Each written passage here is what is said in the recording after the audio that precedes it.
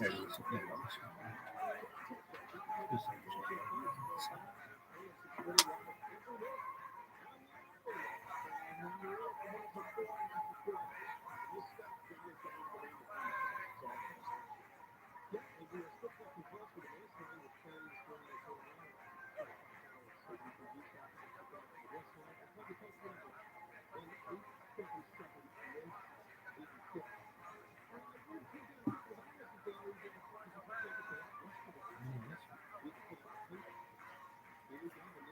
Yoshi, just move, dog. Push grab. All right.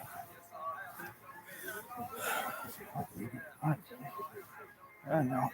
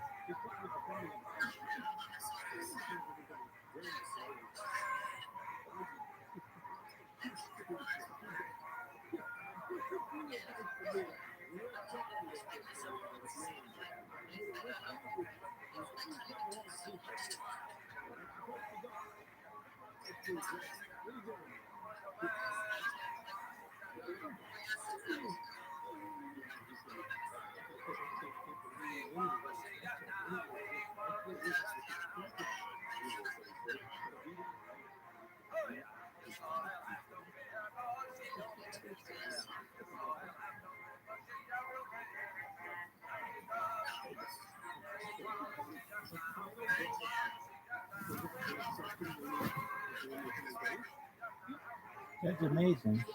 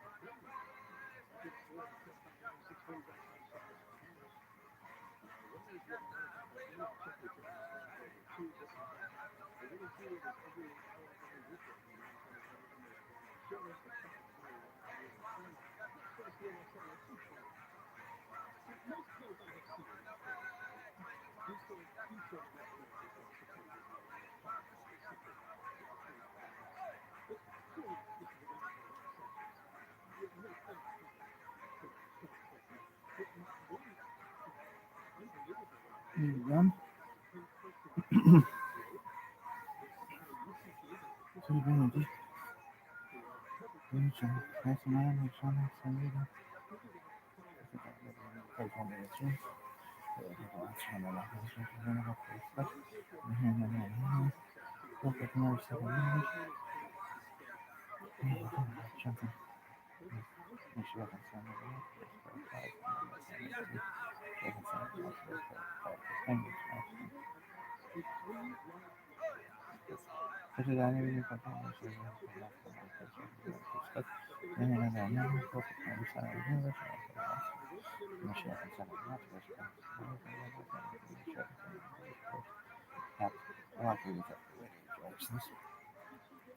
Let's go.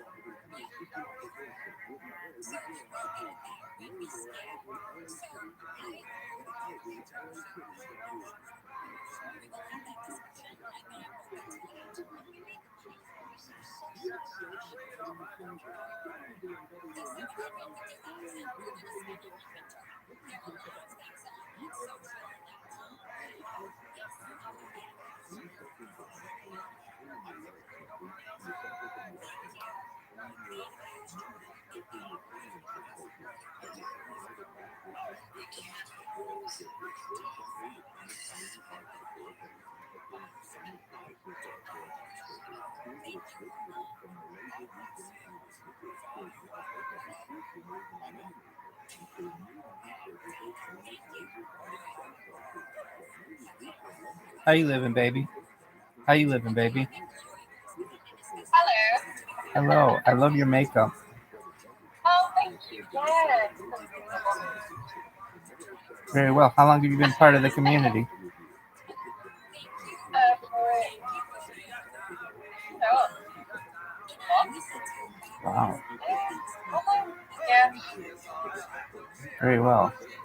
Oh man, that looks good. Thank you.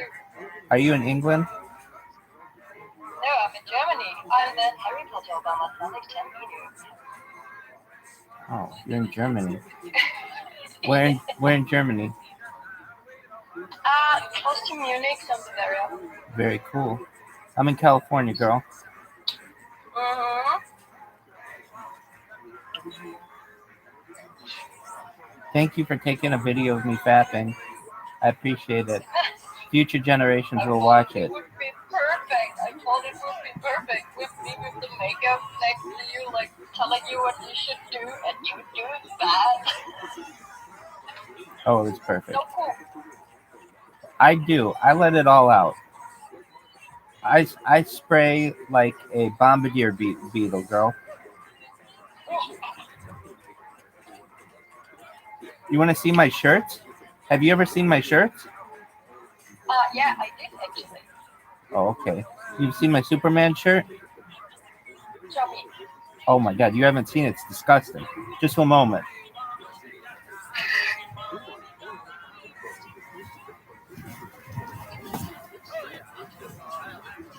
This thing is crazy. Oh my god. One moment, girl. You ready for this?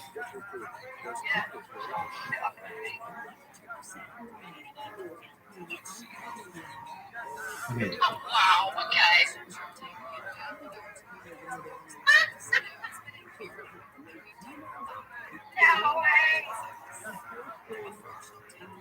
It's painted like a Jackson Pollock painting. Look at the backside. Just one moment.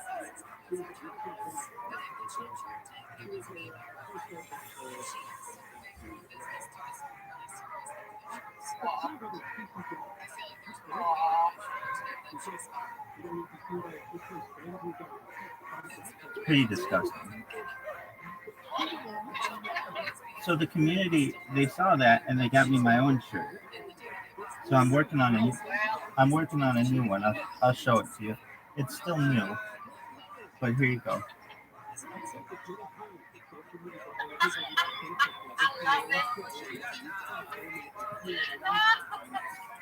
Here's the front.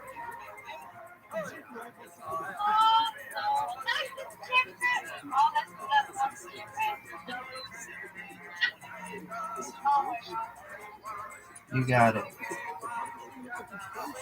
So I've been busy. I stream my life all day, every day. You can watch me 24/7, which you probably know. Here, I'll give you a room tour. Check it out. You can watch me live here. I've been around. I've been around when you showed everything. So I'm aware of you. I actually join a lot of friends, but you don't notice me. Oh, I'm sorry, Van. Are you a Yeah, vamp? it's okay with so many people. Are you I'm back, yeah. are you a vampire? Yeah. You like sucking blood? Yeah.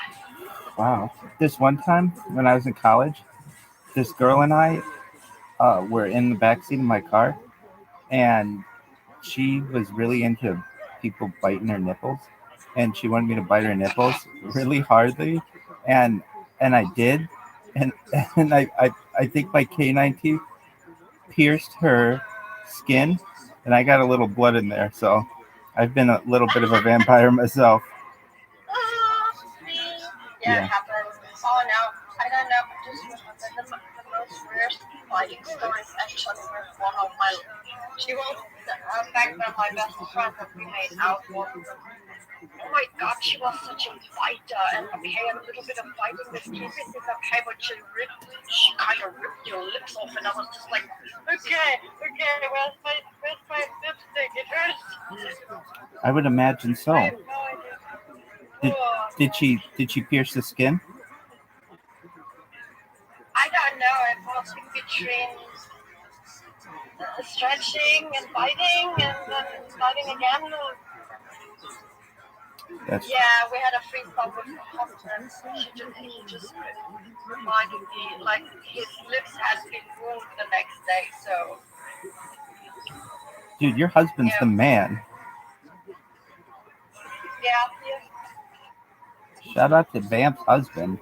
Is he like a Dracula kind of dude? No, he's actually pretty normal. He's just like the casual nerd. He's a casual nerd having threesomes with vampires. Motherfucker's crazy. Yeah. Are you from Germany originally? Yeah. Oh, very cool. Is your husband from Germany originally? Oh, hollow. Yeah. That's great. So you've been in the community 2 weeks and 2 months. 2 months. Sorry, apologize. How long have you been in crypto? Actually, that was my first project I got into. I mean, I had long eyes on it, but I never got hooked. Like, and this community just catch me like a wave. It was just like, yeah. That's wild. Well, it's a good community. It is. Are you into NFTs? I will say I will focus on Bitcoin, so I want to get a Sproto, so maybe just want to have my entry for Sproto week because I'm saving money too, so we can move soon, and I don't have the money for just like cashing out now, paying for NFT, so I just hope to do my thing for the community, and if I do my thing good, I will be rewarded. It is. Words. Sprotos are super expensive. Yeah, so I say it like that. If the Sproto is meant for me, he will come to me. Definitely. Well, I mean, as you see, I rep the community like crazy, and the community's been really sweet to me. Look at my pillow. Yeah, I know you're you. Shout out to Yo-Yo. Yo-Yo bought me a whole bunch of stuff to rep the community, and I hope one day I am able to pay him back a million times by all of the advertising I'm giving to the community. And I think this will be the biggest stream in global history. You can literally watch somebody 24/7. I'm the ultimate creator. I have more content on Yeah, I have more content on YouTube than any person in global history. So it's got to be worth something someday. yeah, I bet, I bet, I bet. So what's I going mean, on? it's data. Data is Earth's number one resource. It, yeah, so So what's going on with the face paint? wait, I wanna tell that my husband because I like that point actually. Hat so viel schon live gefilmt, dass er derjenige ist mit dem meisten Content überhaupt auf YouTube. Now that's pretty cool. But really, Absolutely. What's going on with the face paint? Do you always paint your face? that's actually for the Sproto Wii, for the contest. Oh wow! How aren't you gonna win? You definitely will win. I hope, but let us say like that. I mean, other people put energy into making a costume too, so if I win, of course, but maybe there's someone else that the jury will make that choice. Well, you have my vote. Do you Thank you. do you go on Twitter Spaces? I'm actually all the time there, yeah. Oh, I've been there a lot too. I don't, but then I got into the community, and so I've just been streaming on here. But yeah, what kind of Twitter Spaces do you like? Actually, Bucky and Yannick got me out of Spanish community to us. Like, I was one of the victims coming to the community, and I just like to join and have my day with the community. So, Very cool. So are you a sports fan? I was, but I was more into winter sports, but not anymore. Okay. So like what winter sports? Skiing. Oh, okay. I've been skiing when I was more like teenager years. I've been. I also had like competition, and yeah, it was fun, but I don't know. It stopped. Yeah, how it is, how it is. Did you watch the Women's World Cup? Yes, but not really in the days now. So not really interested in sports anymore. I understand that. Germany, they had a good squad, but they didn't do as well as I thought that they would. It was kind of surprising. Spain won it all. So I like sports. We watch a lot of sports. They had the WNBA championship yesterday. We're in the middle of football season. I watched the Women's World Cup. We watched the Little League World Series. We're watching the baseball playoffs. We watched the hockey kickoff. We watch basically any kind of sport there is. So I'm really into sports. I'm really into crypto. Really into NFTs. Really into world peace. That's why I do this. I don't want people to have war anymore. Yeah, yeah, And yeah. I was there when someone asked you. It's just been a few days ago when someone asked you, Rabbi, why you do this? That's right. Like you're here for the peace. Like I heard that, and I totally can feel it. And this is why I love the water project. I got really into. So this is like, and just remember, in less than 10 days, we brought water to Nigeria. This is crazy. Like nobody did it before, and It's a beautiful community. I think it's really cool that we sponsor the kits for the soccer team in Nigeria. I mean, that's really yeah, cool. yeah, yeah. And it makes a difference. So it makes more of a difference than I think a lot of charities do. Not that this is a charity, but like even charitable aspects about it. A lot of times you'll give to some fund and you'll never see anything happen with it. But at least with Yes, this, this it's is what I real. said yesterday in the space. Like, of course, yes, everyone wants to like kind of donate, but if you donate to a company or foundation, you actually don't know where your dollar is going. The people want to know where's my dollar, like which child get it or whatever. And you don't get those things. You just hear it from the news. They have done this or done that, but is it my money? Most of it goes to administrative costs. It goes to people's salaries. And Yeah. that's not what people want. So I think that it's really good where you can actually see your contributions affect real people. So that's good. Um, how long have you been in the Telegram? Since the start, I came actually. Oh, okay, so 2 months. Very well. Do you have any animals or pets? A lot, yes. Oh, I have no a way. reptile. Tell me about them.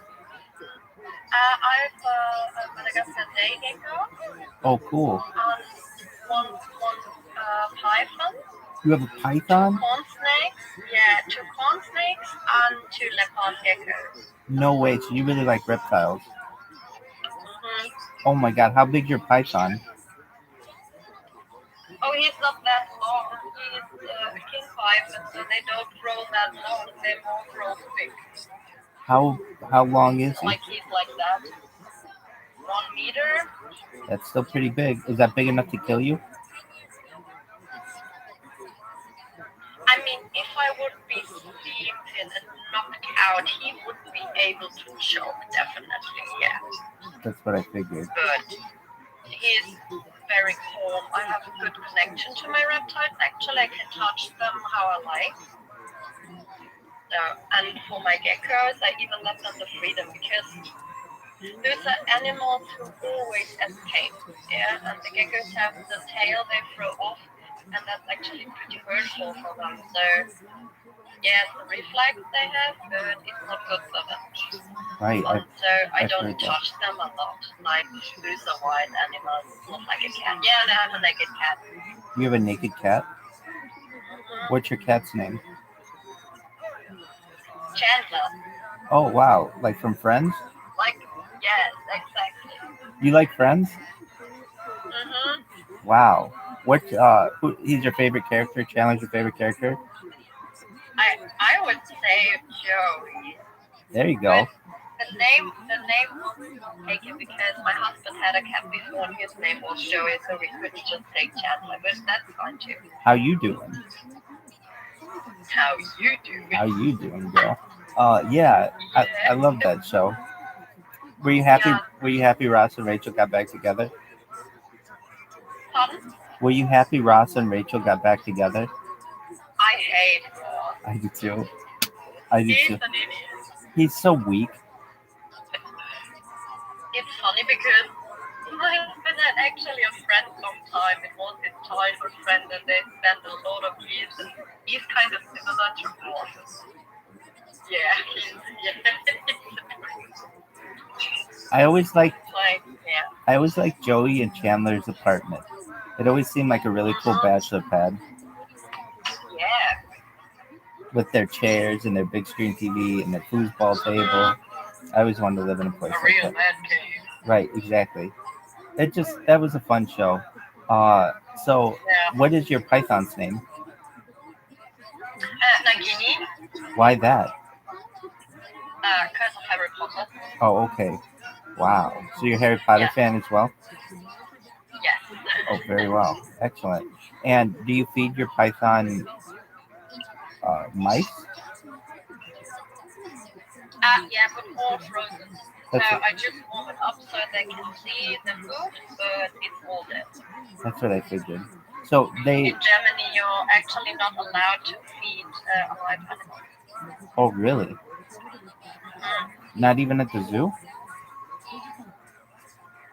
I don't think so, no. Because it would be, what's the word? Big, sorry. Huh? And because of animal abuse, Animal because cruelty? they're not killed in the correct way. I understand. Like, Well, it's harmful for the mice. I like that rule. I think that's cool. Yeah, it makes sense, and you can train your animal to eat that food.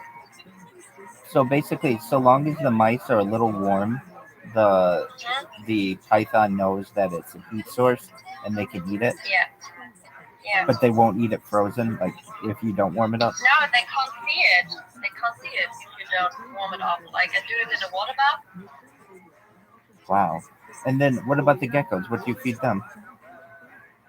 Crickets mostly, and My day gecko is a fruit eater, so he gets a lot of banana. Oh, cool. Do your crickets have to be frozen? So that's okay. So insects can be fed alive, but not like Yeah. not mammals. No. I didn't know that. I like that rule. I like They haven't since 4 years. Meanwhile, I think so. It's actually a new rule. do you ever see those people with those pythons that get really like too big for their house and then they like end up killing them? I would always be afraid of that. I'm a really deep sleeper.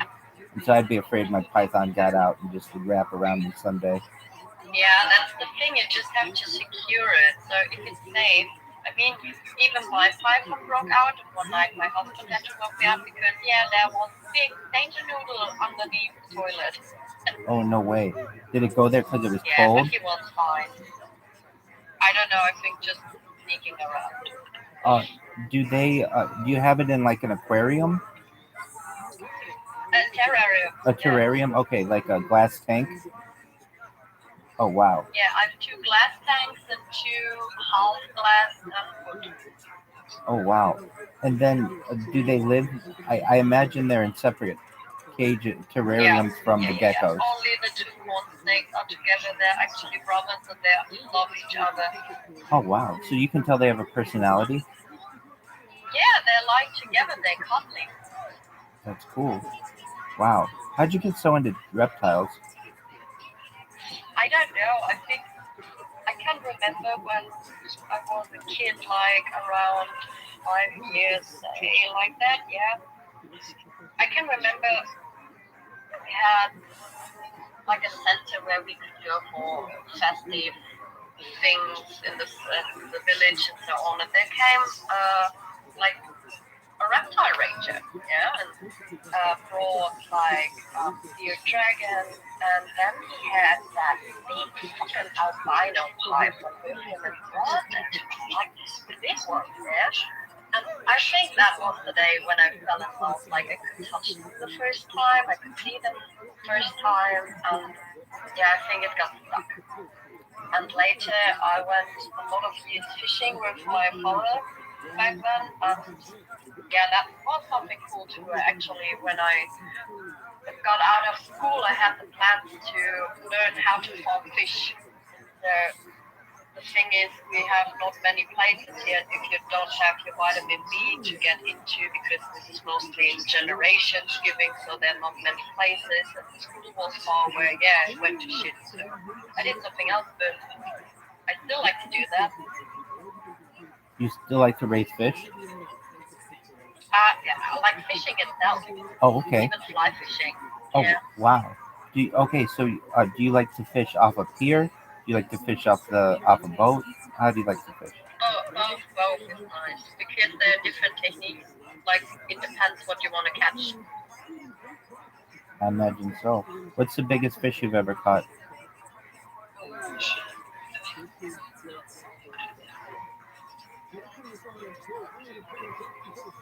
I have to think back. My biggest one, I bet, was from the species. I can remember I got a very big barge. Like, that thing was huge. And one motherfucker of a carp. Those both, have been the biggest for the species. How big was it? Wait.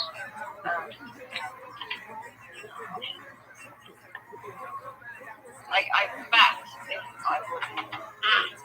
Okay. I bet it was. Wow, that's huge. Like, it was huge. With the scales have been like that. Yeah, really huge. Oh, where did you fish something that large? We had like little lakes around where you can fish. You even have to have a permission. Like, you have to be in a club to even being allowed to fish there. Like, you can't just broad into a river here or without permission. Oh, you can't just throw a rock into a river or a lake? No. And I even, if you want to fish open, and if I want to do that, still, I need to get a license for fishing too. So back then I had a student license. That of course went out when I didn't went go on fishing. But later in the day, now I would have to go to training to have a license, Wow. like a driver's license, but for fish. Wow. Do you ever drive on the Autobahn? Yeah, but not myself because I don't have a driver's license. I'm scared. Oh, I understand. Do people go really quickly on it? Yeah, exactly here because we have no limit here. Right. That's always been the big attraction of the Autobahn. You can go as fast as you need. That's amazing. Wow. Do you know when the Sproto costume contest is over? In 3 days. Oh wow. Do you have to wear On the the make? 22. Do you have to wear the makeup for 3 days? No, I made photos. So, Good for you. no, I'm not me. I like it. It's like, No, I will take it off soon because it's actually pretty hard. what is it? Is it like non-toxic, like face paint? Yeah. This is all. I am a makeup artist. So this is all professional makeup, Oh wow. So is it? watercolors and so on. This is all watercolors and liquid UV. Does it come out with water? Yeah, And it's water based. all you have to do is just wash your face and it'll be gone. Oh, that's pretty Yeah, good. That's pretty convenient. Well, you definitely yeah. have my vote. Oh wow, you can just pull it off. Yeah, it's actually I should start to take it off because I want to get to the show. Hell yeah. Well, Vamp, I'm gonna let you do that. It's been a pleasure speaking with you. You look beautiful. Yeah, You have my thank vote. you. Thank you for taking video of me. We'll talk later, girl. Take care. Yeah, Say hi to your yeah, husband. bye-bye. Say hi to your husband. Yeah, He's a lucky man. hello, husband. Hello, you're a lucky You're a dude. lucky man. Take care. Yeah, he is. All right. Bye bye. Bye bye.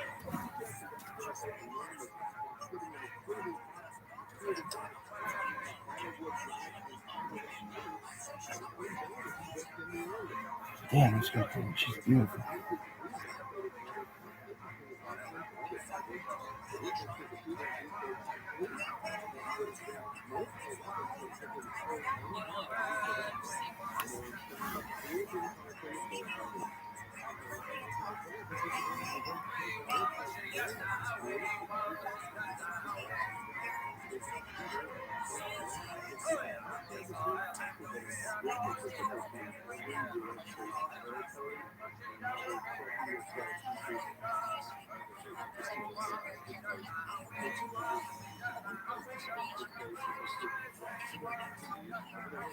Yo, dog.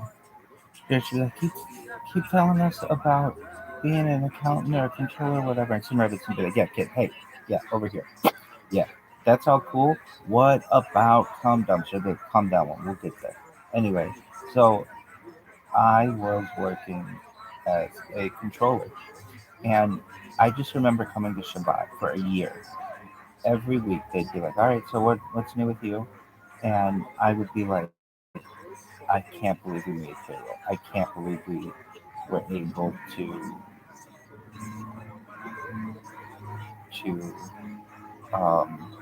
continue another week. Literally, we would get. I mean, we were so close to going out of business so many times. And the thing is, I don't want to say the owners didn't know it. They knew it, but they would they were they kind of always had something up their sleeve to just be able to pay the bills fairly. Like what? We had talk about the clients you guys had, or talk about the people there. Um, okay, so there were Martine and Raimundo. I really liked them. Really, they were just really quality people. Very nice. Lupe, I knew her for the first part. She taught me the routine and basically, I know it may have sounded negative how I spoke about her, but it wasn't that way. I mean, she was,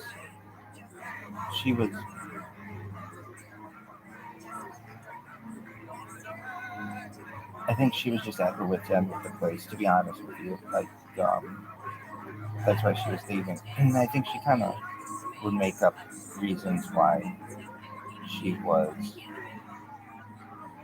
like, I don't think she really had like a permanent position to which to leave, but she would come in pretty casually, and then one day be like super dressed up, and so she'd have like an interview or something like that, and they were okay with that. Like, really, she and Suzanne would just get into it, and I know when she left, it's a quote from Friday, I think it's Friday, where she wrote on her Twitter like "Bye Felicia" or something like that, where she's like, "Go fuck yourself, Suzanne."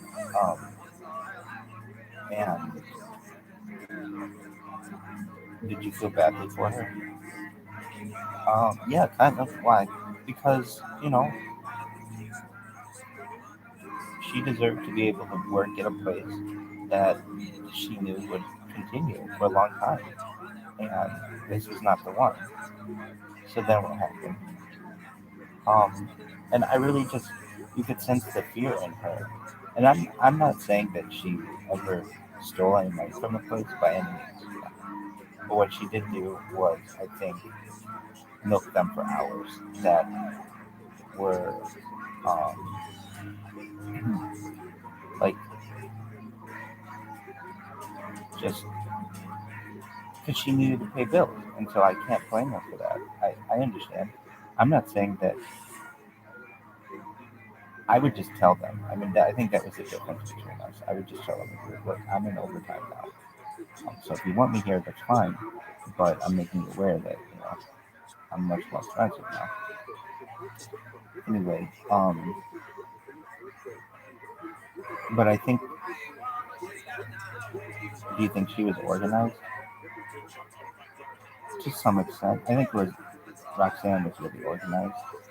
Well, you made it sound like when you came in, everything was really messy. It just wasn't really neat. When I had it, it was really neat, and I cleaned it up a lot. Um, but yeah, I mean, I'll say to Lupe as well. I could totally see how Suzanne was a very difficult boss and could be very um, could create a very stressful situation. She was under a lot of stress, so I empathize with Lupe. It was more a matter of fact that like the business couldn't support both of us, and I remember saying to Suzanne, "You don't need three accountants. It's just ridiculous. What is this? The office? I mean, it was kind of a there weren't more than 50 people who worked there. So there was Lupe. Then who was there? Okay, there's Francis. Francis was she was a pretty girl. She was Suzanne's best friend, best friend's daughter, or something like that. She lived in Corona. Remember that? And do you have anything against Francis? No. Francis was originally a wedding planner, but then it was like too expensive to have her to have all these wedding planners on hourly wages because it was like people aren't walking in to get a wedding like 10 times a day. It happens like maybe once or twice a week where you'll be planning a wedding or something like that, or an event, whatever, birthday or something like that. And so um, Suzanne wanted her to stay on, which I thought was probably a good. We needed someone at the front desk to some extent. Now then there's Robert, and Robert was a hard worker. Really, um, I shouldn't say he was hard worker. I'd say that a minute ago. He was consistent. Really, yeah. But I felt badly for Robert too, because Robert was cool. He was um, well, firstly, he was some kind of Christianity, some Nazarenism that followed Jewish holidays. So he took off I forget, what was it, like Church of God or something like that. So he and I would be off all the same day, all the same holidays, which was and which is pretty wild. And and he was in a band. What band? He was in like I don't know, it was like a swing band or jazz band or something, which is cool. But when I say, I mean, he wasn't like a crazy hard worker, but he was there and he was consistent, and so I know that's why they have him. And do you have any? Did you have any issues with him? When I first got there, I would just be like,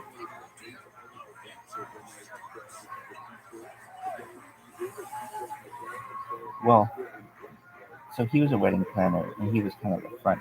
He would be at the front, and if somebody came in, did you have a problem with? No, I just remember they needed some wedding planners there permanently, more permanently. Um, but he had, what did he have? I remember people's cars. He had a Mini Cooper, and he was like, I mean, he never said he was proud of his Mini Cooper, but he kept it in really good condition.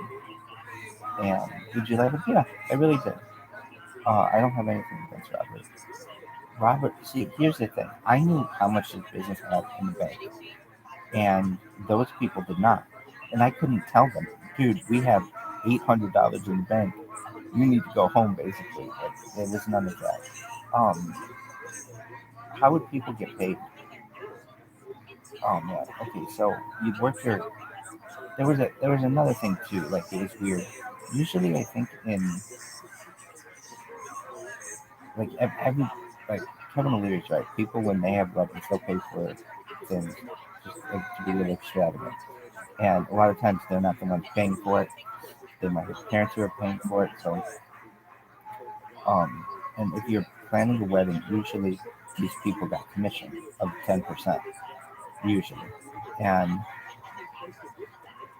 so they would make their normal hourly wage, and then they'd make 10%. Um, they'd make 10% commission on things, but it just wasn't really clear cut. Like who brought in a client and things like that, and um, but nobody really argued over those kind of things. I just remember, like, I could be wrong with this too, but it would be like Rabbi would be like, okay, so I've been trying to talk to Suzanne about this, but I need to be. Oh, it was. I do remember this kind of. He had all of these weddings that he said he had planned. Not saying he didn't, but it was like in a list, and it was like we were gonna have to cut him a pretty big commission check.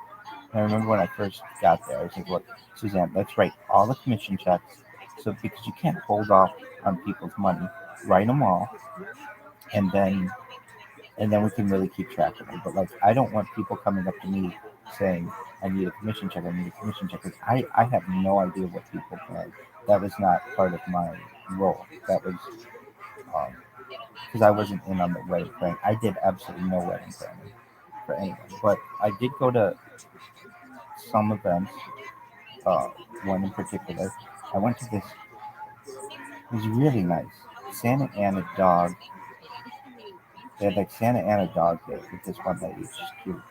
Um, and I went there, and that's how kind of. I mean, I knew. I mean, I was working in Santa Ana. I really like Santa Ana. Really? Yeah, man, I fucking love this drive that I had. Just it was. It was just.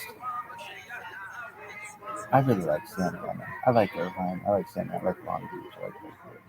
I like Bellflower. Like I've liked everywhere I've been in California. Basically, I learned to love places that people don't usually like. Um, Santa Ana particularly, and so, did you like Robert? Yeah, the um, Frances had a Jeep. She had like a Jeep Liberty or something. And then there was Anna Laura. Really, yeah. Anna Laura kind of looked like a friend of mine from college. Really, yeah. Anna Laura had gone to UC Irvine, and she drove a Mercedes Benz and Cruise perhaps. And um, she's she lived in Irvine. What else you know about her? She was she's a nice person. Tickle babies, really, yeah. And I can remember she would she would ask me questions that I didn't think were like she would know the answer to them, so that I would come over to her desk and it would just be like please, she's like you could learn to play on this thing, really, yeah. And she would like look up at me like, how do you use a calculator? I'd be like, bitch, you know how to use a calculator. You just want me staring at your boobs, really? Yeah, kind of. I mean, it would be like, I'd be like, you know the answer to this question. And I have to say to all of these people, like, they may have seemed, and I may have seemed like very annoyed, but it was because I had a lot of pressure on me to make sure that we did not go bankrupt. We were very close to bankrupt, and a lot of the places of our competitors were taking our clientele and things like that, and the place just, I mean, I was under stress. Then there was another guy. What was his name? It was I forget his name. Raj. I think it was Raj or something like that. It was something like that. Did you like him? Yeah, he was a smooth talker. He was um. So I learned a lot about, not a lot, but like about. So what would be really big? South. What was it called? South Asian bridals. South Asian bridal uh, weddings are huge. Huge, right? And Raj, what's his name? It was something like that. It was something like that. Not even Raj. He he could get South Asian brides in, like these Indian chicks, and they would come in with their moms in these really like saris and all these other things, look really really nice, and um, he helped to plan those. He was a smooth operator. Um, a lot of times these people would come to me though to complain about Suzanne. I'm not saying him in particular, just other people, and I would be like, "This is between you and Suzanne. I can't. I don't. You know, I'm not here to mediate with what is going on between you guys." But I think perhaps other people who look at my role would be like, "Oh yeah, when she does all these things." No one there like disliked Jose. Everyone fucking loved Jose, and and um, Raj.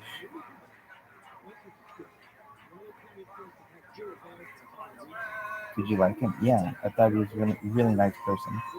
And all these people, did you dislike any of them? No, no, I really didn't. Um, did you like them all? Uh-huh. Yeah. Oh well, actually, so what happened with Anna Laura? She ended up saying that that company was not paying her her commission checks, and so it took me. So there was a labor uh, there was a labor what was it? There was a labor hearing with with um, where Suzanne had to go. I think it was like too bad, but I didn't want to go to this thing. But I gave them all the information that they needed, and it turned out that that Anna Laura was paid all of her commission checks. She just hadn't made a mistake and didn't know. She forgot that we had paid her one of them, but we had the canceled checks of them. In fact, I had a dream about this. I had a dream I had a kitten, and I had a dream that we were at the bank and we needed to prove that we had paid these commission checks. I just had the dream last night, and I remember how I did it was on the Wells Fargo system, their banking system. You could see the pictures of the checks that you had written, and we had written her these checks, so I had pictures of them. So all in all, I think they had to pay her something like $600 or something for like back overtime or something. Like it wasn't a huge amount. It wasn't what she thought it was going to be. And but I still don't have anything against it because I understand from where she was coming. The the the bookkeeping wasn't very organized, and I'm not saying that was on me. Um, this was all before I was there, and perhaps could have even been before people was there.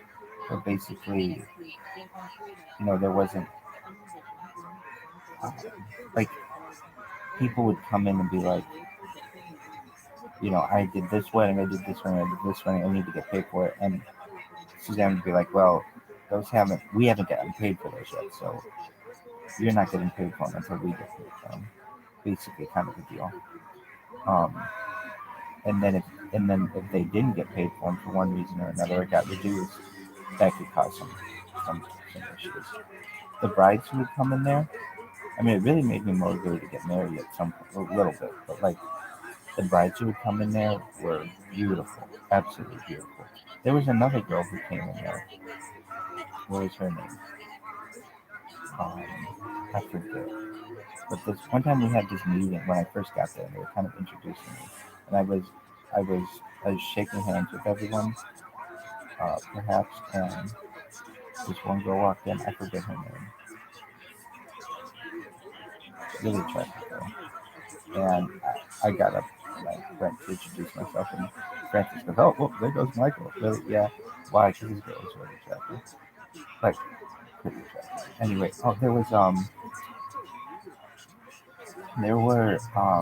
there was another lady who worked there who I forget her name, but I mean, honestly, to all these people, they probably were owed more commission, or they thought they'd get more commission than they would have, but for one reason or another, they did. I don't know why. A lot of times, what would happen is, let's say they were gonna, they that somebody had I don't know, $1,000 event. They had a birthday party or something like that. But then on the way there, the I don't know, let's say a couch broke or something like that. So they weren't going to be renting out the couch. Well, the person would think that they're getting $1,000, but at the end, the total bill would be like $900. The invoice would be like $900. So maybe they would have gotten $90 commission as opposed to $100 commission because just in transit or something broke. I mean, that would be a thing. Like that, that would or like the person the like a someone who had a birthday party for a kid originally had uh, you know, they were gonna have like I don't know, a certain kind of floor or something like that. But it was like, so what did you learn about? I learned about the party industry a lot, and from behind the scenes to throw really big parties. Like I've thrown parties before, but they were all either dorm parties or house parties. These were like huge events. So what were some of the big things about what you learned? Seamless dance floors were really good. What is that? It's like a dance floor where you can't see any of the seams of the. It's like one perfect like sheet of vinyl, and they look really nice. A lot of times people would put a monogram on there, or like so and so's getting married, but they were really nice. And then another thing were pool dance floors, which is like glass that they put over a pool, and people dance on it. But there's a huge liability to that, so you have to get extra insurance. And so um, they had, but it's like a clear floor where people dance on water. Basically, that's a really cool kind of party that they would have. What else did they have? Chuppahs. I mean, that was like we had different types of chuppahs. We had these really what I thought were really beautiful were the South Asian bridal. Uh, South Asian, I would say South Asian weddings are the prettiest kind of weddings that we ever had. They're really colorful. I mean, yeah, like white's nice and stuff, like the more traditional kind of wedding, but the South Asian brides were. There's a South Asian bridal show actually as well. That is really big. I think I'd be a spokesperson for that someday. And we had Southeast Asian brides as well. We did a lot of things that had to do with like Asia. in general. I mean, just kind of opened my eyes up to a lot of Asian things, um, but especially Indian things, and Pakistani things, and like Chinese things and stuff. Um,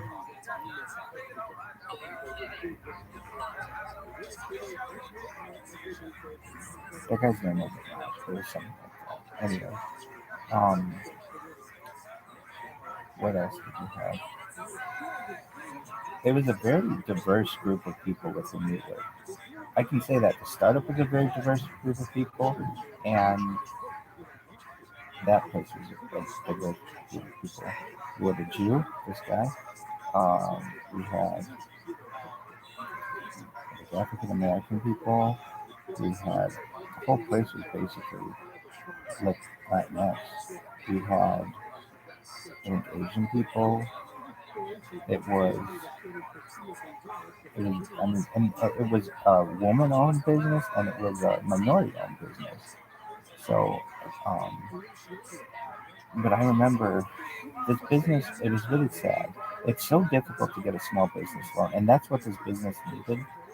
And they couldn't get one. They tried, and they also it's really hard to get a small business loan. And even though they were a minority bootstrap and a woman-owned business, it's really difficult to get a small business loan. It shouldn't be that hard. And then it's really difficult as well to get in with Disney. And we had some people with whom we would get in with Disney, but it was like you have to be the vetting process to get in with Disney is really big. We had some people who were within Disney, but we weren't. We were working on getting to be an approved contractor with them. I actually did the paperwork for that. Um, but what happened? I think Susanna would said that we're just not quite ready yet. But and which was probably true because it took a lot of time to. It would be like I would have all the paperwork done except for um, like I did all the paper. I think we sent it in, and Suzanne, they contacted her. But that was another thing too. Suzanne wanted a personal assistant, and that's not what I was. I was an accountant or a controller for the business. But did Suzanne? Oh, so Frances was going to be her personal assistant, but that never ended up working out, just because Frances was at the front desk, and um,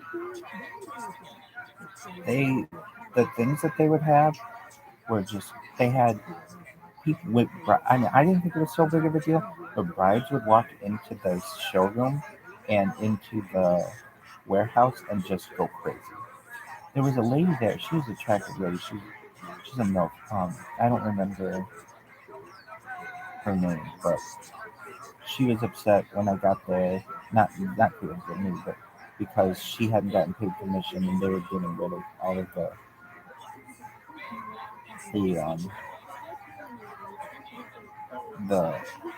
the hourly employees to make them independent contractors. That's the only thing that allowed us to continue for a year. And was it legal? Yeah, it was definitely legal. And it was a good. It was a necessary. It was a necessary move for us to be profitable. And that was the other thing. We were always trying to get to be profitable. And would you have been? We would have been close, but for the interest payments that we had to pay on um, Lanier is that company. We had to pay on loans, and that was there before I was even there. I mean, I had no idea.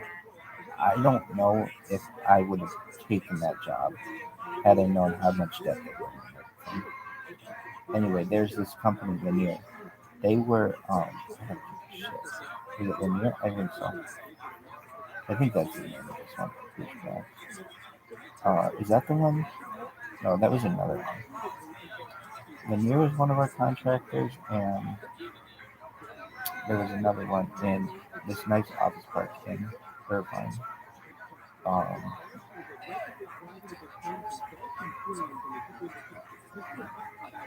we were always like when the Lanier people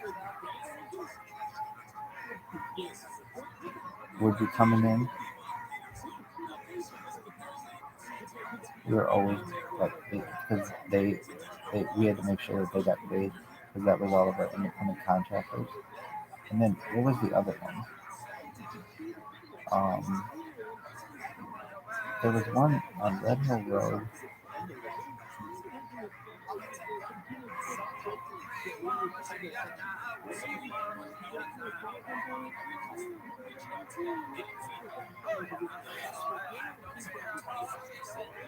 Anyway, I used to love driving. I drove a lot in this um, for this company, but do it now. No, that was different. It was last time.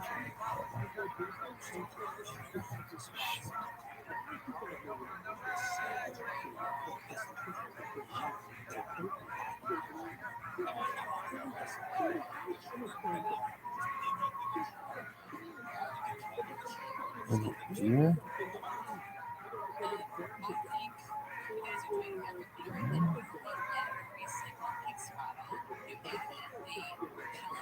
Was it deer? That was deer.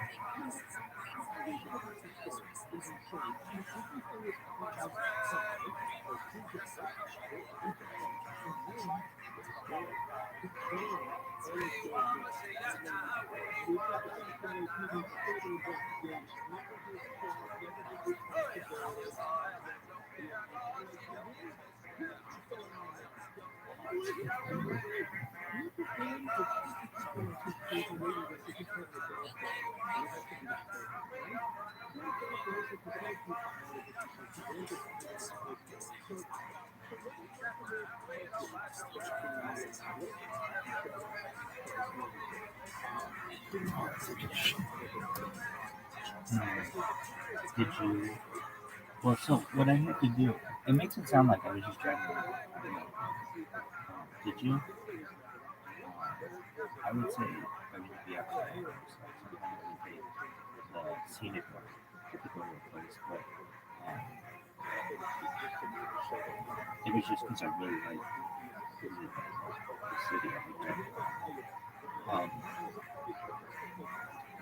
And again, I didn't take lunch every single day. So I felt this. And then also, here's the thing. This wasn't against people. It was just how we were different. She would charge them for gas, and I never charged them for gas. And so that saved the business. And it saved the business a lot. I would have to be in the car on the running at least twice a day. I drove Bob, and then I would go to at the end of every day I would go make a deposit at the bank.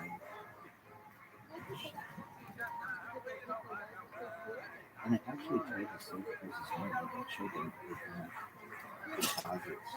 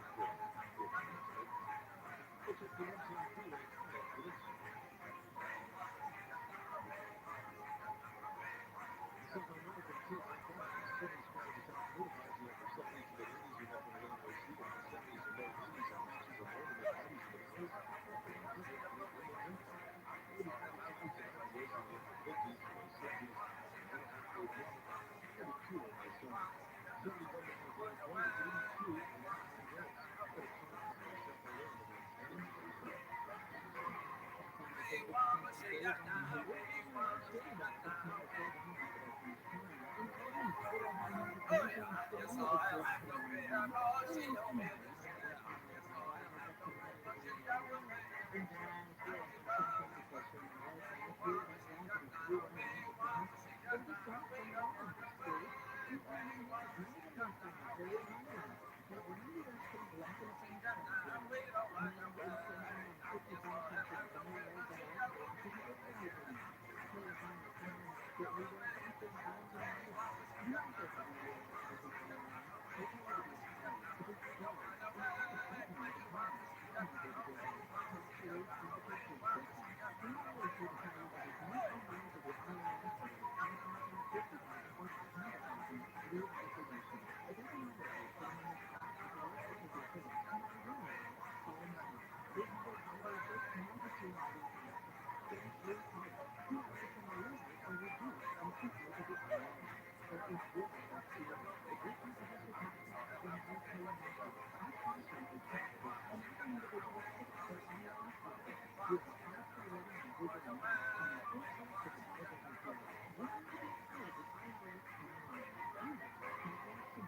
now. We want to see that now. We want to see that now. Oh yeah, yes I have no fear. We want to see that now. We want to see that now.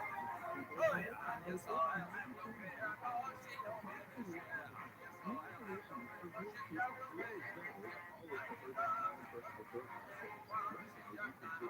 want to see that now. We don't want to we want to see that now. We want to see that now. We don't want to yes I have no fear, 'cause she got romance. Yes I have no fear, 'cause she got romance. We want to see that now. We want to see that now. We want to see that now. We don't want to we want to see that now. We want to see that now. We want to see that now. We don't want to oh yeah, we want to see that now. We want to see that now.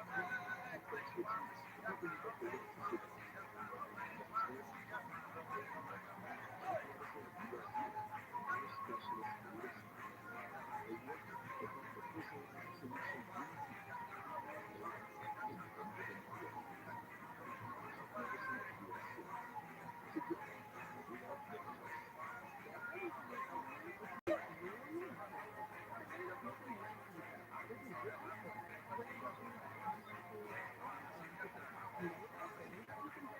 We want to see that now. We want to see that now. We don't want to we want to see that now. We want to see that now. We want to see that now. We want to see that now. Oh yeah, yes I have no fear, 'cause she know me this year. Yes I have no fear, 'cause she got romance. We want to see that now. We want to see that now. We don't want to we want to see that now. We want to see that now. We don't want yes I have no fear, 'cause she got romance.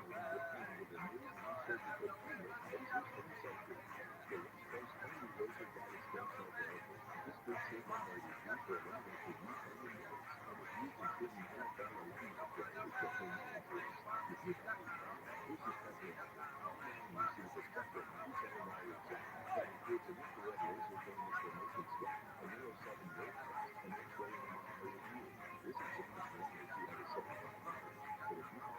fear, 'cause she got romance. We want to see that now. We want to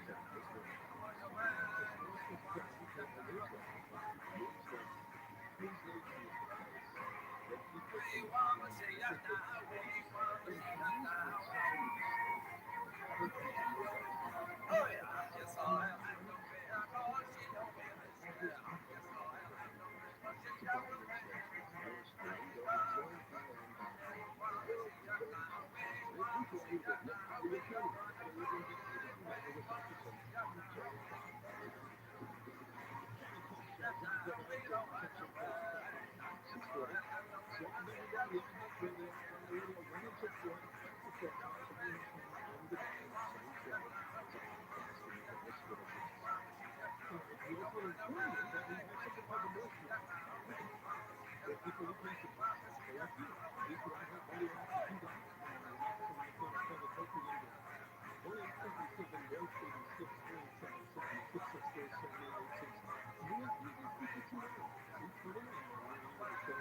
oh yeah.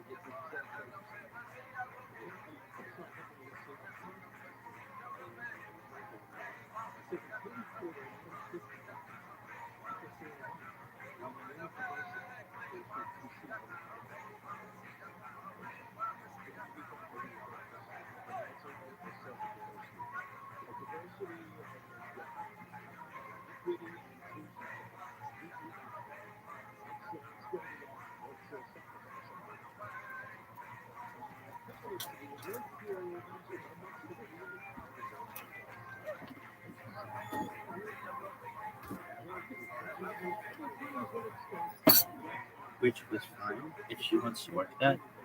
But you have to understand that our employees didn't like that. So she'd want me to be there till 9 p.m. sometimes, which I would be, but let's make the hours out of it. That's why I'm saying a lot of it. That's when she could get things done. Um, and I don't blame. Why didn't the business succeed? Well, I mean, at least when I was there, it was because it had so many ways. But even before that, like, why didn't it succeed? I mean, I don't know. I wasn't there. Why do you think that? You say that? Super.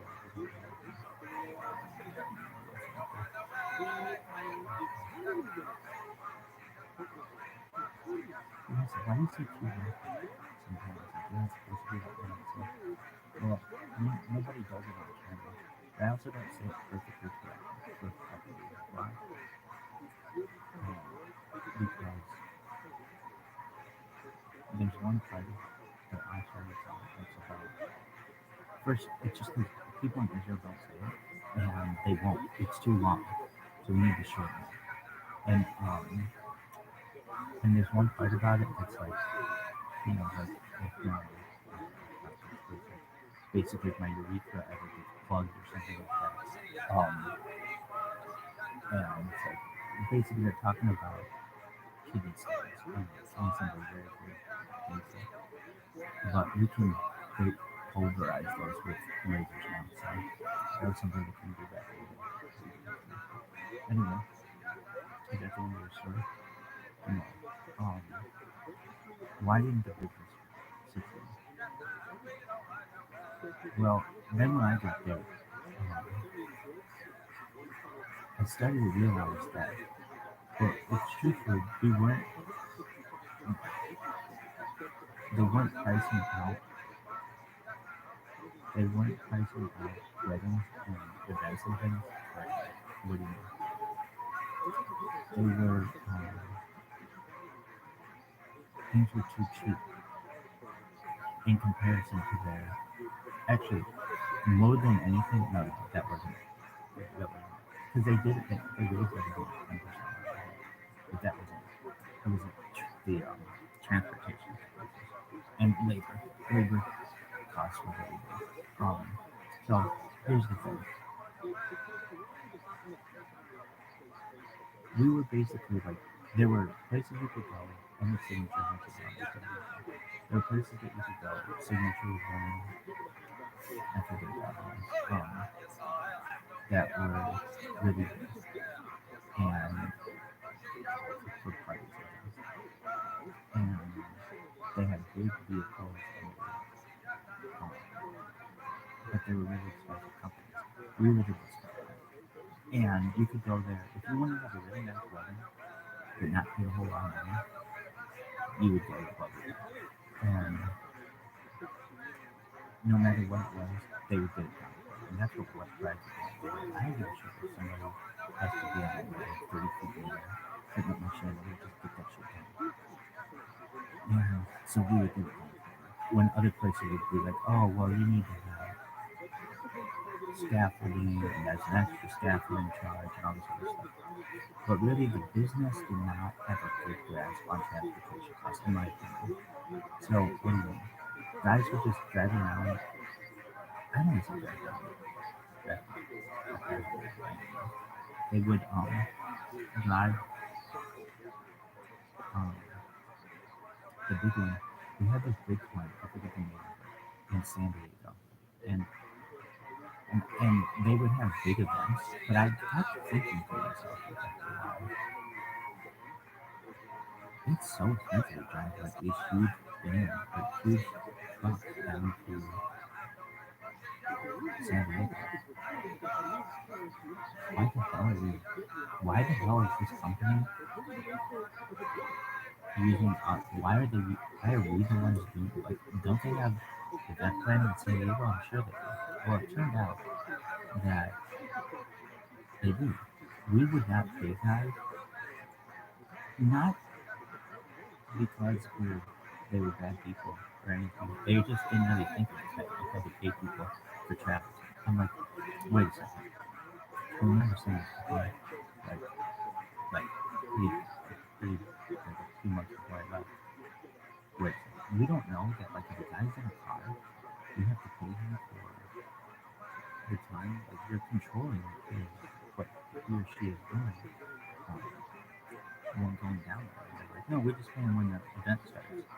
But if they have to drive 2 hours to get there, I'm like, well, we'll give them like a little extra something or whatever. But um, so we were able to underbid a lot of places in San Diego, but we were losing money on the jobs because um, number one, gas to get down there, and the wear and tear of the vehicle, and then they have to give the guys a little bit of extra money because with the travel time and stuff.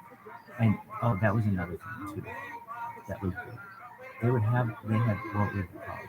Put up and put up and knockdown or something like that.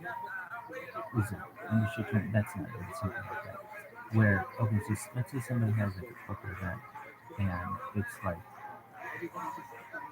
um, it's gonna be like at noon, from noon to 5. Okay, well, there's like the guys have to be there at like I don't know 9 o'clock in the morning. Maybe we get all the stuff set up before noon, and then the event takes place, and there's nothing for those guys to do. So they'll go get lunch or something like that, but it's like 5 hours that they just have to wait around. And Jose knew his guys really well, and he would make arrangements with them. Like nobody would have to get paid for that time generally. He would make little arrangements with them, but then they had to be there until 5 p.m. maybe, and then they had to do tear down, and then they would take everything down and then bring it back. But we were paying for 5 hours sometimes for people that just do nothing but just wait around. Now, if they were doing jobs that were close to where our business was, they could come back to work and do whatever they needed to do. But that's not how it was. So we were actually pricing out jobs that we should have been taking. But because we had really good relationships with some big clients, we continued to do so. What was that other place? There was another guy. What was his name?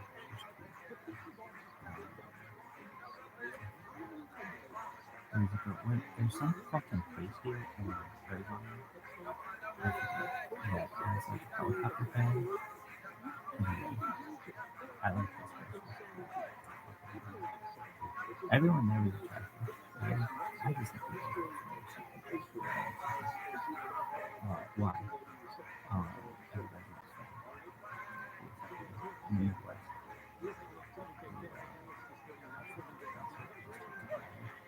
Here at this, well, I mean, the big thing is your health care. People used to move here from Iowa, and particularly Long Beach, because for the health aspects. But it's like, look, it's fucking nice as fuck out there. You can go outside and do whatever you want. And funny, last weekend, it rained. You know, and people don't want to fucking do that. There's overcast all the time. I mean, the sky is so fucking blue and make your head spin. And it's fucking beautiful every goddamn day. So people want to go outside and be active and show their skin. And on you, they don't want to do that. They want to cover up and be warm and all these other things. And then when it's cold, no one wants to go outside, so you just fucking stay inside and watch television. People get fat because of that. So I mean, it's just people are much less healthy in the Midwest, I would say, and the North in particular. And plus, you know, the people who moved out here were like movie stars, and models, and actors, and things like that. And so they've reproduced over the course of 2 or 3 or 4 generations, and now it's like really attractive people over there. Anyway, is that the end of your story? Do you have anything negative to say about anyone? It's a really sweet person. I really like him a lot. And, oh my god, this guy's best was just all paperwork. It was just filled with invoices and shit like that. But he got his shit done as best as he could. But he hated to be at the desk and like price things out. Now they had another person there who's also named Jose. His name is JC. Did you like JC? Oh yeah, I like JC. JC had a Honda. He bought a Honda Civic. Yeah, it was a cool Honda Civic. And then I think he traded that in for a Honda, like a Toyota Tacoma or something like that. Anyway, Jose had a Toyota Tundra. We were still paying on that as a business, and then Suzanne had a Mercedes Benz something, and we were paying on that. And so, and then it got totally soon thereafter. I'm glad she was okay. But anyway, it was unfortunate that I felt that like we would pay for those out of the business's account, and well, and they were expensive, and I didn't think we necessarily should be doing that. Like there were just some things that I didn't think were business expenses that we were maybe other controllers or other accountants would think that they would be, but I didn't. Like what? Like they would go to dinner every night. No, um, nowhere fancy. Just like they go to like some fast food place or whatever. But they would pay for themselves and they might pay for an employee to go there. But you know those costs add up, and they were getting a salary as well, and a lot of times they didn't take an employee. So it would just be for those two, and it would be like, well, I don't know, that's kind of a somewhat a personal expense. Maybe it's a write off, but I don't know if that's a business expense necessarily. Some people may consider it to be, but other people might not. I don't know. To me personally, um, it just made for extra expenses for business. And there was something, there was some kind of,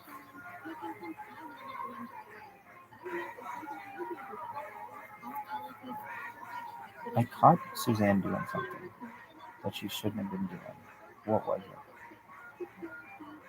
With like too many things were becoming personal expenses, or too many things were becoming business expenses. What was it?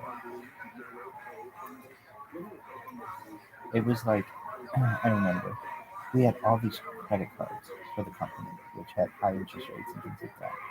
And this one day,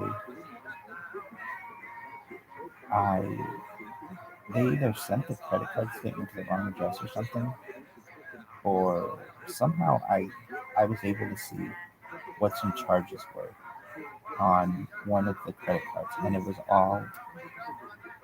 like clothing and Starbucks and things that weren't necessarily business expenses. Maybe some people might consider them, but then it was like stuff in San Diego and like maybe for Suzanne's daughter, things like that. It was all on this credit card, and we would make payments on this credit card, and I didn't know. No one was like allowed to know what this credit card was, and I would question it. I'd be like, Suzanne, I don't know what we're paying on this. Like, I need to see a statement for it. And she's like, you don't need to see a statement for that.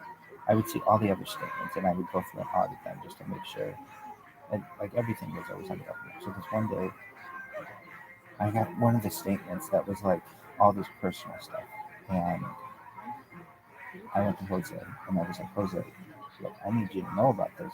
There's like $2,500 in charges here this month or something like that, and none of it is. Um, these aren't business expenses. And he's like, okay, this is Suzanne. So Suzanne comes in and we're like, we need to talk. I found this statement or something. I forget exactly what it was. And these aren't business expenses. They're like Amazon orders, not stuff with business. Because we would get Amazon orders, but that stuff. Now that I could see being a business expense because they would buy stuff for people's weddings and things on Amazon. But this was like Amazon stuff that was like clothing, there was like rain brown, there was like um, a lot of Starbucks. Suzanne would come in Starbucks every day, and I always kind of thought to myself, since the other stuff seemed like um, it was like personal, that like all the food that they were buying, it did not seem like that stuff seemed personal, but they were using it as a business expense. I kind of always suspected that this card was being used for um, personal items, and they were and Suzanne would just have me pay the minimum balance on it every month. So I went to Jose and I sit down with Suzanne, and I was like, Suzanne, this statement came in. It's like um, the charges on it. We don't know what this stuff is. It's like Starbucks stuff, Starbucks, and Brian, Amazon, you know, Macy's, Bloomingdale's, whatever, like all these places. And none of this stuff. Jose doesn't know what any of it was or what any of it was, and that's your card. You're wanting to know what this stuff is, and she's like, you don't even know what that is. And Jose's like, no, I have all the business. Like, what is this stuff? And she's like, Michael, we need to talk. Just Jose. Okay, that's fine. But I'm just making you aware that we're trying to save as much money here as possible. We have no money for this business. We're trying to pay off our debt. It's not a good idea to add more debt to the business. And it's not like Jose and Suzanne weren't getting salaries. They were. They weren't major salaries, but they were salaries. And so they had their own money basically to spend if needed as well. And all of their gas was paid for by the business, which I understand, but here's the thing. Suzanne was traveling 2 hours every day in a not a fuel efficient vehicle. And all of their tolls were paid for the business, and it just came straight out of the business's account. And look, I am not a CPA, but usually that stuff is considered a tax write-off, but it's not necessarily um, taken directly from the organization. Sometimes it is. It depends. But so what would it be? Like if you're going to an event, I can understand that. But if you're just going to and from home, they're or like, and this would happen too sometimes. And I can't like Suzanne would work so hard that she'd be there till like midnight, and she'd get a hotel. So then we'd have a hotel charge that wasn't necessary, but. So she'd get a hotel and we just stay there. But she would stay at the business a lot of times. I can't. It's making me sound like she was embezzling money. No, there wasn't a lot of money to be made to be had there, and so basically they were just. She should have told Jose about these charges though. So anyway, I let it go for a little bit, and I came back, and they're like, "Okay, Michael, we've come to a conclusion." Jose's like, I'm not gonna ask about that card. Just keep paying minimum payments on it, and then in exchange, it was like he was going to get something too. He had some charges or something like that he was going to pay for the business or something. Oh, I remember what it was. I video call. The business was going to pay for his son's books or something to go to college or something like that, which wasn't a business expense. But, you know, how should have this been done, in your opinion? They should have paid themselves a higher rate, wage, and then just paid for all of those things from their own personal money, and then wrote it off or got reimbursed from the business um, through an expense report so that it was tracked. But none of the stuff was tracked. So, anyway, so basically there was this, and then it was like, don't ask about that card anymore. I was like, okay, look, I'm just telling you, I was just doing my job. Like, we know you were doing your job, and that's what you're supposed to be doing. But um, this is just a conclusion that to which we've come. So you did what you were supposed to do. We know about it. It's in the open now. Let's move on. I was like, okay, fine.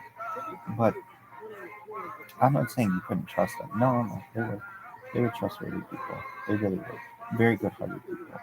It was just they were desperate. And Suzanne was somewhat desperate. I'm not saying it's not like she came in with new clothes all the time. The only thing that she had had to treat herself, and she'd have stuff like that. Who gives a shit about that? Right? Not a big deal. But then what did she do? So I really mean this, and I can't say it enough. How much I loved working there. My day was everything was planned. They gave me off the holidays that I needed. I never had vacation time there, but I didn't need it. I if I ever needed a religious day holiday off, they always gave it to me, and they never fought me about it. And it was of May of 2019. I want to say, think so. And my mom and aunt were coming to town, and that was a really big day for me, a really big time for me. I rented a car. We were gonna go to San Diego. We went to all kinds of different places.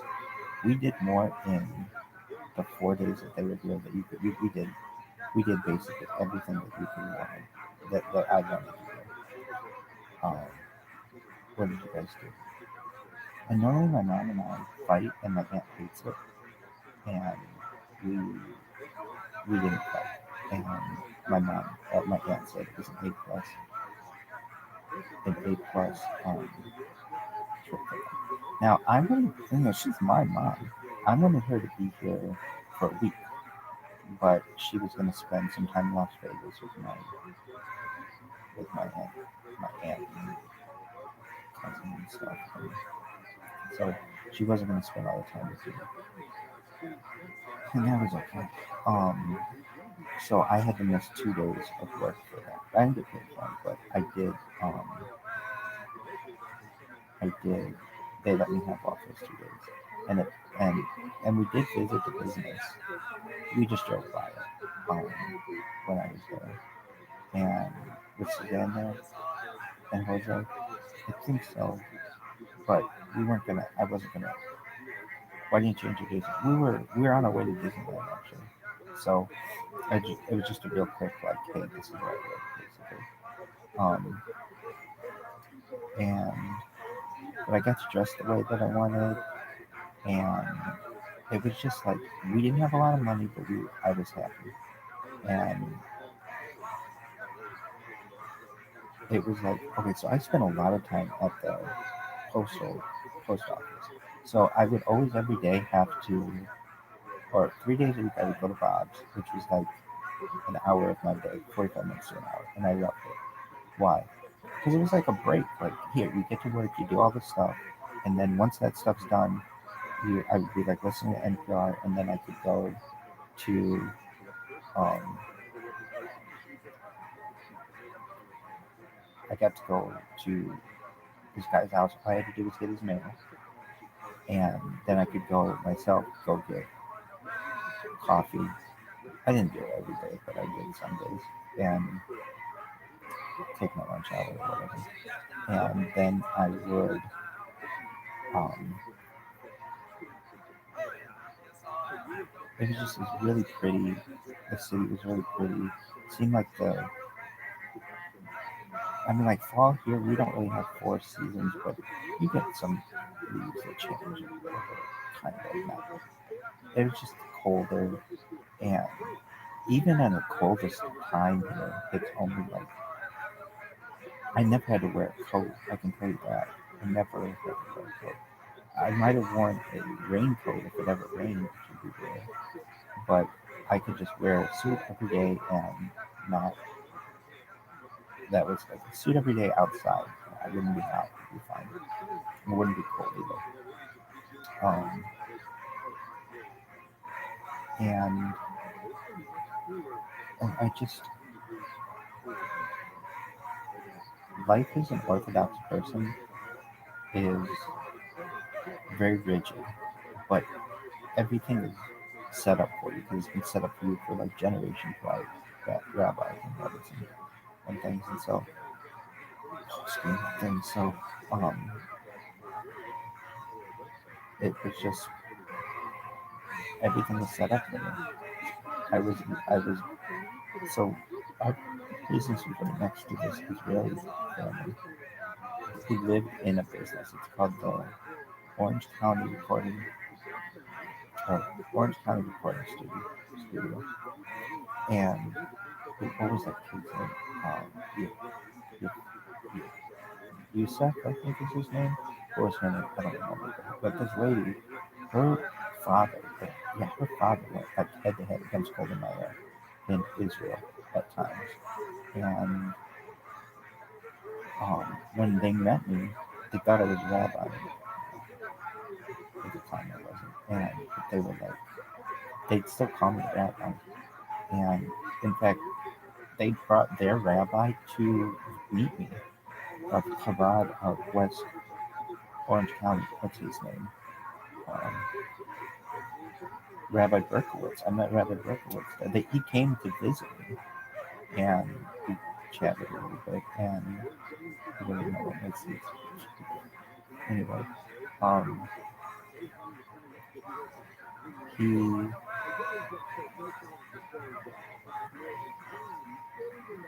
I really liked them. You know, she's good. She had a cool Mercedes Benz.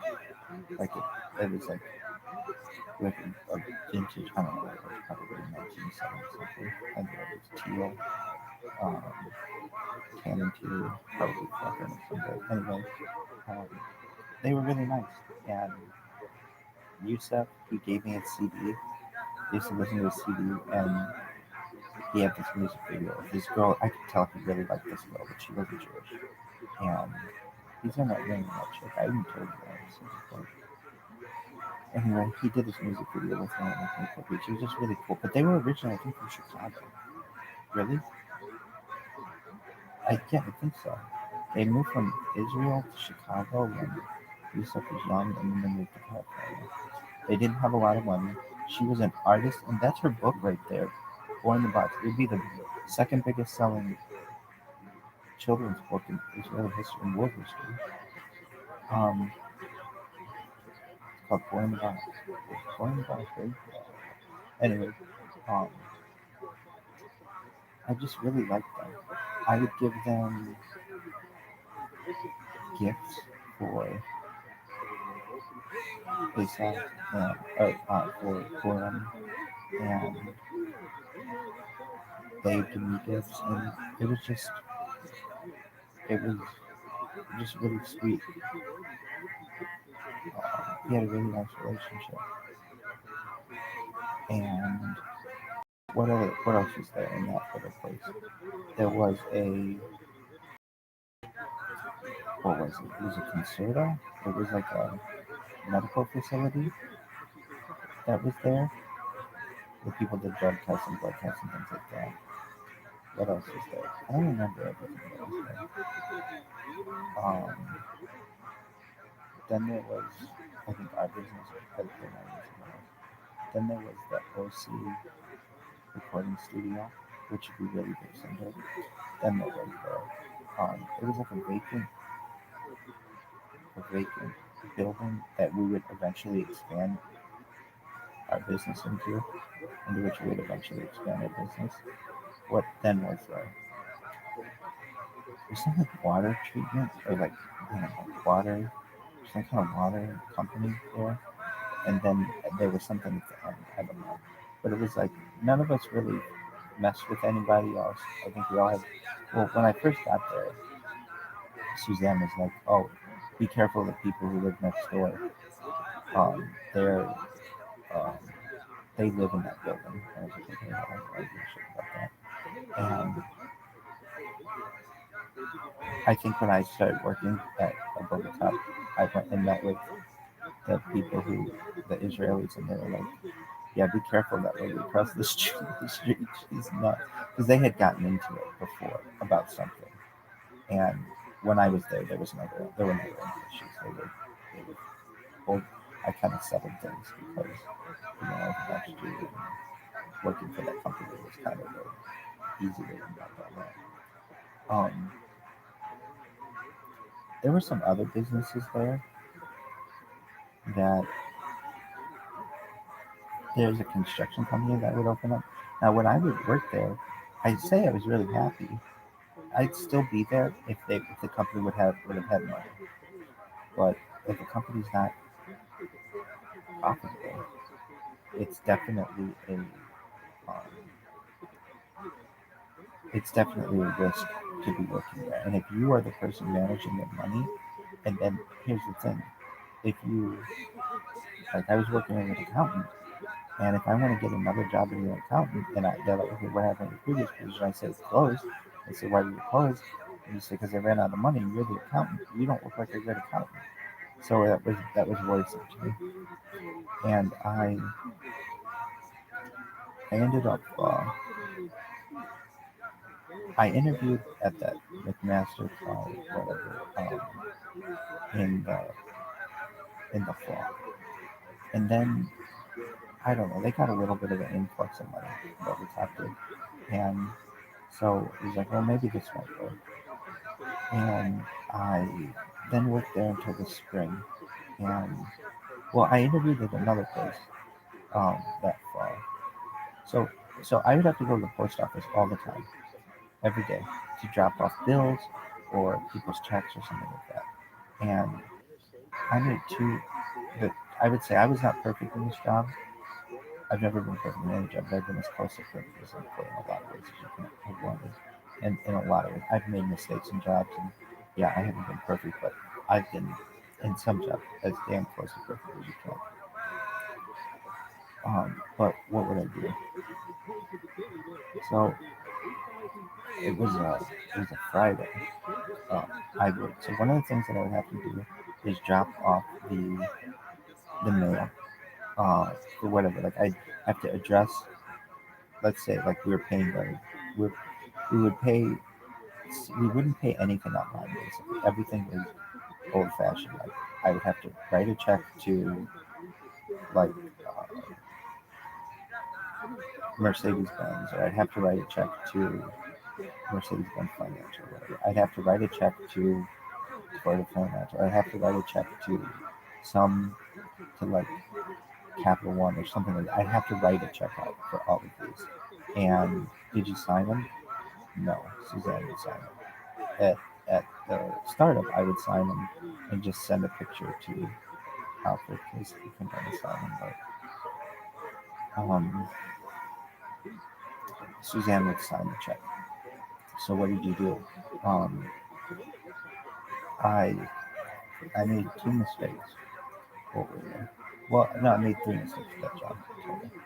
What were they? So I had to run payroll. We'll get back to that other thing. I had to run payroll for this company. Every Friday, every other Friday, everybody got paid. And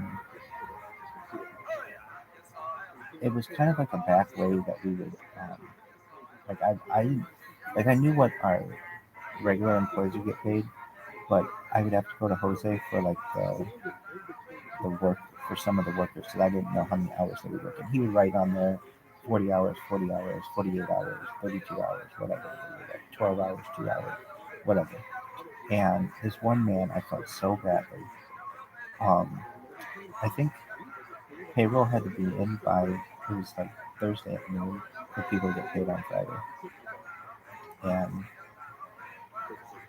I ended up, it was just I was incorrect on this. Somebody was supposed to get a check for 40 hours. And I mean, I would have to go through this list every single week, and I missed their name. No one else got paid erroneously, but I missed their name, so they didn't get a check on a Friday. And they came to me and they're like, I didn't get a check. I'm like, oh, let me check. And I looked and I did not. Actually, I think people got paid on Thursday night, something like that. Thursday night. People get paid on Thursday afternoon or something like that. Payroll was due on Wednesday, and they get paid on Thursday. I think we got paid on Thursday or something like that. Really? Yeah, it was something like that. Anyway, this one person did not get paid. No, we got paid on Fridays.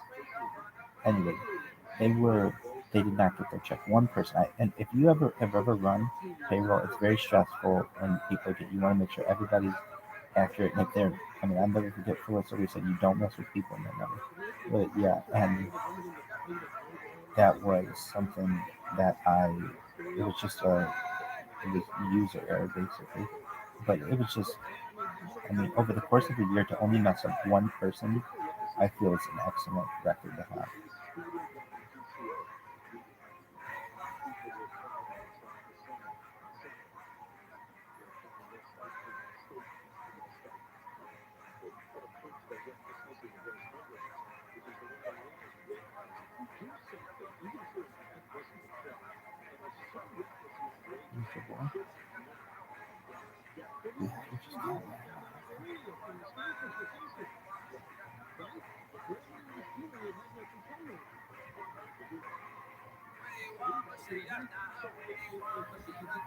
Okay, next slide. Anyway, you just can't worry about it though. To make one mistake like that is not a big deal. Anyway, so this person said I should have gotten a check, and I went and I checked and they should have. So I had to call the person with whom we.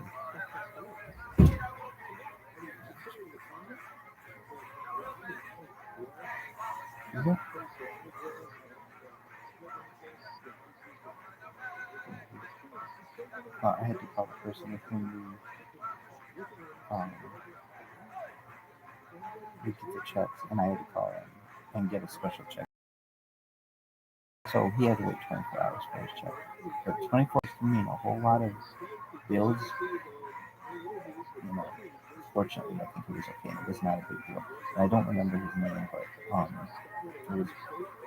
I was running payroll not for, at times like 50 people. So to make one mistake is not a major deal. But so that was a mistake that I made in the job. And then I guess I only made two mistakes. But so then what happened? I would go to the post office on the corner of Sunflower and I think Suzanne Street in Santa Ana. And I would something like that. I used to love that street, Suzanne Street. There's like this back way, this like secret back way where you could drive in, and it's like you could. I learned this from that fucking Israeli couple, the brother and son. There's like a way you could drive in to avoid an intersection anyway. I ended up doing something. Oh, there was a post office at the corner, a big post office, Sunflower and Suzanne or something like that. And I would go there and I would always drop off the I don't want to say I'd always drop off the mail, but a lot of times I'd drop off the mail in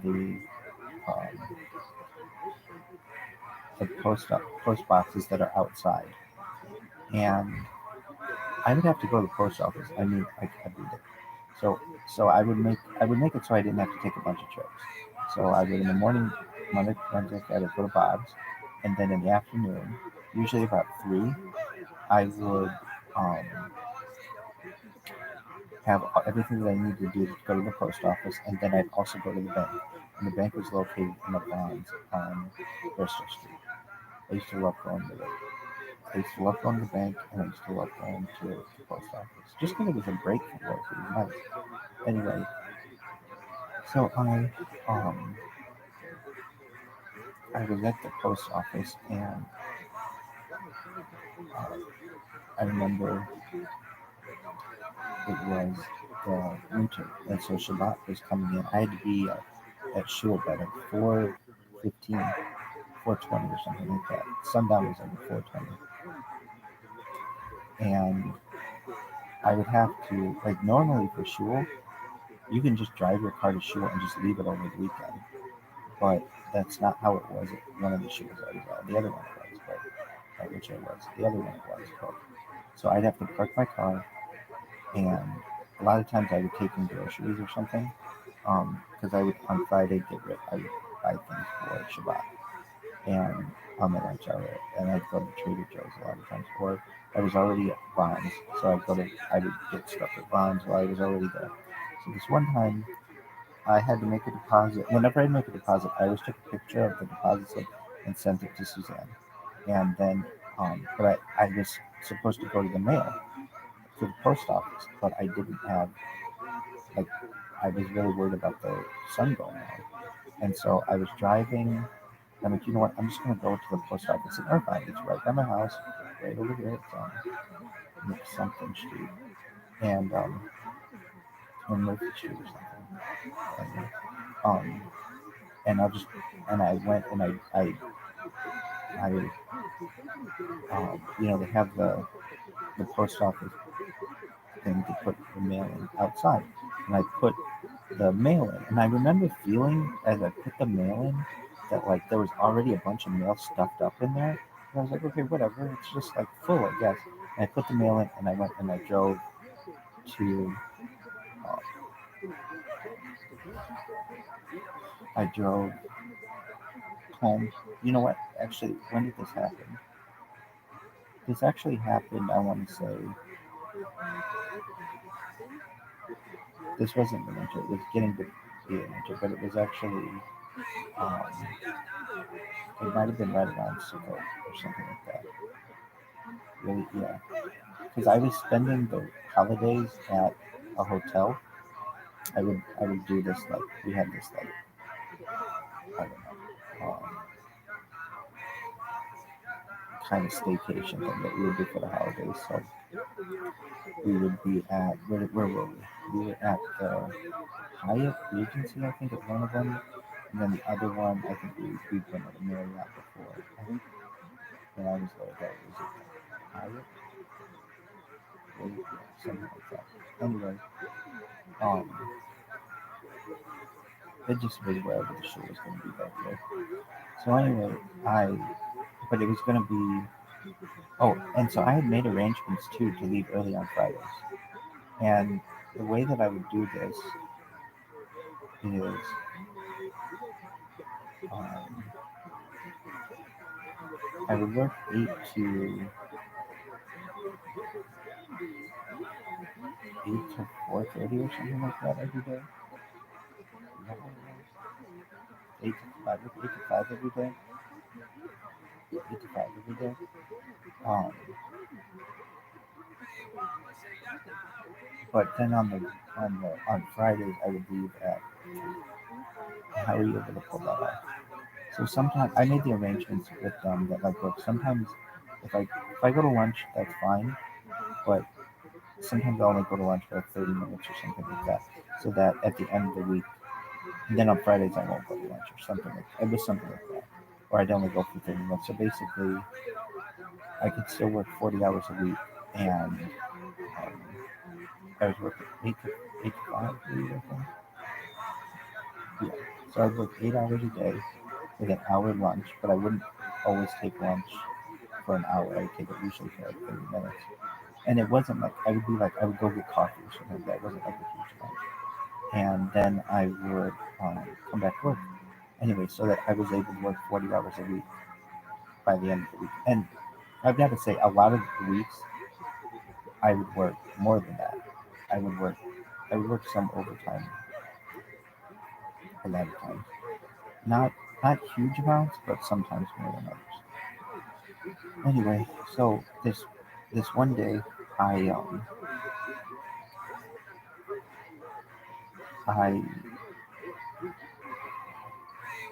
it was something like this. Um,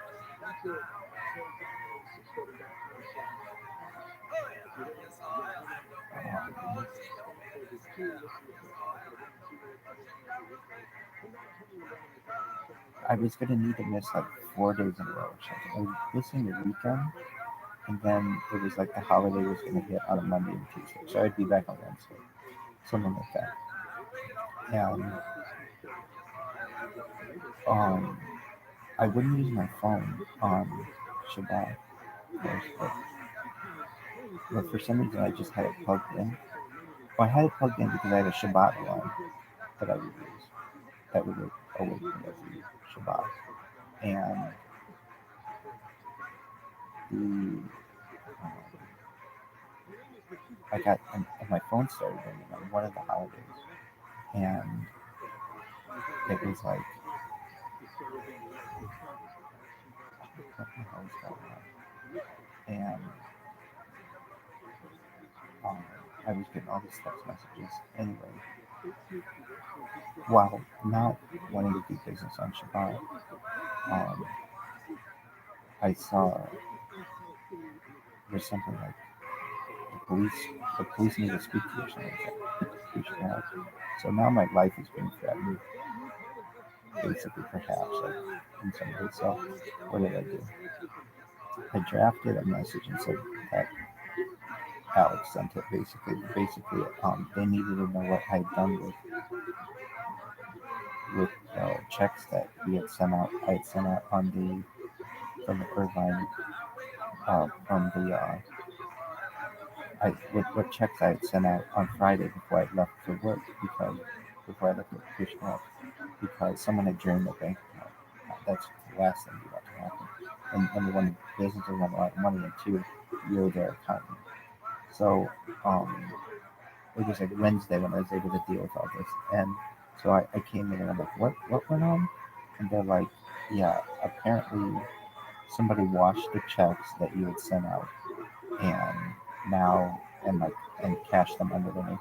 So when I put the letters in that um outdoor when I put the letters in that outdoor mailbox, somebody had put there's this like net that they have that you can put magnets against because they're like it's a magnetic box that will catch mail, and then people go in there and stick their hand in and steal it, and then a lot of times there's cash in there. You're not supposed to send cash, but there'd be cash in there, or checks or whatever.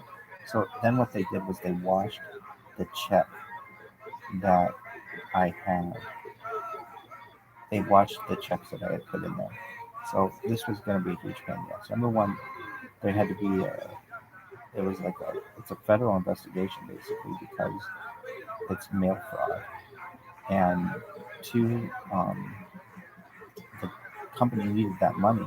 They wrote checks for like $10,000, just like a huge amount. What they did was they washed the check. So what is that? Um, I would use like a ballpoint pen or something like that, and they could, like like by if they needed to, they could erase what I had written on the check and still have Suzanne's signature on it, and then um, write it to whomever they wanted for whatever they want. So this person had basically gone to the Irvine post office, and I think this person lived in in Kern County or something like that. But basically, had stolen a bunch of money from people and wrote it out to herself. Because when I got to work on Monday or on Wednesday, they were like, "Who is this woman's name. I'm like, I don't know who that lady is. But I had just started at the business, so I thought that they would think that I was in on this, and it wasn't like that at all. So it was like, okay, lesson learned. So what was the lesson? Don't. They said always put the mail in the go inside and put the mail in the slot. And I was like, okay, fine. But I was going to the mail so often that I would just say I got lazy one time, and it was now this time it was before sundown was coming down. Same situation. It was a Friday, and I needed to.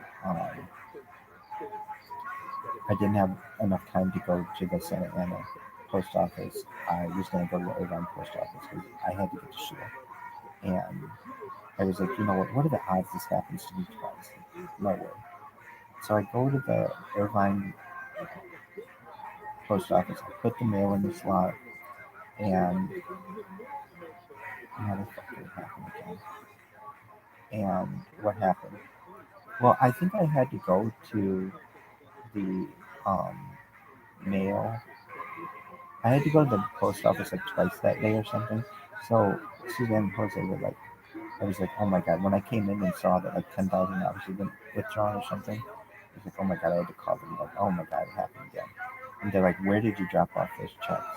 I mean, they could have fired me first. And I was like, look, I dropped them off, and I dropped off some of them in Santa Ana and some of them in Irvine. They're like, why both? And I was like, well, something happened like where it was like they needed me to go to the mail to drop something off in the mail midday, and I went and did that.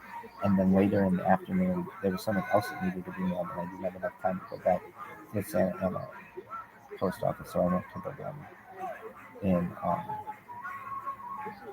Irvine, and so there had to be another federal investigation on that for check for mail fraud, and um, we had to fill out a police report and all kinds of things like that. Then what happened? So then the bank didn't want to give us our money back right away because like this just happened to me like 8 months ago or something like that. And fortunately, this was just quick thinking. Like, look, I'm just letting all my. No one's perfect, but I remember I went in and I was like, I'm never going back to it. I'm never putting that shit in the box anymore. I'm always putting it in the. I'm always going to go inside and put it in. And what did you do? I went to put it in the box, and I was able to take a picture of someone who stuck their hand in and pulled mail out. And I was able to show Suzanne and Jose, like, look, people can do it that way too. Just because I put it in inside the post office does not mean that it's, you know, necessarily always going to be safe. That's why I told them we need to pay this stuff online. But they didn't want to do that because they could gain a couple days to be able to float money. If they used a check, it wouldn't hit right away, as opposed to with online banking, it would go right away. But that's why I said, you know, nothing is going to be perfect because here I had a picture of somebody sticking their hand in the. I took a picture of them sticking their hand in the mail slot, and I said, send it to Jose. I said, look, Jose, look. And I even went up to him and I said, look, I was just at the post office. Somebody sticking their hand in the post office, uh, in the slot mail slot, and it's like, if somebody wants to take your shit, they'll take it. He's like, yeah, it's right there. I can't believe that somebody's doing that in front of everybody at the post office. I'm like, I know. Usually when that stuff goes in, it's just one way. So anyway, um, but I was very fortunate to be able to take that picture of that someone to show them, like, look, that it's not a guarantee that if I put it in the take it inside that it's a guarantee it's safer that way. But anyway, so that was definitely a mistake on my part. Two really minor mistakes. One person didn't get it, had to wait 24 hours to get their check, and I didn't put the mail in the inside mail slot. One time, I put it. because it was going to be Shabbat. And we like, really? Really? Every single time? Yeah. For Shabbat, I was like 20 seconds late maybe to college class, something like that. And I think it's because I wasn't late. I think they just started it early. Really? Yeah, it was usually 6:30, and I was 6:20 or something like that. As an Orthodox Jew, you have to plan so much fucking shit. It's just ridiculous. It's like you always have to have an excellent sense of where the sun is and what time is, what time is it. It's just, it gets to be like an OCD kind of thing. Anyway, is that the end of the fucking story? Really not fucking. Oh, so, anyway. So this one day, so when I would work overtime, like sometimes they'd be like, "Look, we know you're gonna have to work overtime, but we need you here for whatever reason, late at night. Can you be here?" And I'd be like, "Yeah." But they were like, "What night can you be here the latest?" I'm like, "Wednesday night." And so this one time they had me working. I forget what I was doing. We were working really lately into the night. They wanted me there for something. And whenever I worked overtime there, this is what I would do. Not whenever, but a lot of times. If it was going to be like, let's say I worked a lot of, oh, I remember what it was. They wanted me to work I worked like a Sunday for them or something like that. And, um, that was going to be like a big overtime week. I forget why I worked a Sunday for them. Oh, I remember. Well, no, I don't. I don't know. I worked a Sunday for them or something. And it was going to be a big overtime week. It was going to make, and I was working into the night. And when Rebbitzins were kind of like I was having surgery and stuff, we didn't have class. So it was like maybe this one week I was going to work 60 hours a week. It wasn't like I was working at this job more than I'd ever worked at any other job, no.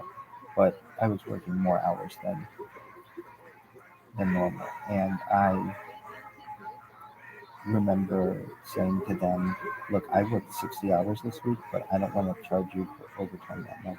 I'm going to change it to 48 hours or something like that." And they were like, "Well, thank you. You don't have to do that." But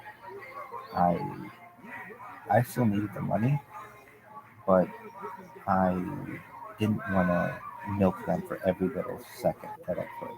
And I also knew I wasn't perfect either. Like I would, you know, I did on my lunch, I would eat coffee and things like that, whatever. And I, even though I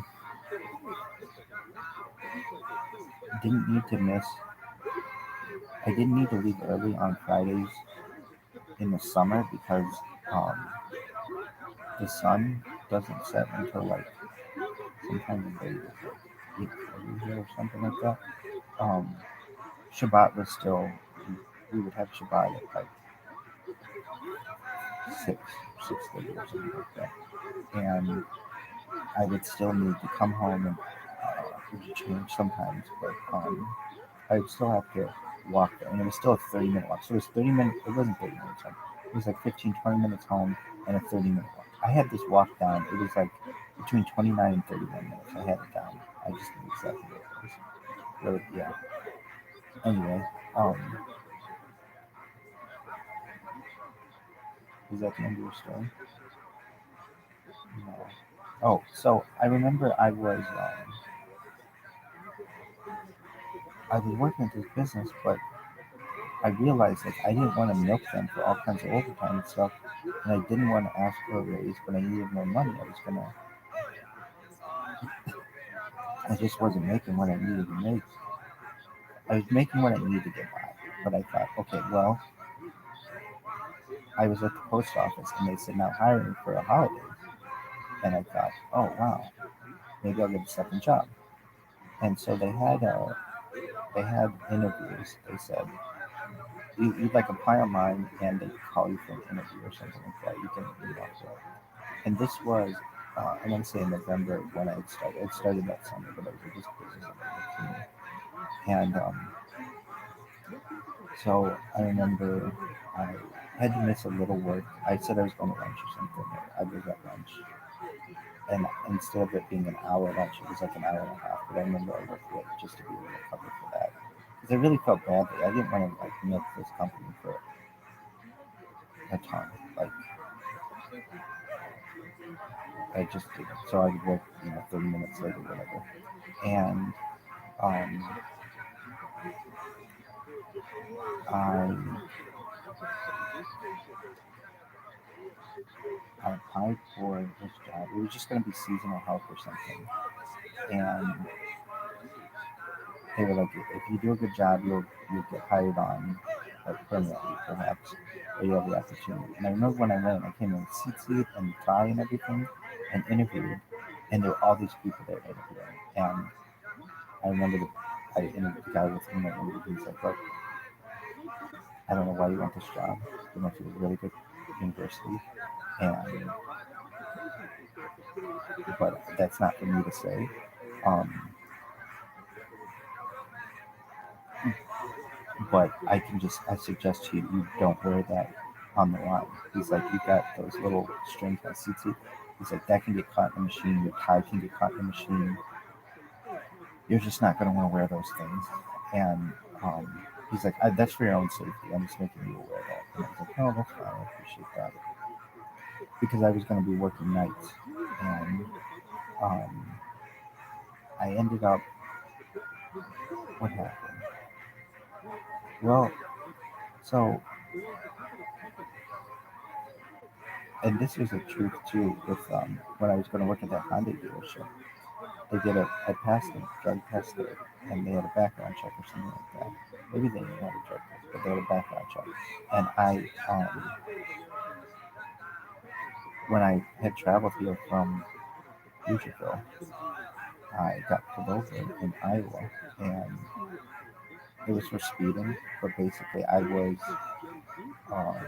going 11 miles per hour, and um, they charged me with all kinds of things they shouldn't charge me. I should have been able to just take a ticket and leave. But basically, they I had to spend a night in jail, and they thought I had a whole bunch of methamphetamine on me. I did not. I had I had prescriptions. They had mistaken a type of like industrial toner that I had to be methamphetamine because their test was fucked up. That made me learn like these fucking tests that the cops have are just like these fucking things that they do on the hood of someone's car. They aren't very accurate, and so I was fighting all the charges anyway. Um, but they didn't drop them. And so when I applied at the Honda dealership, I don't think I would have been able to get that job because this stuff was still on the record. Anyway, so then when I applied to the federal government, because they postal background checks pretty thorough, I, I, I, I told them everything that happened, but I said somebody stole my identity, and um, they had to do this big federal investigation. I know I worked on federal investigation. They did this big federal investigation, and they eventually um, offered me a position. And so I remember my Rebbitzins account verified. Her dad was a postal employee, and this lady I knew at Chabad of Sherman Oaks, they were Chabad of something else. I stayed with them for Shabbat. Her dad worked at the post office, so I thought, oh, it's not necessarily a huge Jew thing, but maybe that's something I could do. And at least it wouldn't be seen as like, oh, like, hey, your dad did it, so to my Rebbitzin, so at least it's something. And after this huge investigation that they did, they eventually said that they would hire me. But by that time, I think the holidays were over, and um, I I no longer was going to take that job or something like that. but I was going to work nights at the post office and days as an accountant. Anyway, or controller. So then I continued to do that job. I worked there for a year. And what happened? Um, I was interested in working at other places because I thought this place was going to close down. And I, um, so I would apply for jobs that were accounting jobs, even though I had no background in accounting. I don't know why the fuck I did.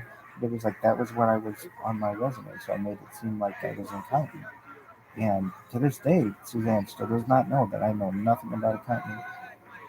In fact, she said when I left, "You're the best accountant that I've ever met in my entire life." This is a woman who has an accounting degree from a UC and has been around accountants her whole life, basically. Her dad owns an insurance company. She knows a lot about accountancy. And I was like, it was very much like Catch Me If You Can. I was just bullshitting my way through it. Anyway, I ended up doing something. What did I do?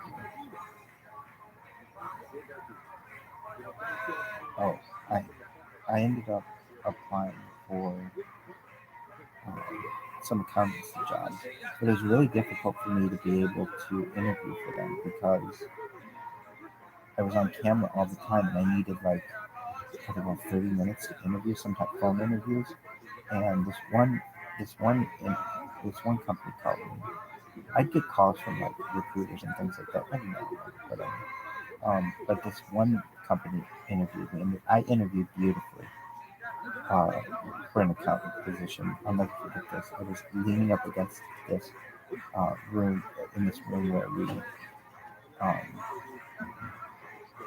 where we had like storage basically. I was leaning up against the cabinet on the floor interviewing. I was like, oh my, I can't believe I made it. I didn't really want the fucking accountancy job. It's like I'm like if I'm ever there with like accountants who are around me for more than a week, they're gonna know. I just barely had made it as far as I had. But once they started talking about, you know, um, amortization and things like that, I was just gonna go, oh fuck. Anyway, um, I ended up. The lady's like, okay, well, you've done really well in the first part of the interview. Now I'm gonna ask you some technical accountancy questions. And I was like, oh, fuck. She asked me the first question. I didn't even know half the words that she said, and I just said to her, "I think we're done here," basically. She's like, "Okay, thank you," and then I hung up like so. Then what happened? Well, this was getting to be. It was like my mom was here in May of that year, and we just had a really good time. Like it was absolutely perfect. My aunt said it was an A plus, and it was a perfect trip basically. Why? Because my mom and I would fight over everything, and we didn't fight. And we went to all kinds of places, including we went to from everywhere from fucking Malibu to Beverly Hills. We went all kinds of places. Anyway, then what happened? Not Malibu to Beverly Hills. Malibu to San Diego, I should say. Beverly Hills, we went to Beverly Hills, though, definitely. We went to Malibu to all around San Diego and to the Hood and all kinds of places. Anyway, so then what did we do? We went. Uh, we went to Disneyland. We went to all kinds of places. Anyway, Disney downtown Disney. Anyway, I got to take them to Shul. I got to take them to Lodge, just a bunch of them. Anyway, went to Patch, went to Milky Way, went to all kinds of places. And we went to Queen Mary, they got to see her work, and we did so much in over the course of like 4 days. And these are two like older ladies. They're not like I remember on Friday they're like, we need to take a nap. I was like, okay, that's fine. So I would take them to the hotel room. They stayed in room 613 of Hotel 800, which is like crazy that they got that number. I remember when I'm like, okay, so what room you guys staying in? They're like 613. I'm like, shut the fuck up. They're like, what do you mean? I'm like, that's crazy. That's how many hits for. I was like, you're kidding me. They're like, no, 613. They went and checked right here. Like, oh my god. Anyway, it was just like this mystical part of that trip. Anyway, so then when that was done, I realized like I needed another position. Just because at the startup I was able to save more money, and so but at this job I wasn't saving anything. I was only spending, and it was like I was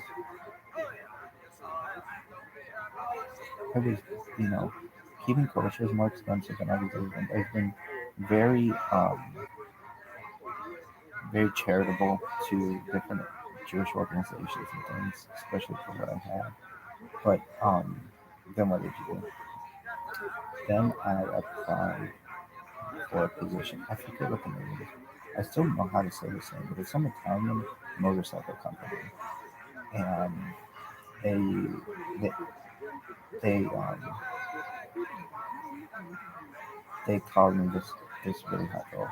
This Italian girl calls me for an interview.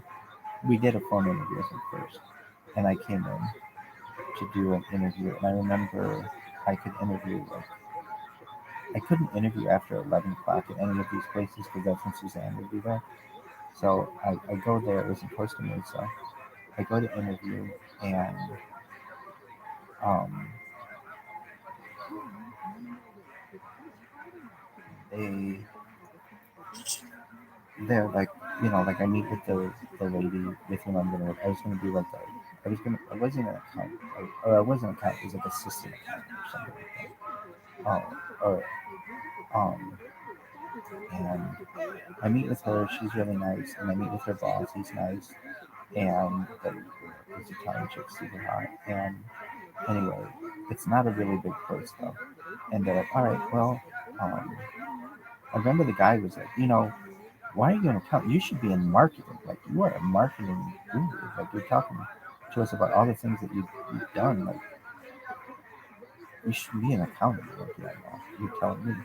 Anyway, so they were like, well, we want you to come in for a second interview. Like let's say next week or something. I'm like, okay, fine. And I go in for the second interview, and they give me like some kind of accounting test, and I do well on the accounting test except for the last thing. It was something I had to do. I had to make like a pivot table or something. That's not what I had to do. I had to do something in Excel that was pretty advanced. Um, it's pretty advanced in Excel, and when I had my totals were exactly double what they should have been. And the guy's like, I don't know how you did this, like how you got to these numbers. He's like, you're you must have made some slight mistake or something like that, but you're off, like everything's double. And I didn't know what the heck I was doing. I was like, oh, okay. And so they're like, well, I had to put down my references. And when I first got this job, or first went to apply, I put only the numbers that I knew. And I remember having Alfred's number memorized because he would say it so much. So um, I remember putting that down. And then I put down a bunch of like other references or whatever. Anyway, so they ended up calling Alfred. And when they called Alfred, I wasn't on the phone. I don't know what happened, but I know he sabotaged me, which is actually illegal in the state of California, uh, and it can be considered defamation. Basically, he said, "Oh, you don't hire this guy," and so then I immediately got a text from Alfred saying, "How are things?" And I was like, "Oh, just gonna get a position working at this other place or whatever." And he, and it was something like, "Are you interested in?" He didn't say interested in working here, but basically, like, you wanna, what did you guys do? I was gonna be able to renegotiate my previous position, and um, I remember I told him that it had to be at like 5 o'clock on a Wednesday or something like that, or something like that. I had to, maybe it was like 6 o'clock on Wednesday or something like that. Anyway, and so I was going to renegotiate my previous position, and so I had been making $25 an hour, and I was able to be originally able to renegotiate it for 90,000, 100,000, $103,000 or something like that. We went back and forth basically, but I told him a few things. I don't really care what I make, but I can't work Jewish holidays. I'm not working Shabbat. And I want to get paid for Jewish holidays. That was a big thing for me. I wasn't getting vacation time, so I would have normally taken vacation time for those. And he's like, fine, whatever. And we went, and I said, I keep kosher, so we went to Coffee Bean and Tea Leaf. We had like fruit, and like, he said, this is what you eat. I'm like, no, this is what's available here. And he's like, whatever. Okay. But I remember, oh my God, I was so excited to renegotiate that because it was like I was on the Titanic and we were sinking, and I was going to be able to take another position and get off of the sinking ship. But I knew I was going to break Elizabeth and Suzanne's heart because I was like a really important part of their business, and it was going to break their spirit. So I told Alfred I needed to give them. Usually you give 2 weeks notice. I gave about 2 weeks notice. It was like maybe 10 days notice or something like that. But I did better than that. I said, I'm also, I'm an accountant there, and I want to make sure this business continues when I'm done. So I'm going to work for them for free in the evening for at least a couple weeks to make sure that they get off the ground and that thing, so that I'm able to train the person who's going to take over from me and everything. And he's like, that's fine, whatever. And so I was able to renegotiate paid holidays. There was no like 401k, there was no health benefits. So anyway, but I remember as he picked me up in a fucking Tesla. Only time I've been in, well, or maybe second time I've been in a Tesla. But yeah, if you look up Tesla porn, you can see the porn that I did with this girl, and she's wearing this tutu. And just look up Tesla porn, you can see. Anyway, she blows me up. Allegedly. Anyway, so I just wanted to tell someone real quick. Anyway, so Alfred picks me up, and we, what are we doing? Oh, as he's dropping me off at my car, he's like, I was gonna make $100,000 a year or something like that, and he's like, or I was gonna make $90,000 a year, I think, and he's like, 80, as he's driving away, he's like 80, and so he fucked me out of 10 grand by just doing that, or something like that. It was like something like that. So he basically fucked me out of 10 grand that way, but it was fine because he was going to pay me. Well, the way he was going to do it, I said, look, but if I told him like I can make more money than this. If you want me to work here, you can't. You don't want to pay it. You pay me in cash then for some of it. And he's like, fine. So it was going to be like, I don't know, 50 on the books and 40 in cash or something. But then it turned out to be 30 in cash, and I have to pay tax on that eventually. Like I know you're going to take care of that for me. Anyway, shout out to his accountant, Mark Sanchez. He's a nice guy. Really, yeah. And his lawyer, John, other lawyers in that. Very nice. Anyway, is that the end of your story? So then you went back to the startup? Well, so then I remember going into um, Above the Top, and I was so excited to re-interview with Alfred because I remember listening to Bryce Vine's Drew Barrymore, and that song, just he has some sweet songs. Bryce Vine's tight as fuck. I love Bryce Vine. He's not that big of an artist, but he's got like Sour Patch Kids and all these other just really fun songs. Anyway, I just kept listening to these songs and just getting motivated that I'm gonna finally be able to negotiate and be able to save some money. Really, absolutely. Anyway, I also negotiated. I had to leave early on Fridays. Really, yeah. So I was gonna leave at 3 o'clock on Fridays.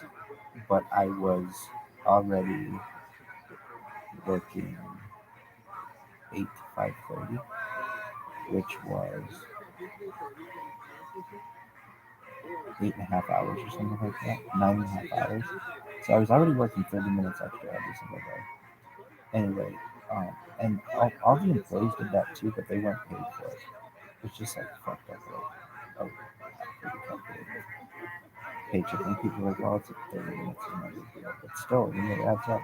Alfred would literally cut corners wherever he absolutely could, without necessarily having to do it. I don't know what's in his bank account, but if you're able to have so many businesses and things, in my opinion, you should have one quality business that's above board, basically, instead of five that aren't, basically. So, anyway, is that the end of your story? No. So then I remember telling Suzanne and Jose that I had gotten this job, and they were like, "No way." I'm like, yeah, but here's the thing: I'm gonna work for you for free. I'll continue to work for you in the evening, and um, they're like, "What happened?" Like he texted me and basically wanted me to come back, and they're like, "Well, we thought that you weren't happy there." I'm like, "I know, but I'm gonna make making close to $100,000 a year." And they're like, "Really?" I'm like, yeah. Because they were like, "What is he paying you? We'll pay you whatever he's paying you." I'm like, "You're not gonna be able to match it." And they're like, "What do you mean?" I'm like, "It's then you're gonna have that basically when it's all said and done." And they're like, "Really?" I'm like, yeah. They're like, they just knew they weren't gonna be able to compete for that. And they were like, "Well, what about him being so mean when it came to you not working Shabbat and religious holidays and stuff?" And I'm like, "I negotiated all of that. It's going to be paid. Religious holidays, not Shabbat, of course, but and I only have to work 5 days a week, and all the things that I was having to work 6 days a week, and having to like fight tooth and nail to get off any time, like that was supposed to have been better." So they're like, "All right, well, we have to hire someone to replace you." They're like, "We're not going to be able to replace you." Like, they think that they're fucked. And I'm like, "Look, you do exactly what you did when you hired me. You just put out a Craigslist ad and have somebody come in." And I was like, you know, whatever. That's what you do. So, like, and I told them, because they didn't, I told them that I was gonna, like what my last day was, I was going to be leaving like in a week and a half or something like that. And I explained that um, I would run that payroll because payroll was like, it's important. You don't want a new person fucking it up. I would run that payroll until the other person knew what they had to do. And they're like, "Well, okay, he said something." So, and then I told them, like, "I'm going to work for free for you for at least 2 weeks after. Every single night, I will be here to ensure um, that your business continues." And I knew I could do that because we did not have Chumash or Gemara class for it because my that was entire was having surgeries around that time, another surgery. She had like 3 rounds of surgeries. Anyway, so they're like, "Okay, well, um, are you?" So I would come in and I'm like, "Did you hire anyone?" They're like, "No, we're gonna get to it. No, we're gonna get to it." It's like days go by and they hired. They found this one girl, and I'll just be honest with you. I kind of feel like this person was into methamphetamine. I've been kind of around maybe like a couple people like that in my life, not as a kid or anything like that, but out here that was like a bigger drug, and they're just really jittery and like you kind of tell by their teeth and things. Like I don't know. I was just like, I don't know if that person is the best person for the job. Like they were like, "Well, nobody else applied basically. Or, like very few people applied." Um, And so I'm like, "Okay." So what I did is I had made videos of everything that I did there, absolutely everything that I did. on a daily basis. The whole routine, everything they taught me, everything. I made videos of it. So I could just give the person the videos and be like, look, if you ever have any questions, you can call me, and I'll take your call for whatever you need.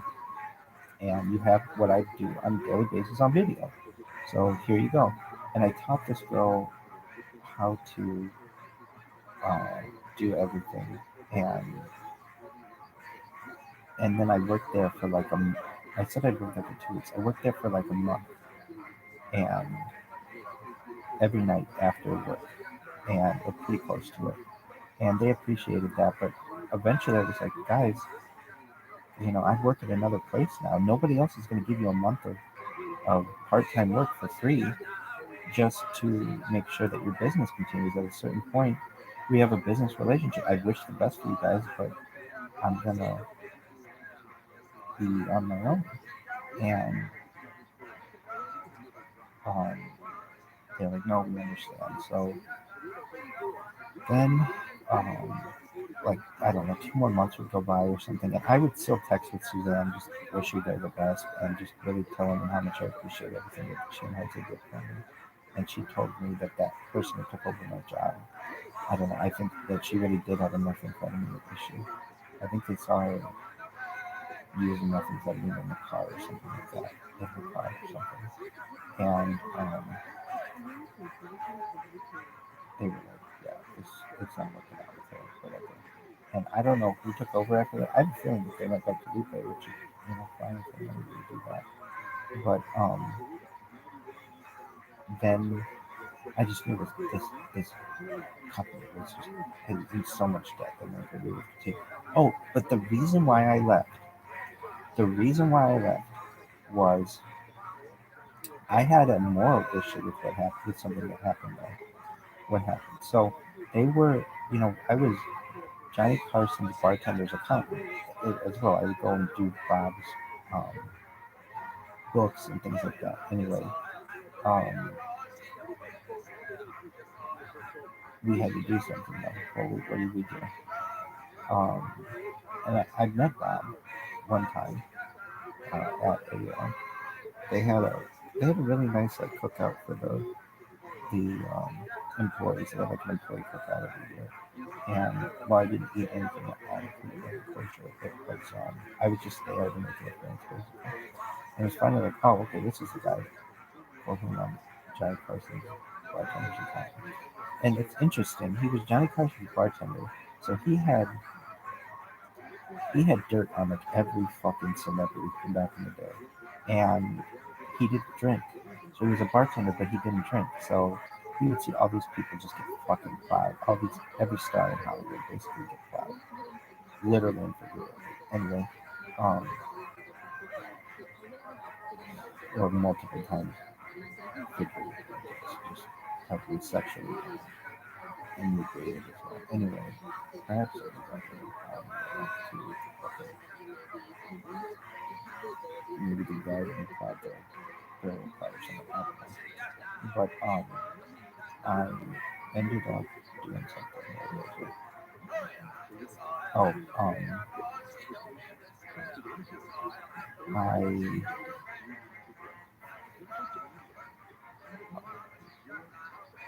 oh well, Bob had properties. He owned like um a bunch of apartment buildings.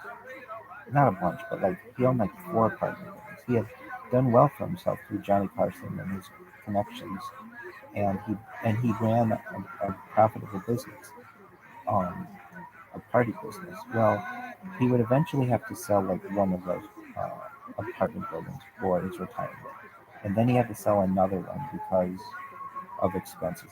He would Bob would buy like crazy amounts of stuff, and so eventually Suzanne had to just take over his power of attorney because he was just spending too much money on stuff. And so they had like 2 apartment complexes left. And the business was Suzanne and Jose had said they didn't have any money left. They had to put up some collateral. And Suzanne was his power of attorney, and they had talked about putting up Bob's second, but he had two left, and they were going to put one of them up. And then the last one was the one where Bob lived and Jose lived as well. They lived in different parts of the apartment complex. And I had a moral issue with this. I'm like, look, you're taking advantage of this old man. He does not know what's going on. And you're now going to put up his property as collateral. And just in my head, I was just like, I had an issue with that. Like, we don't have a choice. We're going to have to close down the business. And it was like, then you close it down at a certain point. I know that's hard, difficult for you to do, but none of you are personally liable for any of this. And you've basically given away something for some, you're taking advantage of someone. And I had a moral issue with that. And so that's really why I left. Really? That's really why I left. I would go, like when I first got there as an employee, I uh, didn't think the place would last, and that's why I interviewed with the MasterCard and the post office. But then there were like, I don't know, 8 months where it was, we were doing better, and I didn't apply for anywhere else. It was only after they started talking about selling Bob's other property that I really felt badly, because I'm like, they're going to be homeless. Jose is going to be homeless, and Bob's going to be homeless, because they're going to do everything they can to try to keep this business afloat, and it is just hemorrhaging money because of these loans, these guarantees basically that would come out every single day. So, but it wasn't anything personal with Suzanne and Jose. I still, again, we would daven for them and and really show our appreciation. You'll see on this how much I pray for them. It's incredible amount. I mean, they were like the second to last people for whom I would always pray. Um, I very much appreciate everything that they did for me, and particularly this one day, I forgot that I needed a day off for some after some parkour for Shemini Atzeret, and they were they were nice enough to be able to give me that day off. And it was like a Friday, and I told them I would have to be off on a Monday, but I also needed to be off on a Tuesday or something like that. Is that the end of your story? No, I wouldn't have even known had it not been for Lev. Lev was a guy. Lev, professor's name. He mentioned to someone. I remember at Shabbat. It was like, oh yeah,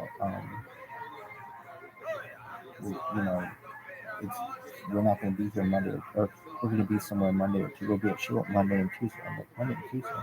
And I went to Rabbi and I said, it's I realized that I'm going to have to miss another day. I don't think I told them then. I called, or I texted Suzanne and said on like a Sunday that I couldn't be there on Tuesday either. And she was fine. But then I uh, I told my grandpa what kind of what they had done for me. I think I even wrote it to him in an email, and we basically celebrated them at Shabbat. They were like, that was like, you have a story for us. Tell us about it, my friend. I was like, oh, I messed up the calendar, and I had only taken one day off for some football and shenanigans, and it's actually I needed to take two off, and I told them, and they were absolutely fine with it. I never heard anything about it. And they have no idea to this day. I mean, I think about that all the time. What they did for me.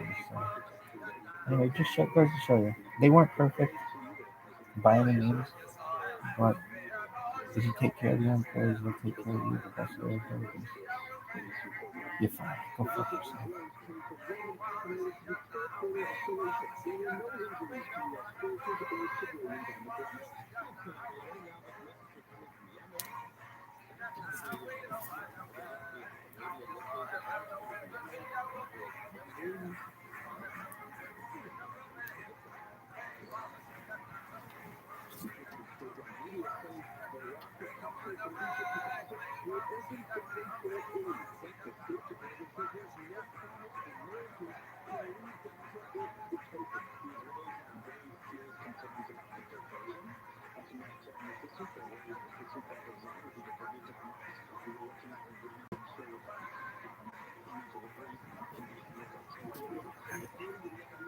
Only views, Rabbi.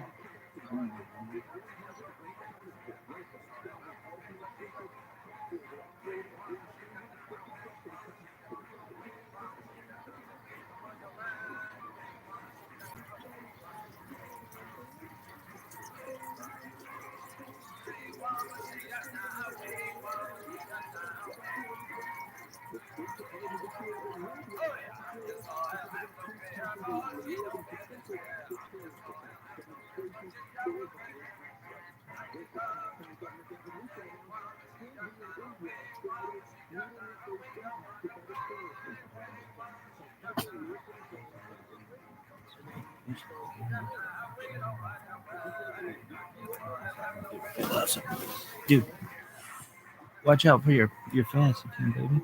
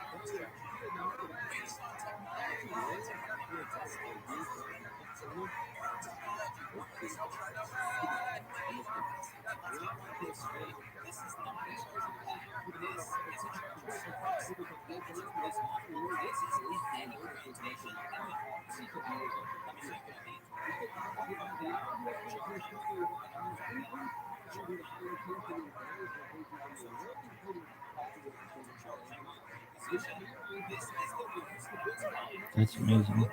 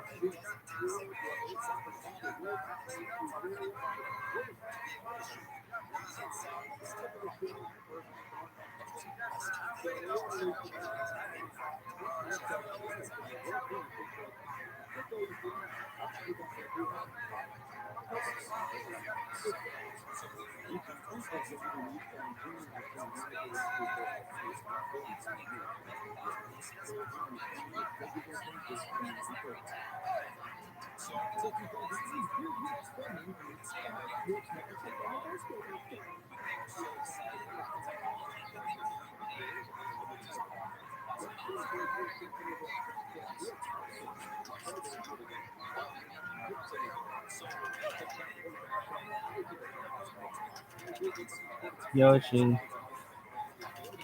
Is it because of heat? That's cool.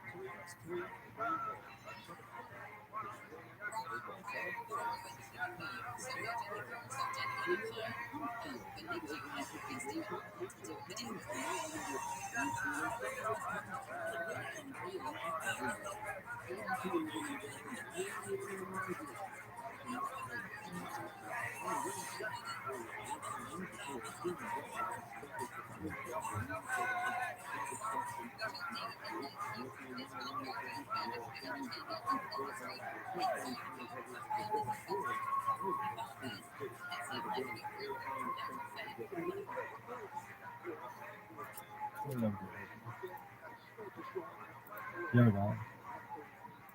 How about you watch the thing first? Oh, shit.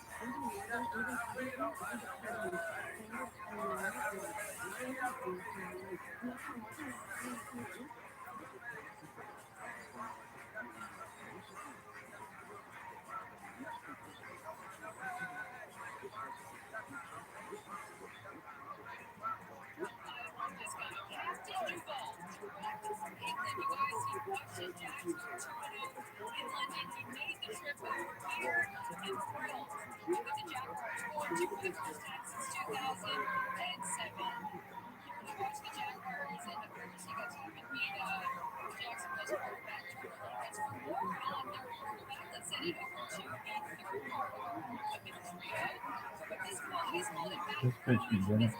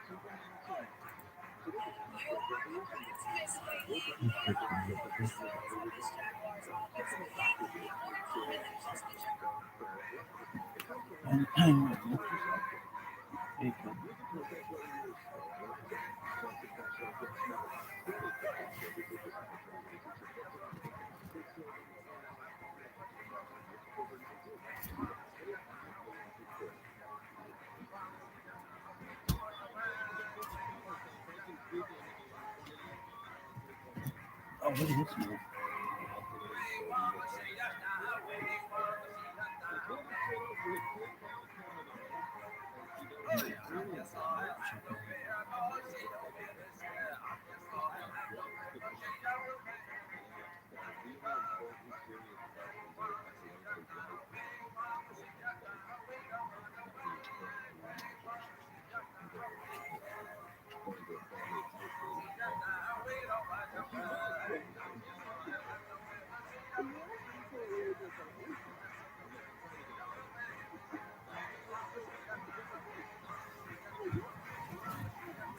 Look at this one, y'all.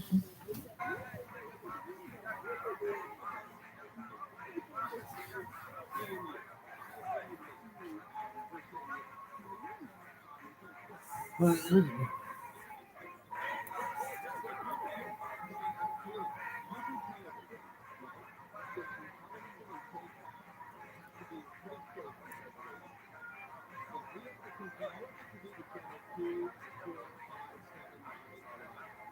What's going on? Is going to be good.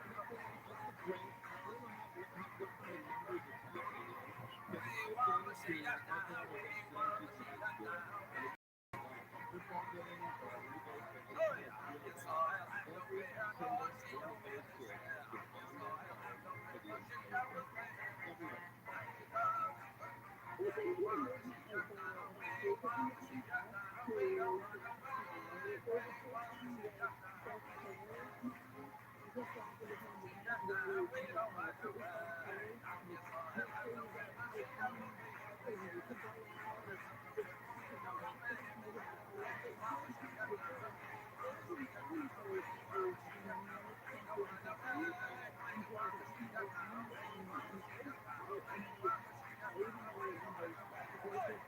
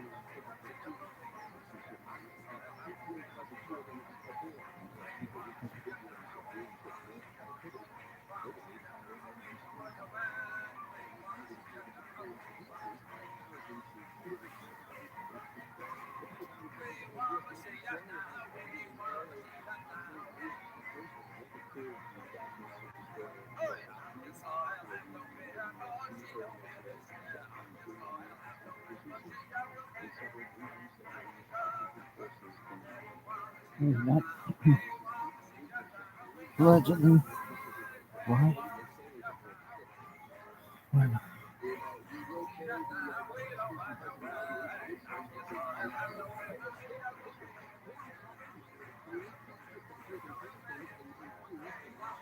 That's my action. That's really bad about it. Legend to the deep. Catch that nigga something on my cheese. And I shall not put it for the this was my hair. Real fucking nice.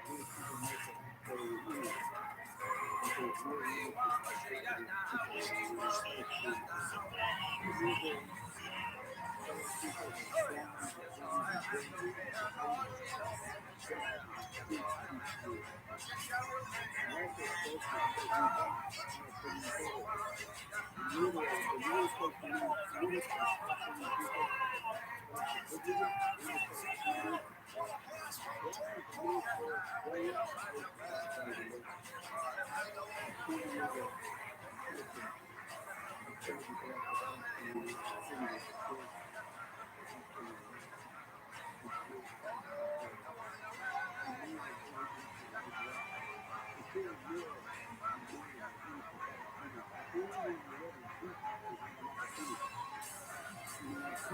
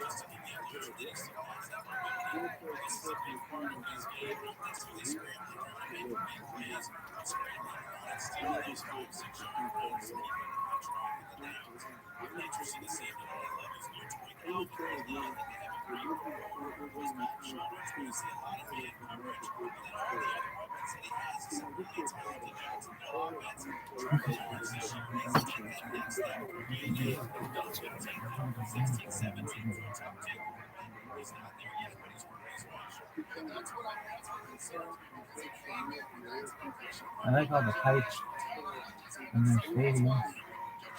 Look at all those pipes.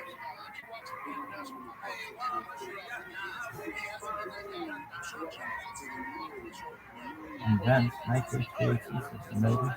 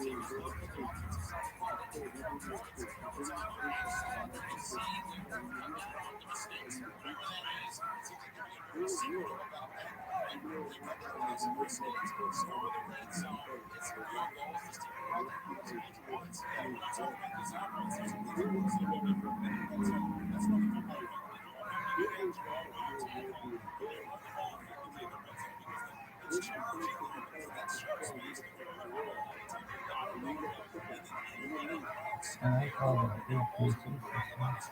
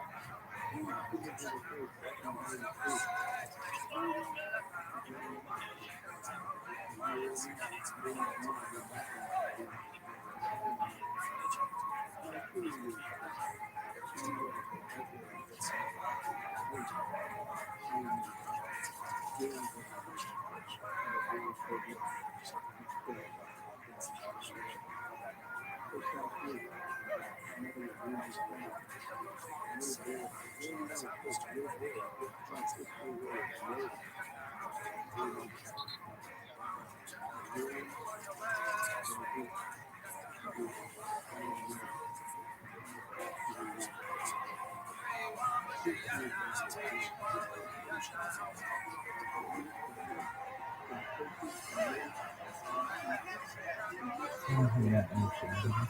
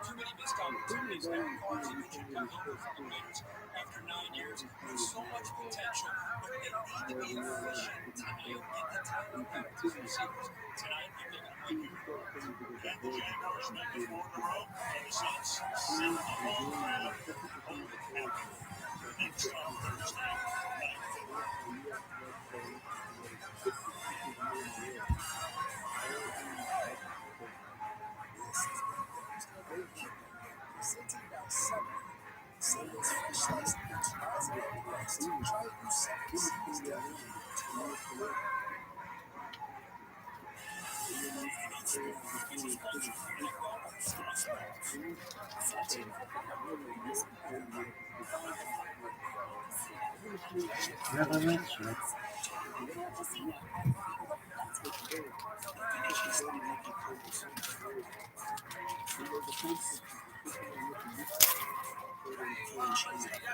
is this? Oh, follow. Fuck. Damn. Who gets hurt? Oh, nothing.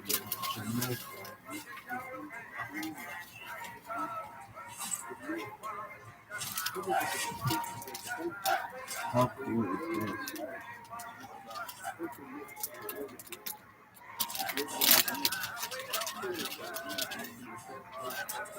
Dude, this motherfucker is amazing.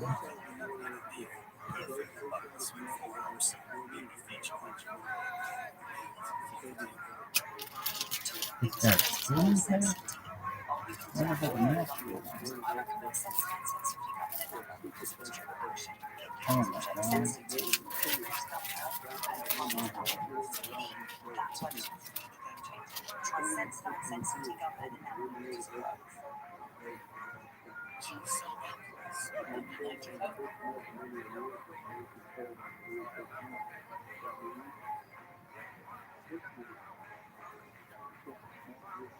You like it? Oh, dude, it's perfect.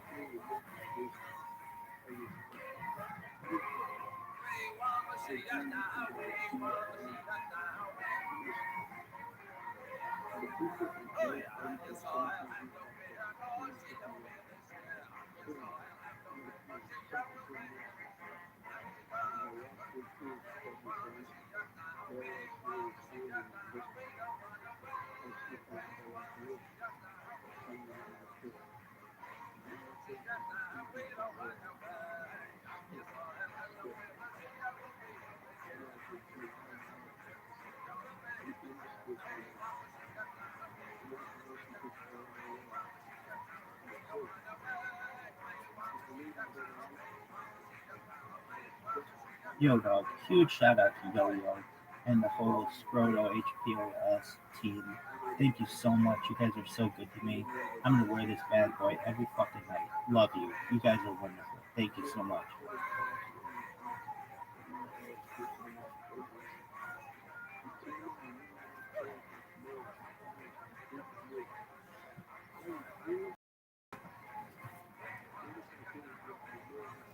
Dude, how cool is this?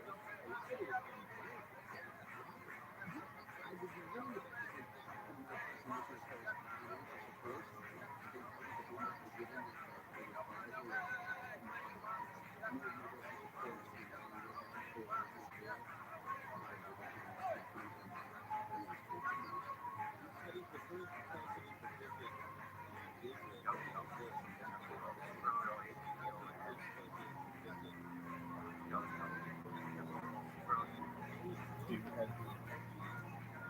you're so nice, dude.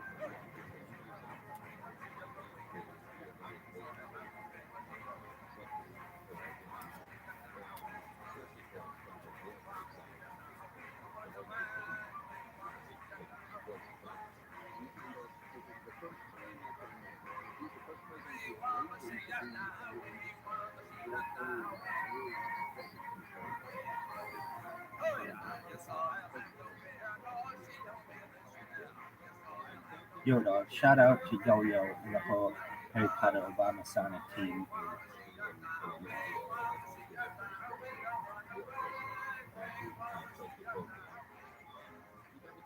Yo, dog, shout out to Yo-Yo and the whole Harry Potter Obama Sonic 10 Uni team. Look how sick this face mask is. I'm gonna wear this bad boy every fucking night. I'm gonna dream about Scrollas. I'm gonna dream about the community and how good you are all to me. Thank you so much. Thank you. Special shout out to Yo-Yo. You're amazing. Thank you so much.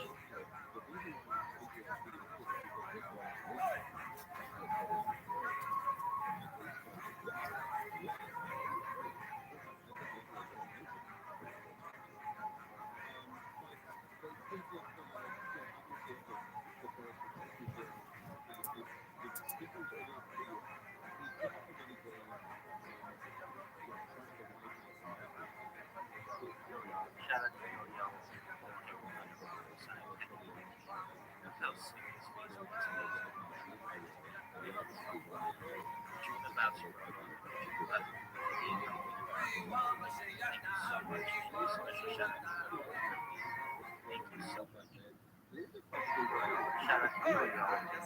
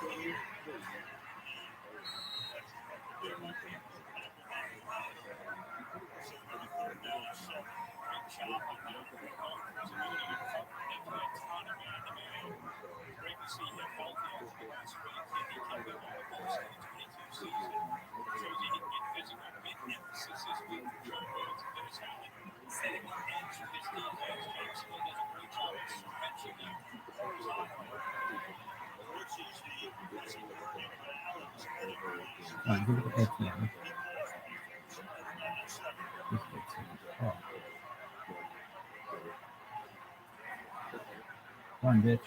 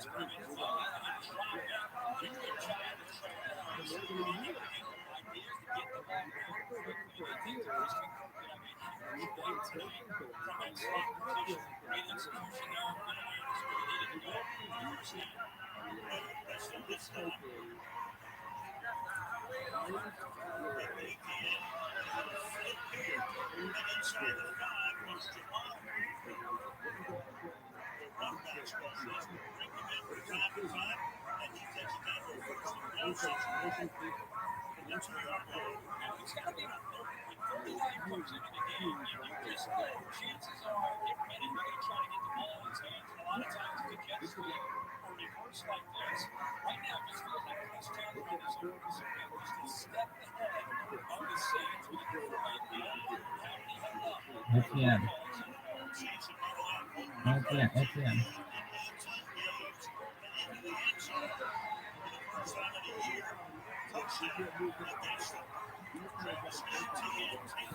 Hell yeah.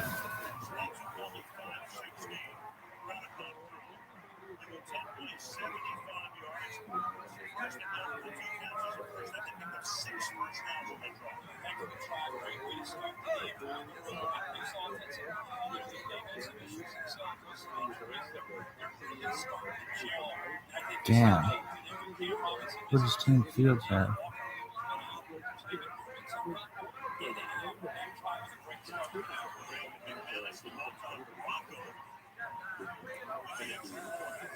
Oh, no, dude.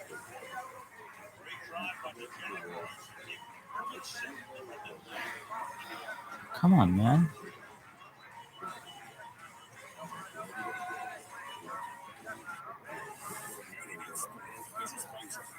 Oh, yeah.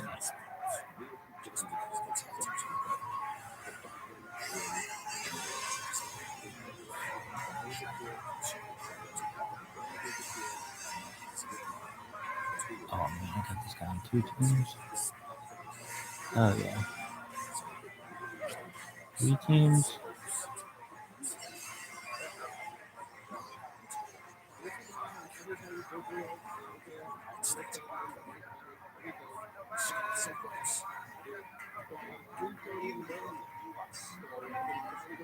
Damn. I'm against 3 teams, too.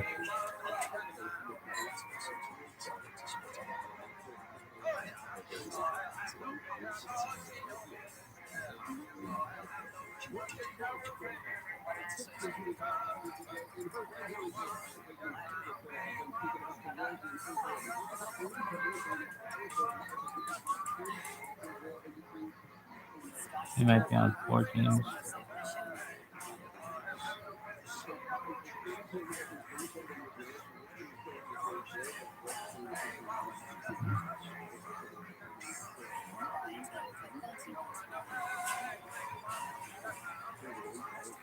One and 2,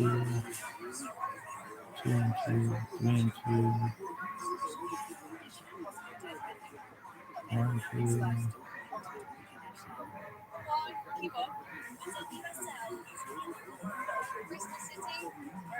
I'm a team.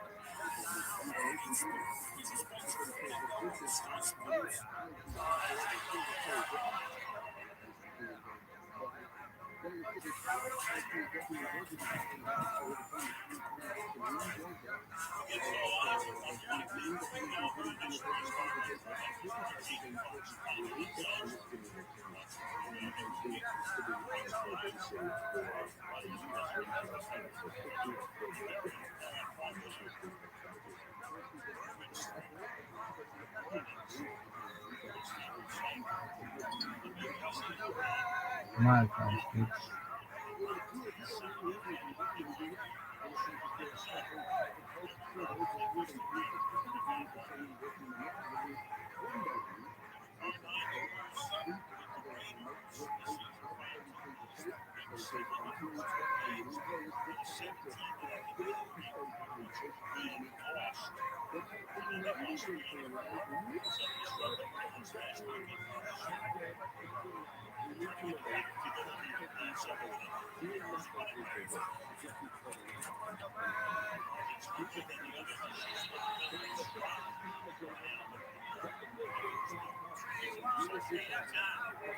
Oh my gosh.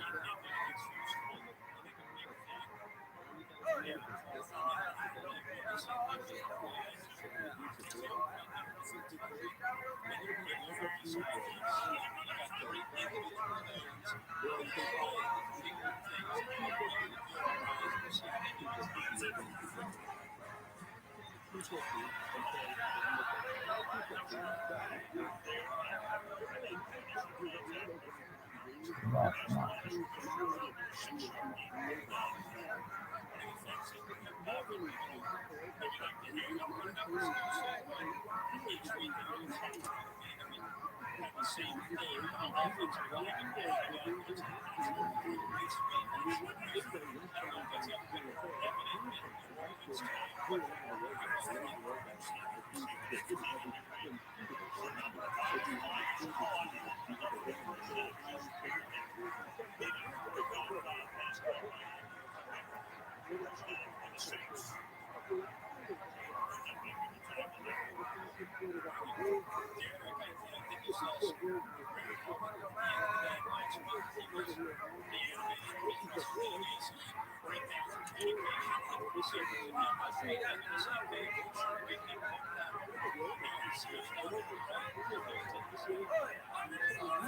Look at all of them.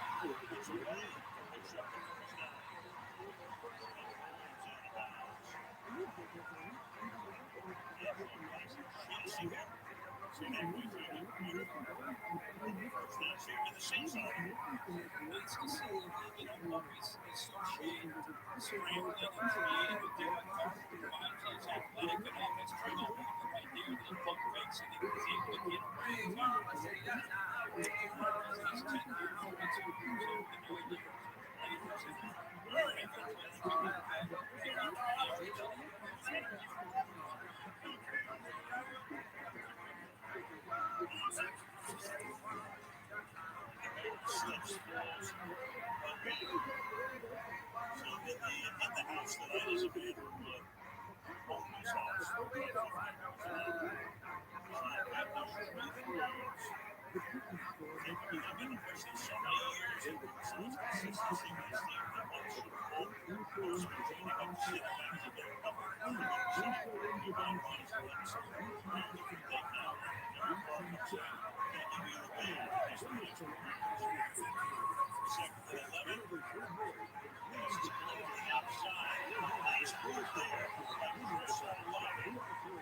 yeah.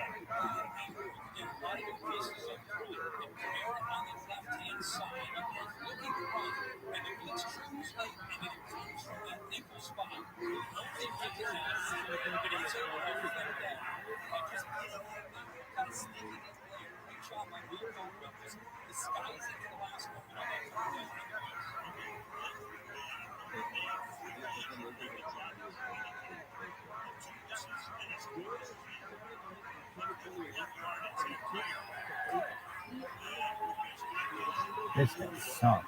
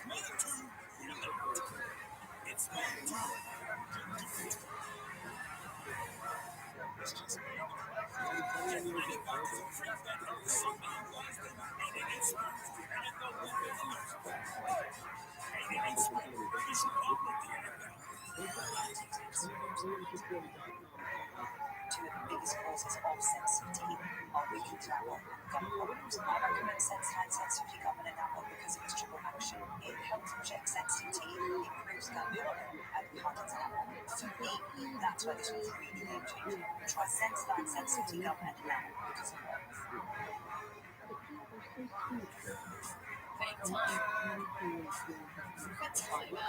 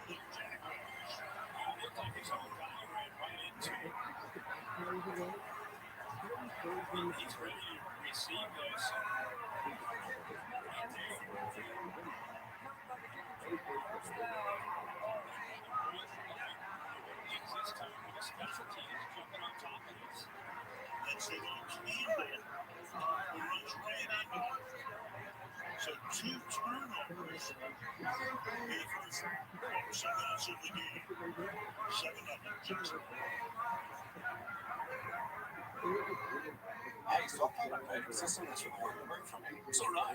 What's yours? Instead of an hourly tablet or FanDuel, I can only set up one gigabytes. So I'll end up I can afford it. Wednesday's fun. Right. So what's your system? What's that? Your system. What's your system?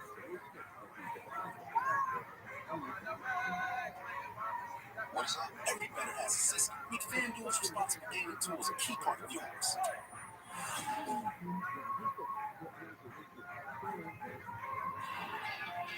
For every purpose. Every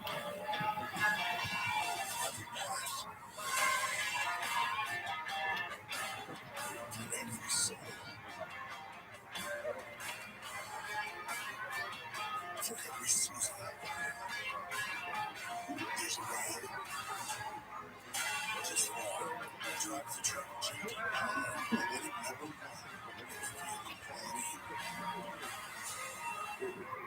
Still only 2 a.m. Again, today, try Pharisees Omelette to help increase total sleep. Unlike some other sleep aids, Omelette study release melatonin slowly releases up to 6 hours. Sequel Pharisees Omelette. Fall asleep, wake refreshed.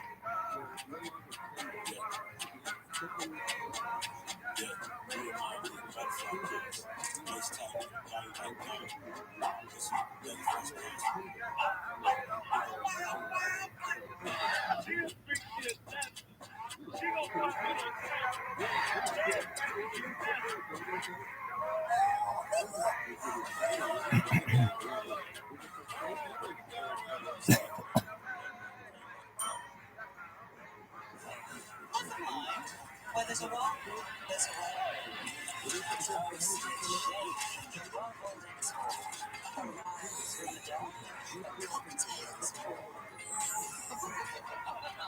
There's Ruby.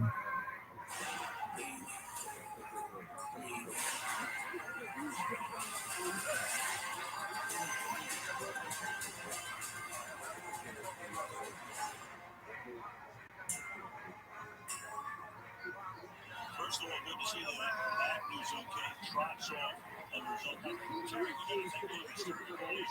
Pretty sure this is a good signal. It's important to it's the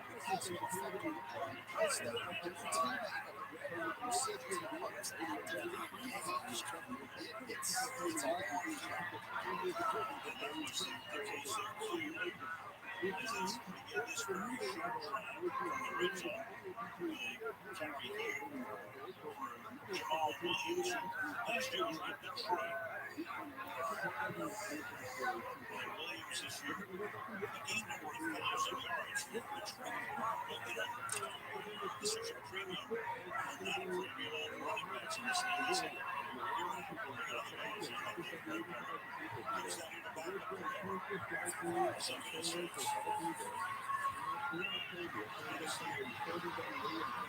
Give it to all of them.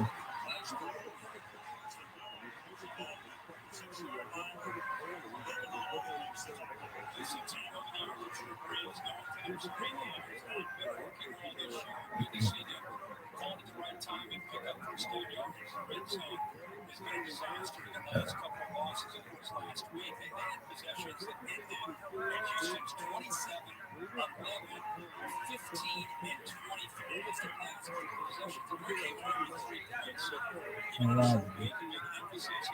Which one is he?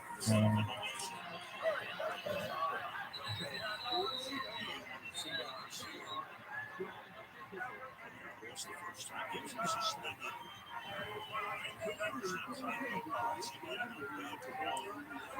Las Vegas last year. The first 3 years.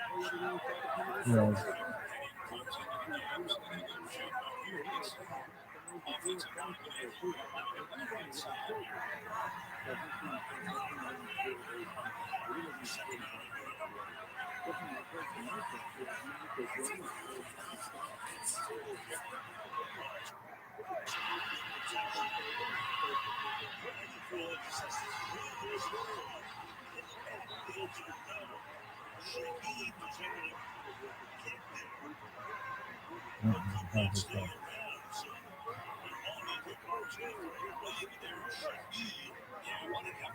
He climbed the ladder, gets one, and then he's out. 1 foot down. And the play was designed to go jumbo, making the Jaguars defense think, oh, they're going to go power, they're going to run the football instead. They're trying to get a lot of isolated one-on-one offensive line, unable to get to him. He actually got down. He's coming to the ball. Good job by Shaheed trying to keep the play alive. Just 1 foot down.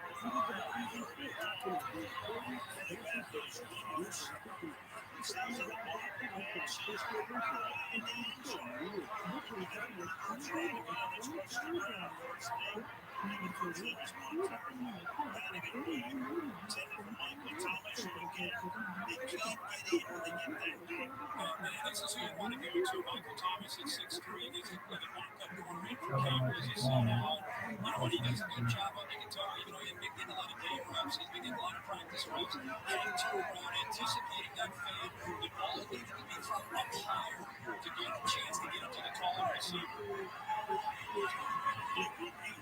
Gets the early one. This little chip shot out goes through. Not sure here. Down 26. Remaining in the first quarter. It's Jacksonville 7 and New Orleans.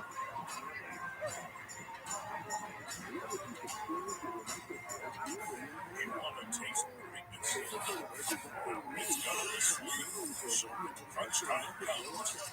Dig in. Oh, seriously, dig in. They're sweet, they're crunchy, they're good. Why don't they have the same guy who should do the same? The moment you step into the Kia Sportage Hybrid, you'll experience peace and joy centered on you. You'll appreciate the exceptional driving range, tranquility of the hybrid system, Enjoy and speed through every day with innovative technology driving features like remote smart parking assist in the Kia Sportage. Secure yours today. Kia, movement that inspires.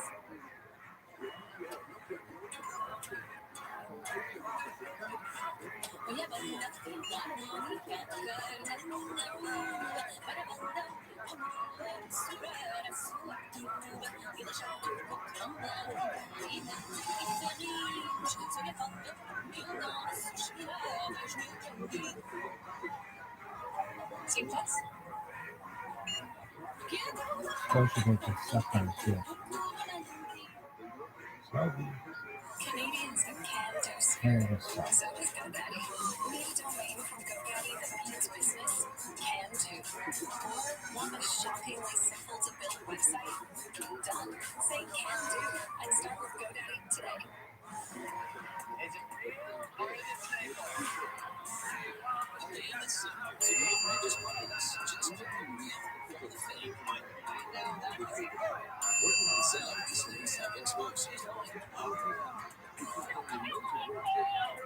would you risk? A new game show based on classic Snake. Play Snake Oil. To a new episode of Snake Oil posted by David Spade. Wednesday at 7:10 now on CTV. Stream on all your favorite devices.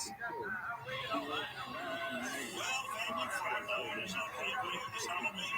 You sample to Jersey Navy 4. And now we're going to best of all. Happy while you celebrate. What the fuck?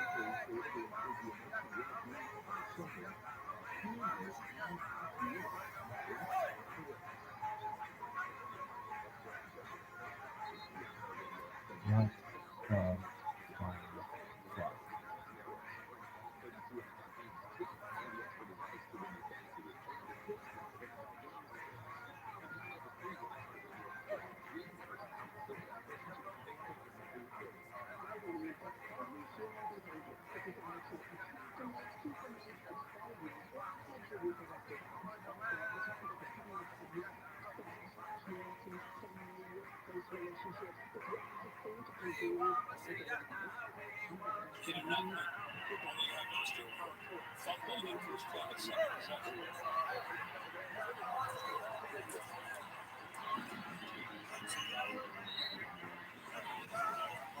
The team also led one as one of the first round champions in Lawrence, and I knew we'd be there. And we showed a video of the house and everything, and next thing you know, hey, I got nothing but big signs to me. I was excited. Other people that are all the crazy news that we have a big problem you think about TV is just crazy. And if you tell them about AT&T coming with TV, just like these first stories, HB is in the game now.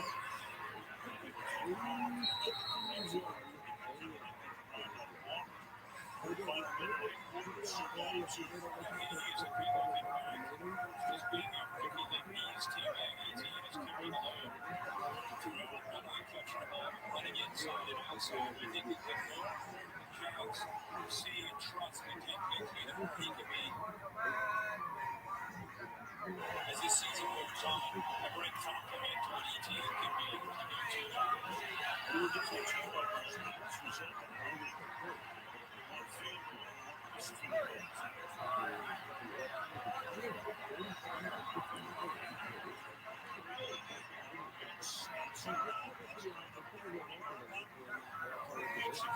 That's a first day, and that takes us as they into the second quarter.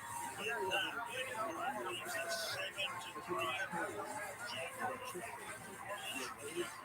He's the shooter.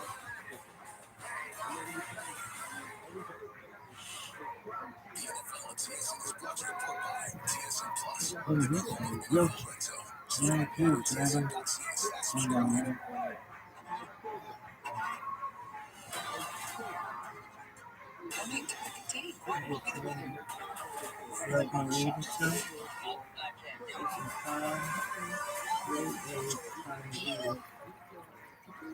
This is Game On.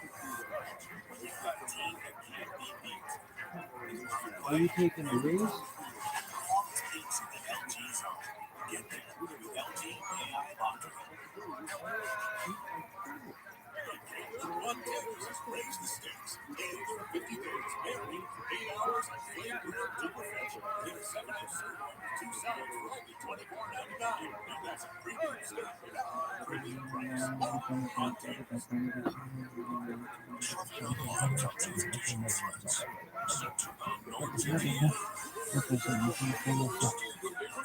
I'm shocked to see that Bonaparte is still fucking in business. Absolutely fucking shocked. Really? I don't know how. They had to have sold some money.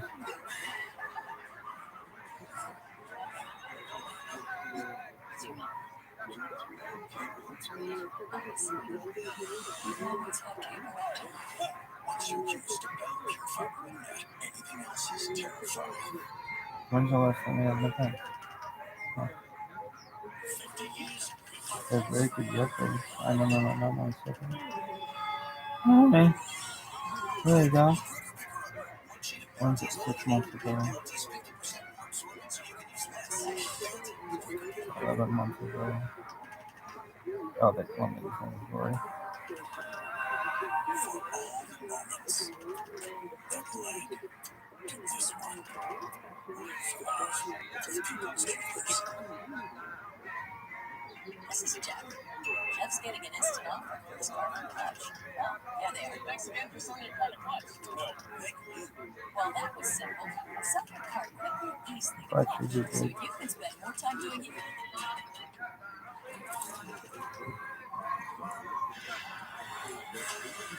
Special Forces. It's toughest test. Monday at 9:10 Mountain on CTD. Coach, your quarterback takes off running that very first drive for 9 yards. What is going through your mind? He's feeling pretty good right now. No, you know what? It's very instinctive for a quarterback to do that. Yeah, he's a little nervous, but he's playing really well for them. How do you settle down your team after these changes? We're going to be fine. Just communication on the punt return. We got loud reviews. We didn't hear the replay call. And then Christian just, he's got to be smart in that situation. Get off the ball.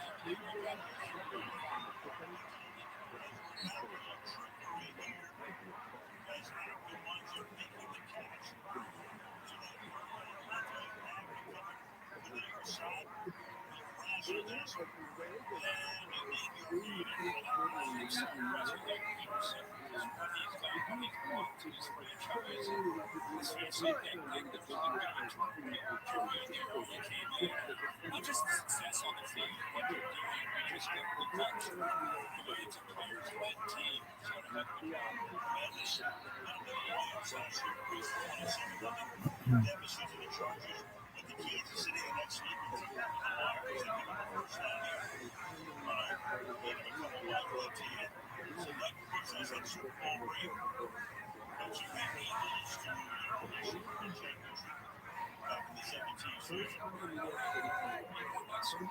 Especially in recent years, they stand in front of the team, you catch their attention, they're going to follow you, and trust me, you have to see it. It's definitely worked out for them.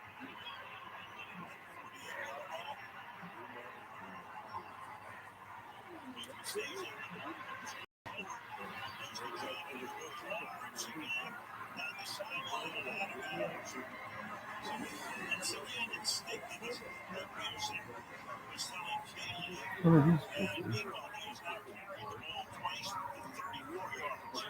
So much fun, like he just took care and the instincts to take over. And he did tell us, he's testing it out throughout this week.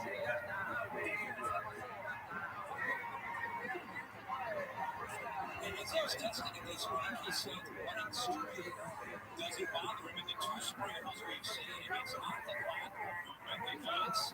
He sees a hole, he takes off. His knee can handle that without a lot of stress or pain on it. Then he does a smart thing and gets out of bounds. I can tell you, Why are they showing shit from 4 years ago?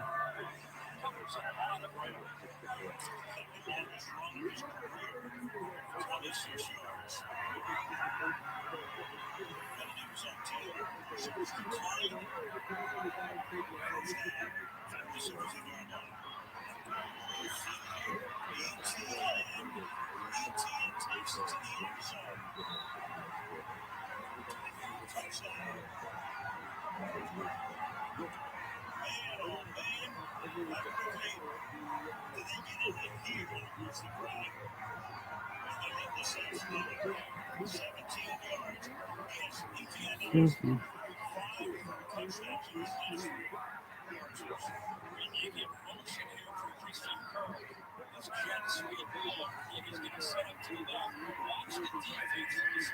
Actually,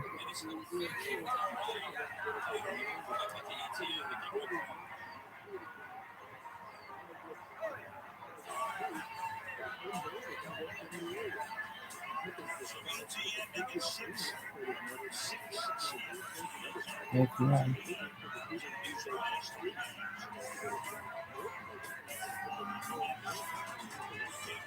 The NFL on CTV is brought to you in part by FanDuel. Opening, yeah.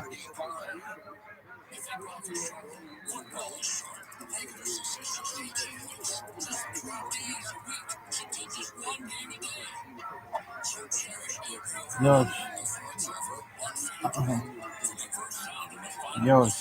Because before you know it, the call of the Buffalo Bills game. Look at this. Let's just not call that in Buffalo. FanDuel, North America's #1 sports. When it comes to tough, there's no such thing as second best. No participation for serious gambling. I really like this. And it's no internet connection. Substitute for F-150. Yeah. Get discount offer on select F-150s today. Dude, I need to fucking do all that shit. Cat loves. And bolts for eating, decorating,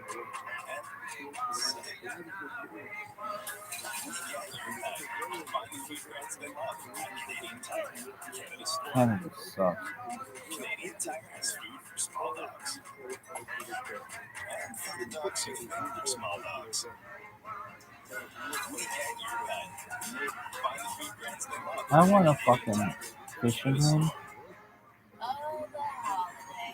that doesn't have, it doesn't suck.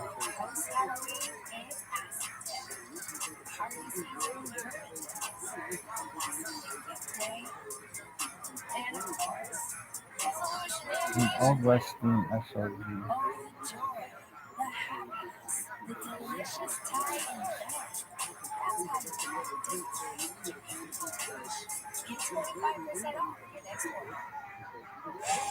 Amazing Race is back and this time it's bigger than ever. Episode of The Amazing Race. Wednesday at 9:37 now. Golf match, eh?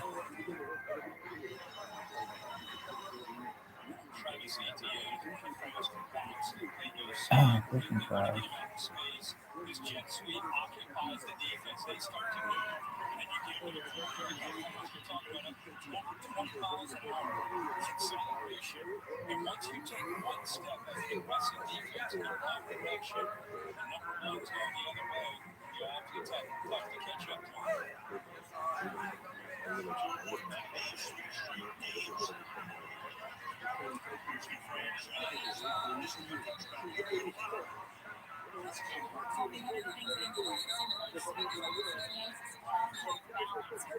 You can't just hit him over high, you have to wrap him up. Script told me he's crazy because at 5'10", 215, is not the biggest player in the world. He's just a natural person. Remember how Trevor Lawrence said, it surprises people how durable BTN is as he bounces off defenders and goes from 0 to 100 in a second. 20 miles per hour, we just had. Lawrence said that's so fun to watch.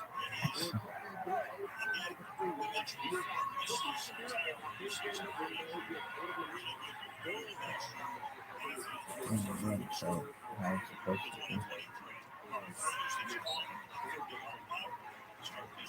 Alright. Filtered by rain? No. Filtered by, not Yelp, newest first. Jesus. 7 months ago?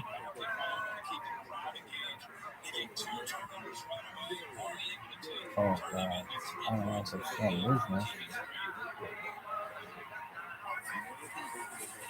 Really good.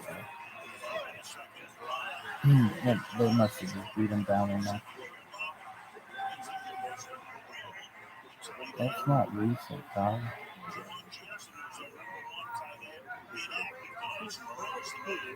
Why would you show me something so old?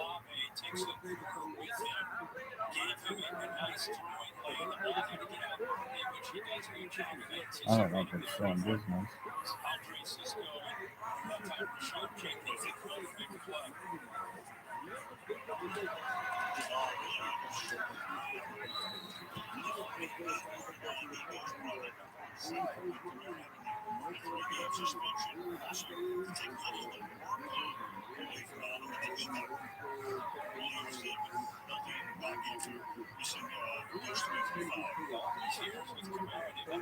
It may have been more reliable years ago, but it is reliably bad now.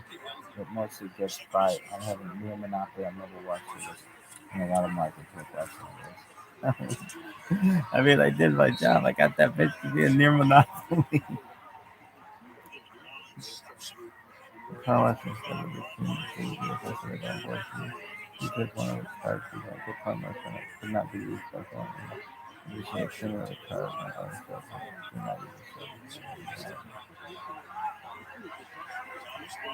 Alright, so we should go to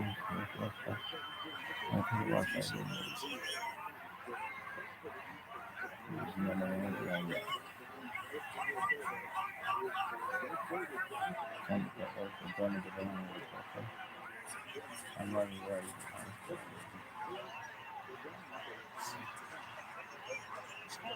Every 2 weeks, every time, 2 days before they cancel on the offer, I'll $10 ingredient for that. This gift is a little Christmas, not really Christmas. It's just on detail.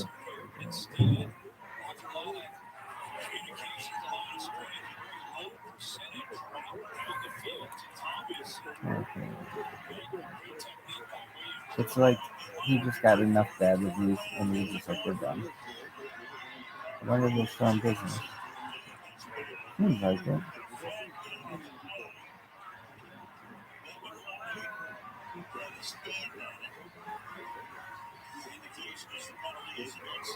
Well, I use it 2 times a day. Now 11 times a normal thing to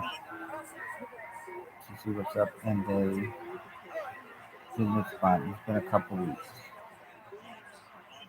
Ready to do it. Oh my god, they didn't respond. We used to respond to everything. It must not be doing this anymore.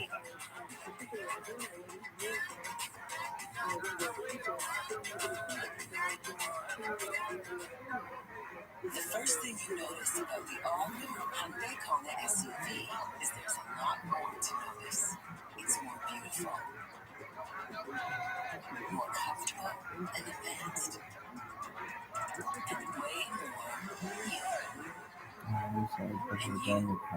Because at Hyundai, we took the best-selling subcompact SUV in Canada and made it more.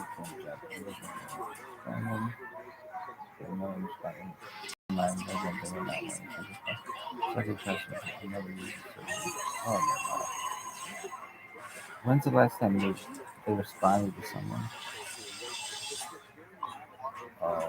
This one. This was. I was still working there at that time.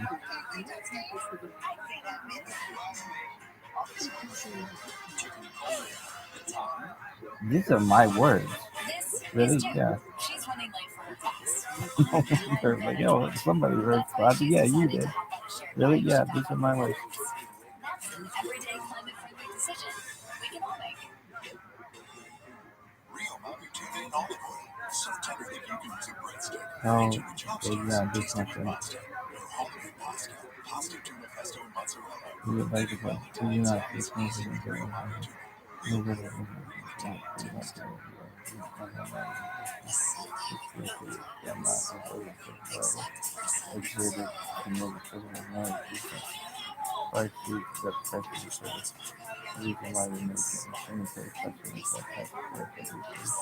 HD what I decide to make them compared to 105 about 30 seconds. Really? Yeah. Good job. How old is he? Why the fuck doesn't it let you do it? Like, that's old though. I want to see him in order. This platform sucks.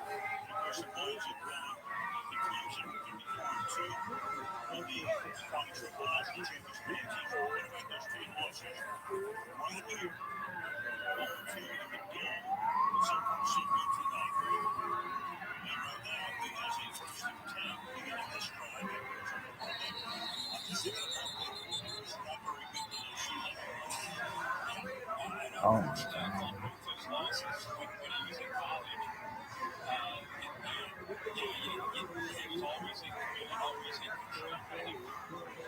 Did you respond to this one? No. Why?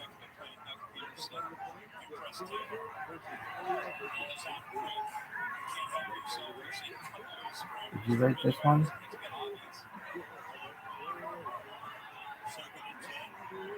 No, I did not write this one. Really? Yeah, I had like a standard one. I can tell you which ones I wrote. What would you have thought that above the top would still be in business, but this one is not? I still can't believe that in business. I don't believe it. Really? Honestly, I don't. I don't believe either. This business is still in business.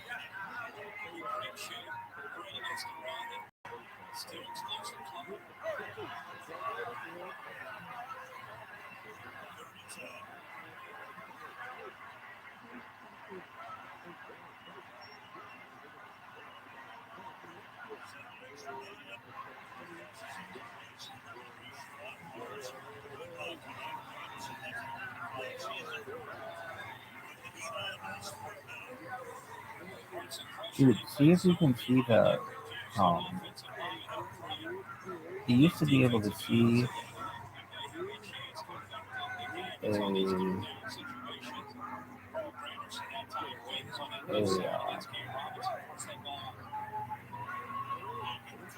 you used to be able to see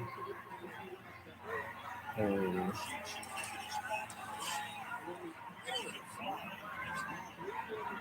see this profile. No, dog. I don't want that shit. You used to be able to see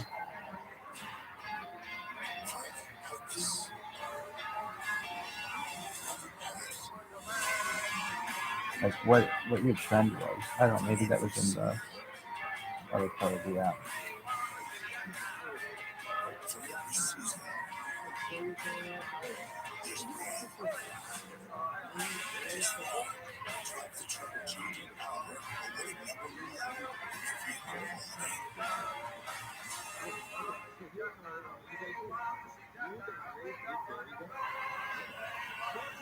So let's see if the Saints can muster something offensively. They brought 24 plays for 90 yards. This is the second yards per play. Connor 6 out of 14 for 52. Missed a field goal punt on a 40-yard field goal. They had this got into the 17-yard line and it turned out one yards.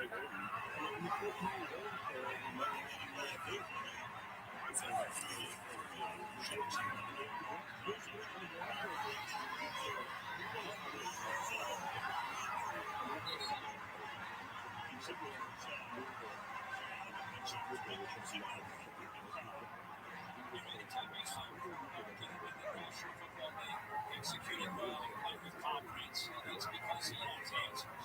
And right now, when you watch Derek Carr, he's a guy that's targeting your offense all the time with new receivers. Oftentimes, he's back to his and it looks like he's unsure. And at this first possession, it's been pretty Is that it? Yeah. I wonder why they changed their logo.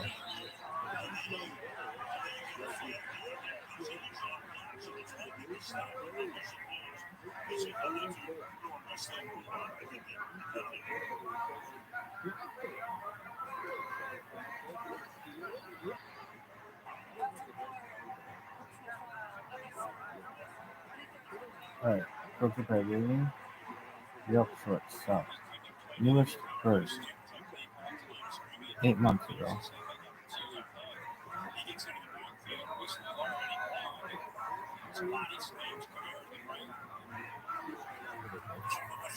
And an email.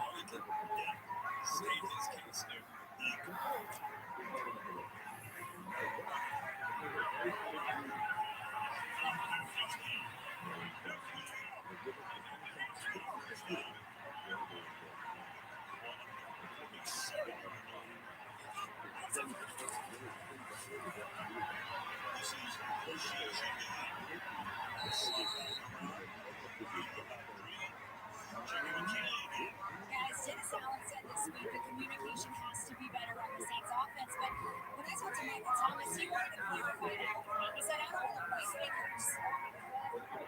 So that was like Maybe it's a communication on year one or ago. two plays, but it's not a communications issue. Thomas said, we make a couple plays and you're not talking about a communications issue. More so, he said, we just need to focus on making those plays.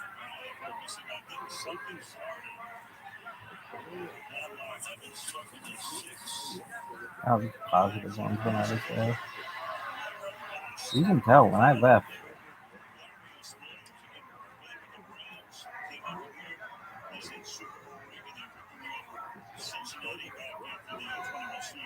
I can tell.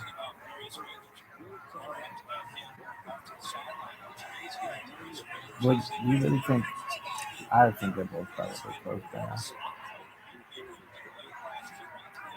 Well, maybe not. You could call them. I cannot believe this place is still in business. I'm absolutely fucking shocked.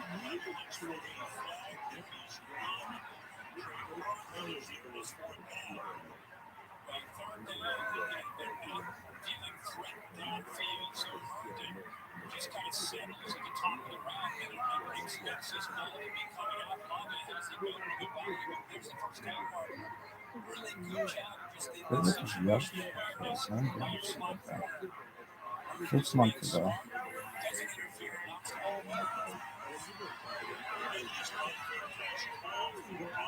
Maybe. I mean, I want them to be in the worst way. They're really nice people. I just still can't believe it. There was another one. It was really short, man.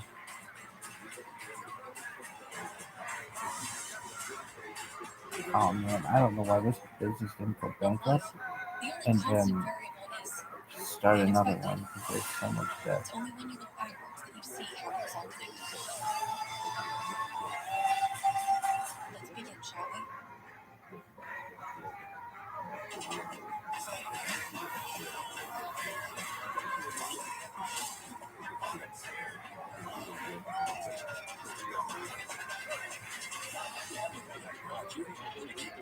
I can't believe this place is still in business. I am transferring you. I'm like, Take it back. Jesus. No, I exist. Just take it. You paid last time. Sorry, did you say something? I did. Take it. Just take it. Take it. Take it. Take it. Okay, fine. Wait. You went. Okay. I'm not transferring that back to them. I can do this all day. Get really? transactions and earn up to $600. Start by opening an eligible TD checking account. That's how that actually helps. TD. Ready for you?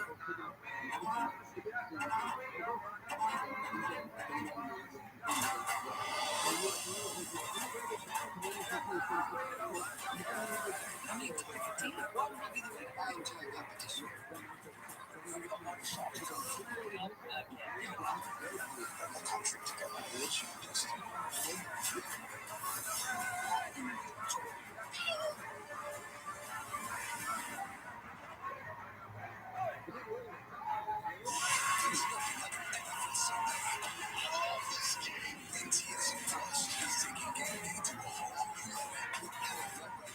Please enter a valid USB code.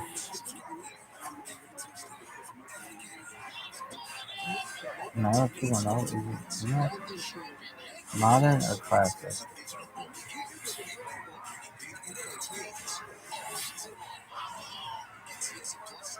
How much is it originally? Oh,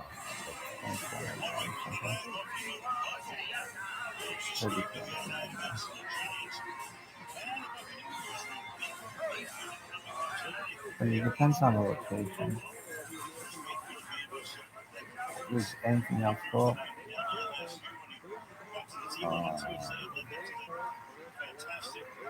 No. You have to pay for exclusive. Really?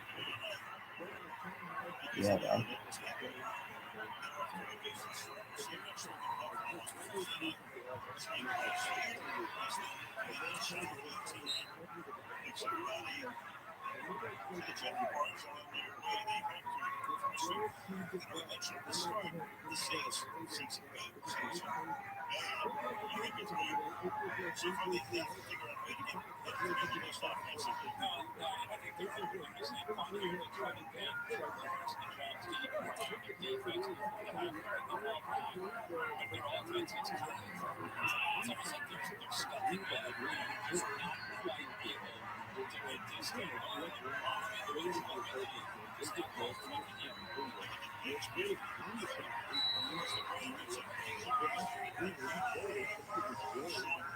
When's the last time you updated your Instagram?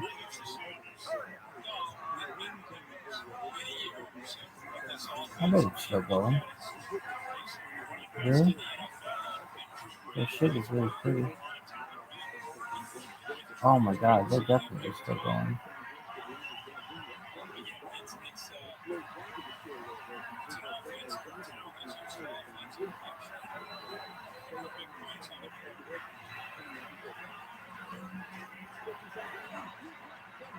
I don't fucking know how.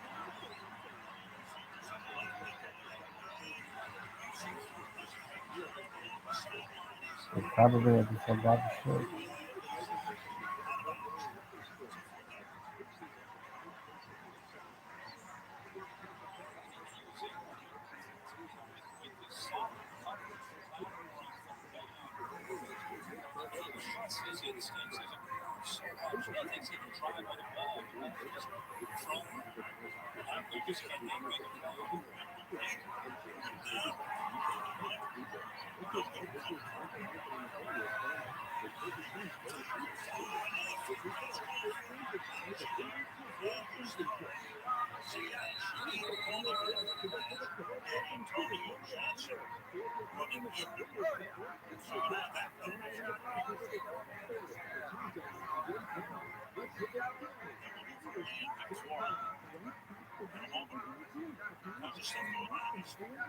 Nice building.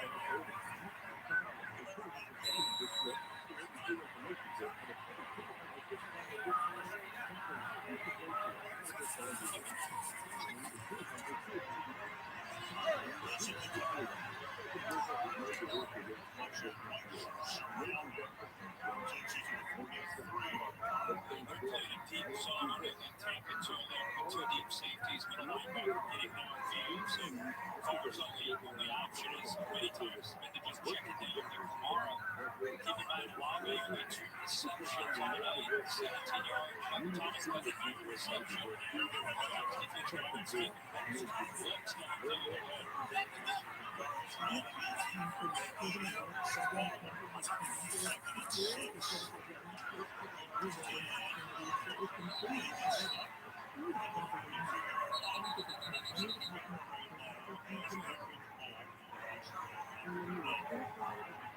carries, 8 yards. In the book, we tell you against a team that's playing a lot of zone, you've got to be able to run the football with 2 safeties and with this makeshift offensive line. It puts them in a really tough spot. At times, not able to find to get to them how you can go.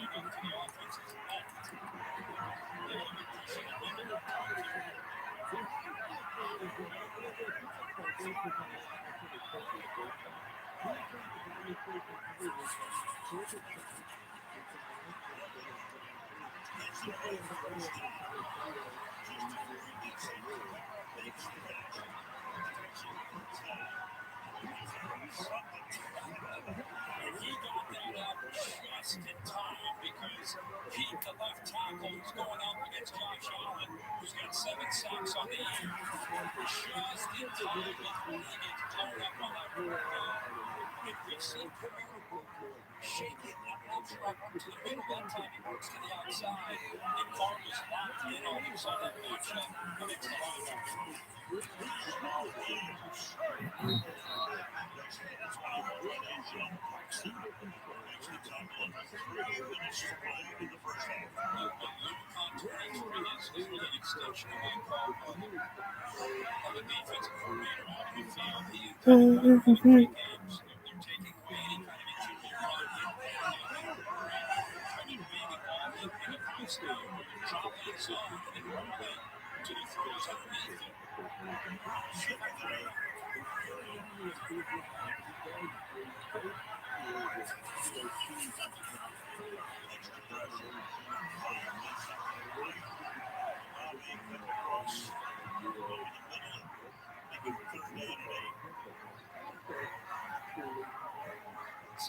Here's an example where you're seeing these receivers who are very gifted and just still working it out as far as the timing. It feels to me that Carr's expecting a lot of it work a little bit more here instead of down. And when the ball is thrown, a little bit more to the inside. Just slightly off with their timing.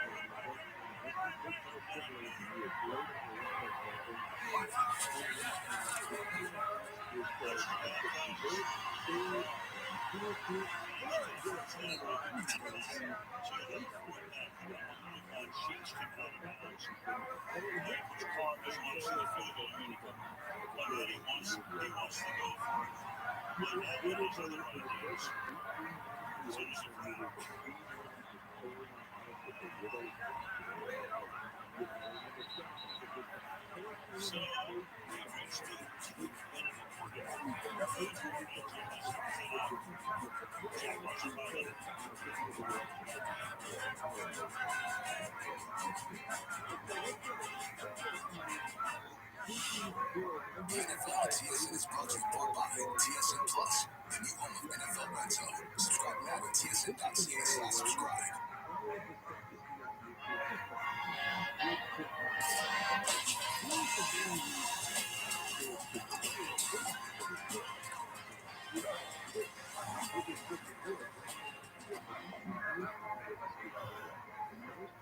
We do it every night. Every night. I live alone, but I still do it every night. Do it. Run your dishwasher with QSD Platinum Plus and save money. More dishes in the sink uses 600 liters of water. While the dishwasher uses 150 recycling. That means even small ones can save money. How much is a liter? Like half that bottle is what you drink? For smart Oh, dishes, quite good. run your dishwasher every night with Cascade. to surprise you, save water and your wallet. Can't you just say your name? I said, hey, for an Amazon. Because let's head out.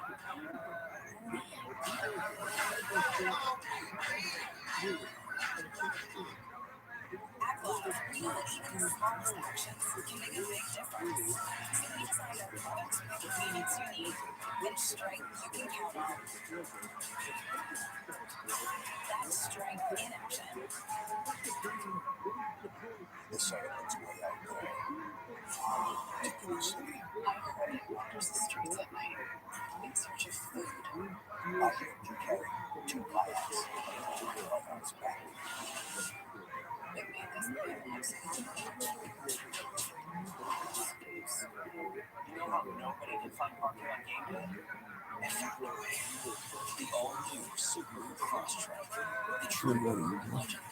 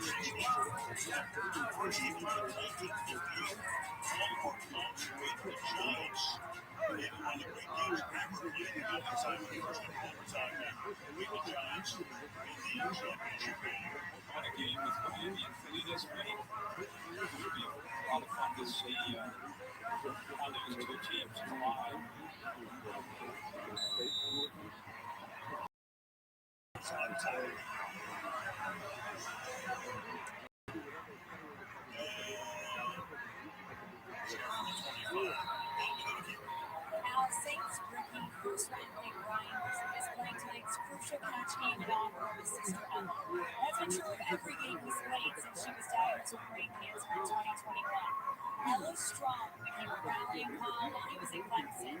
His father told him, our job every day is to make Ella happy, and Ella is the most happy watching you play football. She died before she could see him play in the NFL, but Ryan told me she was stoked to see him.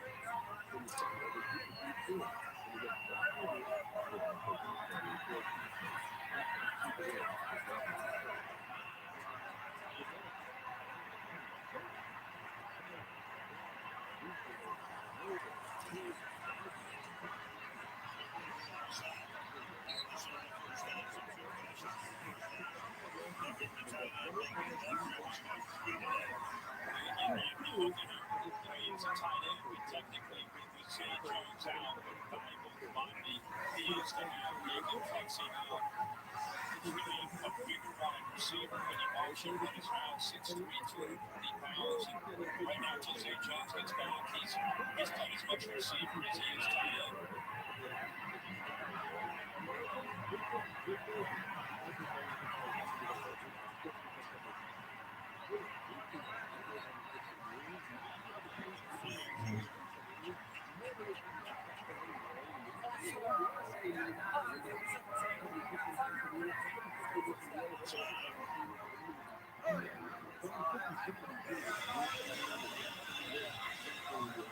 seems to be pretty excited with what he's seeing from his offense in his first drive. So he questioned about Chuck Lawrence, the knee, how would he run, would he play, would CJ Beathard have to go? And he really warmed up to see how he'd feel over there in the press. First time he's attended press in college. So, he grabs it really pretty well in his first game. Just really trying.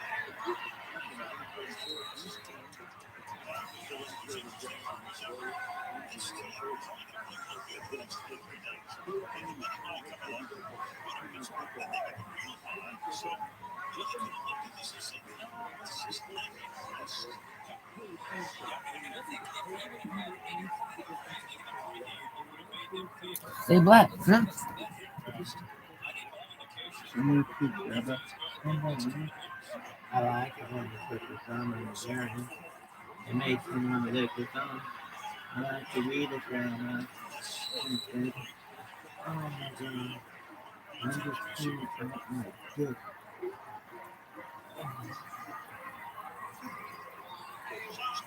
Really?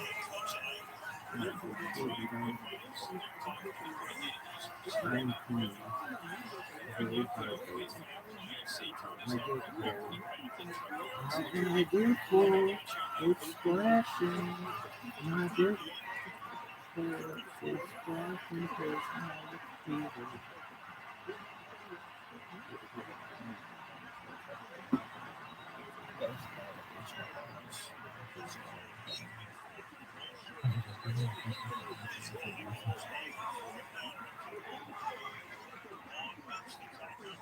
Did you piss? Did you enjoy it? Yeah, me too. Was it the best place for your life? What's the best place for your life? I haven't spent it, huh? Busy? You should be, though. Usage of food. I hear comparing 2 products. One else back. They made this big Nobody can find part about game day. And found a way. The all-new Subaru Crosstrek. The true urban legend.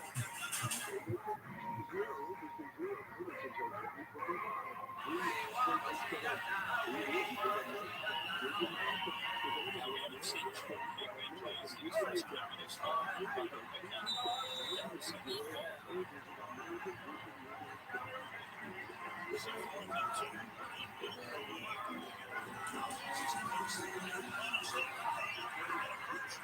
Good face.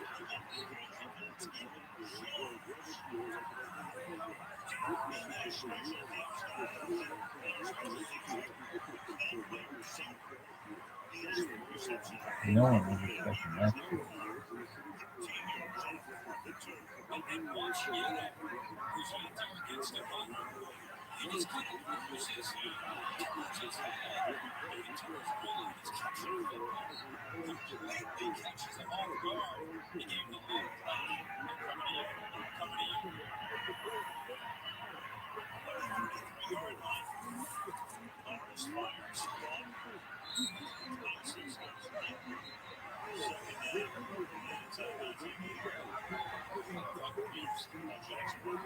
Timing that everybody's thinking they're running away.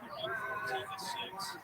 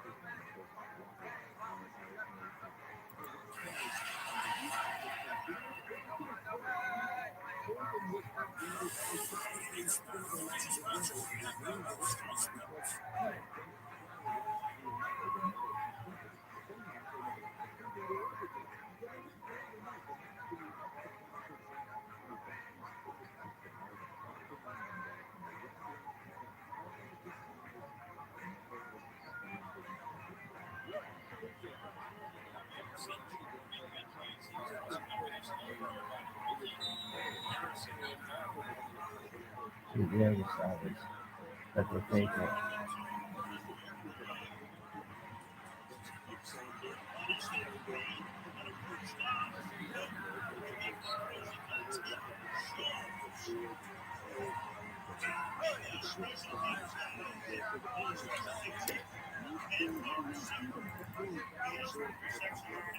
No, that was sick. I knew you were going to think that. That was excellent. Avenue is known for jet sweeps and Cut it. route running. And then Bauer's a crafty veteran, plays off. No, it's not Has his no, eyes it's on not the quarterback, but he doesn't really get full to the inside. Able to reverse and then close on it, anticipating that throw ball's going to be thrown low and away. He's able to lay out and make a play on the ball. That's not It looks like he got his arms under that football before it hit the ground. No, it's shifted. It's shifted. We're going to take a peek and see if he got his forearms underneath that football. The ball shifted. Terry McCauley is your initial assessment here. Yeah, now he does get control before the ball is thrown, but then the ball does hit the ground, and the ball moves in his hands. This should be an incomplete pass. That sounds good.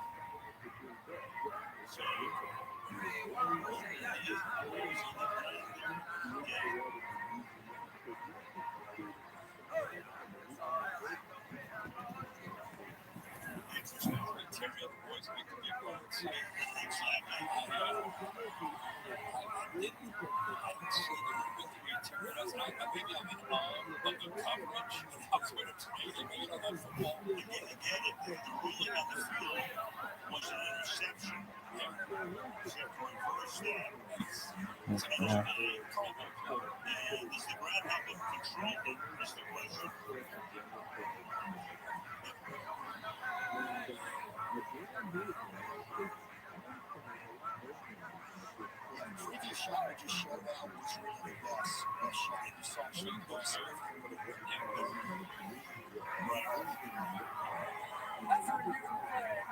The ball hit the ground. That for an incomplete pass. We start talking about the football 4-6. Now we're back to 17-6-21-6. The possibility of being one. So what do you have here now? Look at that. Columbus. So now the field goal comes out. And you've got a 43-yard attempt coming up here for Brandon McComish. Several good years for him in Denver. 10th in the league.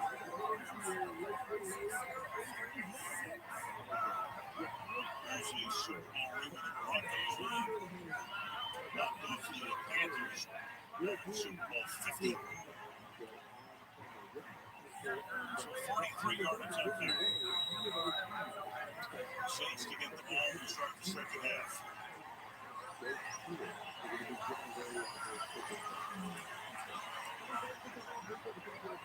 And that one is true. Making it 11-point game.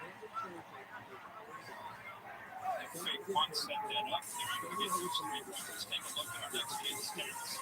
Powered by AWS, a big emphasis with that lead was to get the ball out quickly for Trevor Lawrence. Something we did several times anyway, coming up with about second fastest in the league. On his average of 2.39, you can see 2.26 seconds to throw. So he is back there getting the ball out. It's the second fastest average that he's had his entire career. So he's seeing it and then put together a great plan for him to be able to get that ball out and find the matchups. I'm just more frustrated with this stuff that Cam Jordan talking to the other day.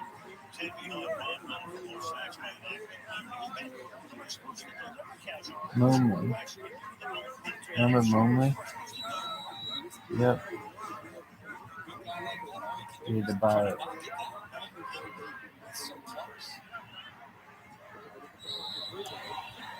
The Chiefs, who have 2 timeouts, will get the ball at 25 down by 11 and 32 ticks on the clock. Think about the Giants. Tough environment, minus 2 in the total mark. They've given us these short fields, and yet here they are right now. They have been prepping. As the Saints' offensive struggles continue.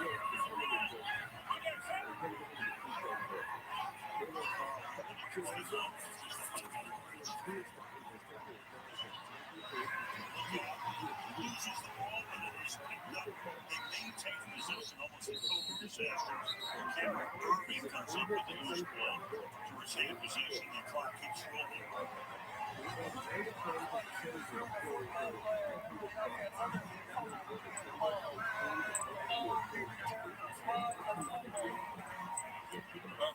You talk about trying to get to the pass rush there. Josh Allen gets there, Smoot ends up finishing it. So you get a quarterback.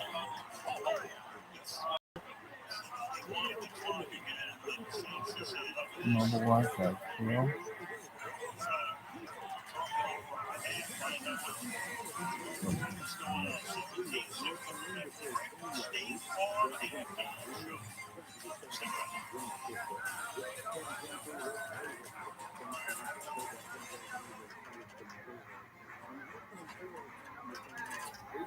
Kansas into running.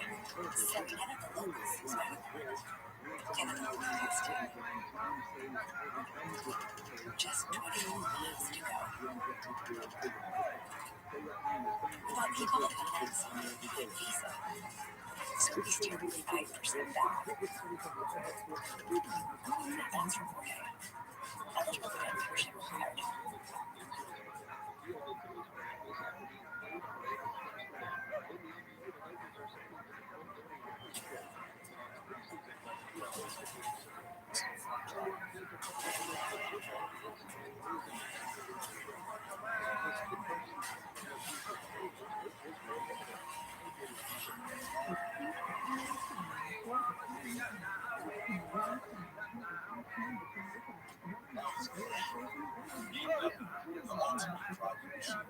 You want a couple of cruise and it's all over now.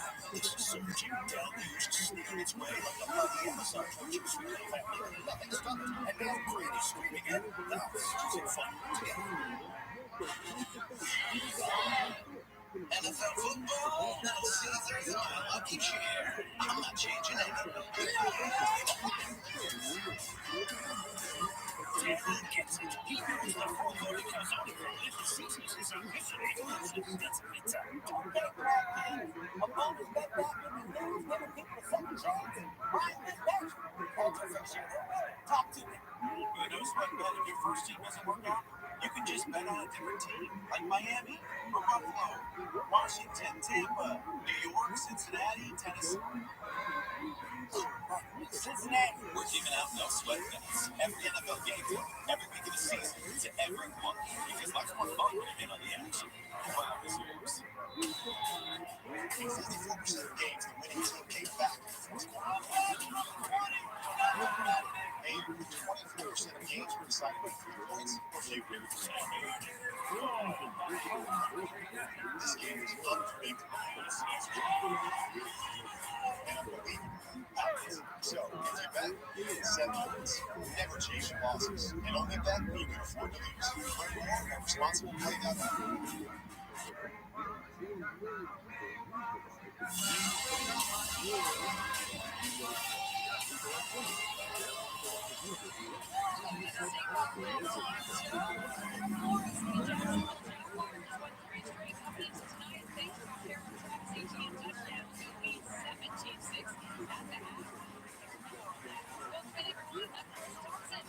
Thank you, we did.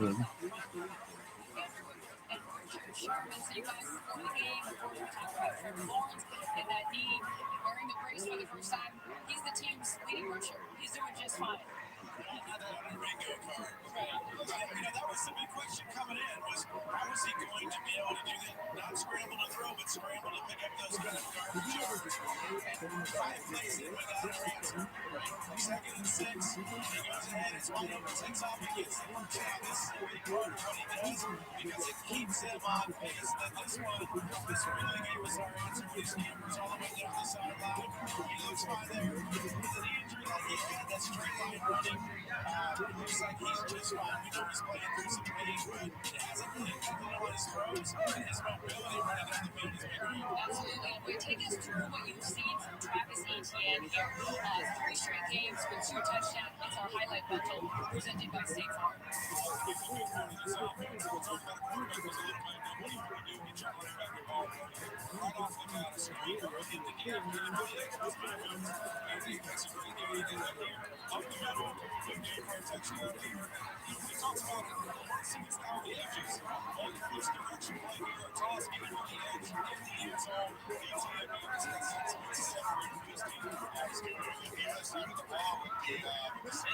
Get the ball in good situations because of mistakes by the Jacksonville Jaguars. But when you hit the ball, it can hurt. And what is the most important thing right on? 3rd down. And they have abysmal at that in that first half. It's not he's not getting time. You can see that right here. It's just swinging down the field. Not his legs throwing the check down, and that doesn't make much of a thing in the red zone. Hopefully you guys are not doing very good this weekend as well. 1 for 8 on 3rd down. That's The all lead you is get. even. So frustrated right That there. isn't That'd be much frustrating too, okay. because otherwise, if they could just convert, maybe this game would be a lot closer than Gotta it be is able right to now. capitalize on those turnovers. These are some boosts. I think we knew they were coming last time they had a home game. Kamara had 13 catches for 33 yards. Today, he's their leading receiver with 8 catches. They're tired of seeing it. They want to see the ball go down the field. Well, the Jacksonville defense has been playing really good. I mean, even at the start of that 2-minute drill at the end of the series, you saw it was a push level that the defense has been furious playing since they played fantastic football. They put him on one of their best receivers, and he has not missed a point making big plays. Every play, he had 3 interceptions on the season coming in, and he's played fantastic. Whether it's in the pass game or whether it's he's needed to stop the first down right here on the ball. On the snap, on the pressure, on the ball in, and he gets it right down on the end of the fourth down. Right after that, he's a big part of the reason why this defense is having so much success. I'll tell you what, one of our big parts of our success, somebody said it earlier, our captain, CT, we got to give her love. She's been loving on us. How about this sign tonight, guys? All of that. Carson Thompson is greater. Xavier Smith. My mom and dad must have made that sign because I don't agree with that at all. Taylor Swift all day, every day. I appreciate you guys. Love you. Speaking of music, tonight on Amazon Music Live, 8-time Latino award winner Asa Kuma performs live in Los Angeles. Amazon Music Live, hosted by 2 Chainz. Starts right after 10 at nighttime. We'll be right back after the break.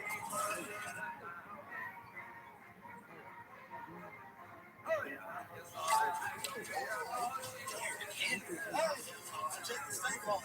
I say so much bubbling and spot my workout. Oh!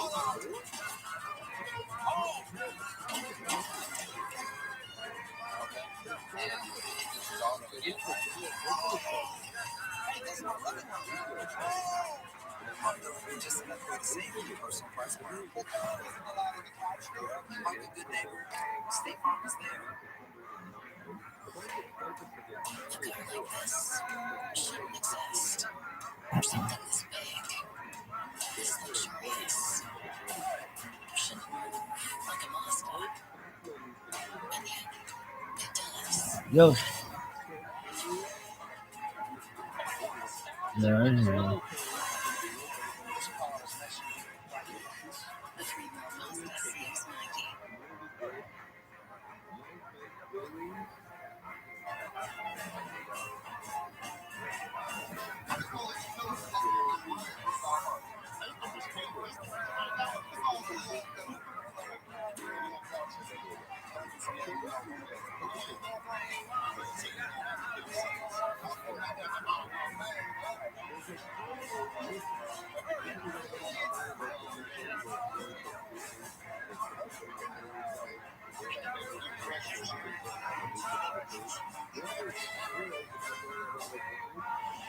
Look back at Marshawn coming to New Orleans and apologizing for breaking the hearts of Saints fans into 2010, that wild card game, fans still a little down about that one. Fans also down right now because their team is trailing 17-6 to the Jaguars, still not able to get into the end zone. 7 straight quarters without a touchdown. At home ties their longest streak. How does this team turn this around, Fitz? Yeah, it just seems like this is a movie we've seen before. We saw it last week with the defense. Houston comes out, scores some points, and then they shut them down, but the offense doesn't do anything. How do they do in the second half? Derek Carr's been in this situation before.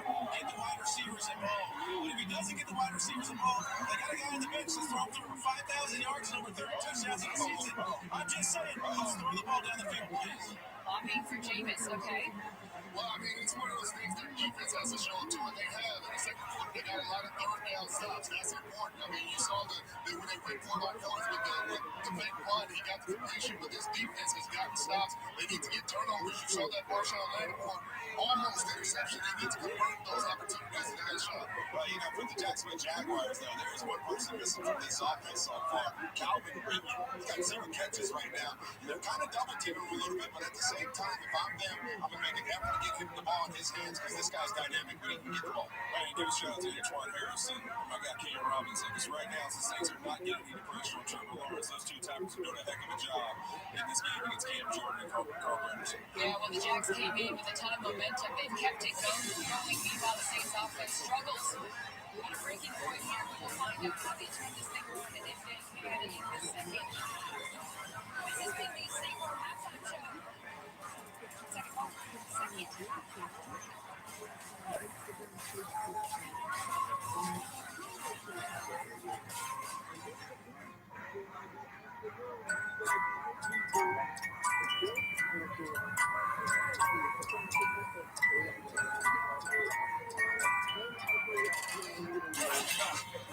Reese's, I bet you, it'll get you good. That first ever sounded quite right, because no part of forgiveness ain't endless. So while some folks see garbage, fanboys see treasure. With these parts to cover, others see it. They choose to laugh out for the first sounds of the fireworks. Just watch football this season. If you're owners, get $200 back in bonus bets and get a profit boost every single day. FanDuel, America's #1 sportsbook.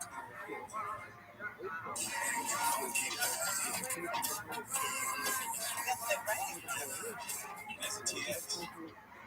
He likes his 10-week 25-21.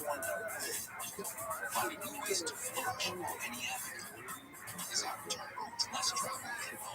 Which allows less travel. While most things to thrive on the first ever Lexus TX. Treat your taste buds to the King's Hawaiian Pork at Los Angeles Firehouse Subs with slow smoked pulled pork, melted pepper jack, and a sweet tangy slaw. All on a toasted King's Hawaiian bun for a limited time only at Firehouse Subs.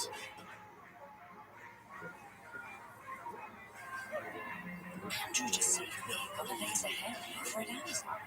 Because less help, more in.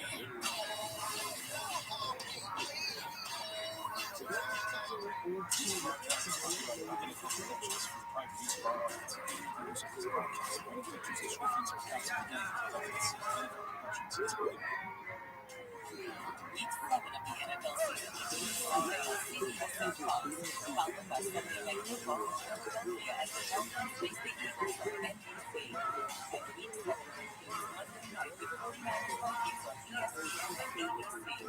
Stream games live on mobile device NFL Plus.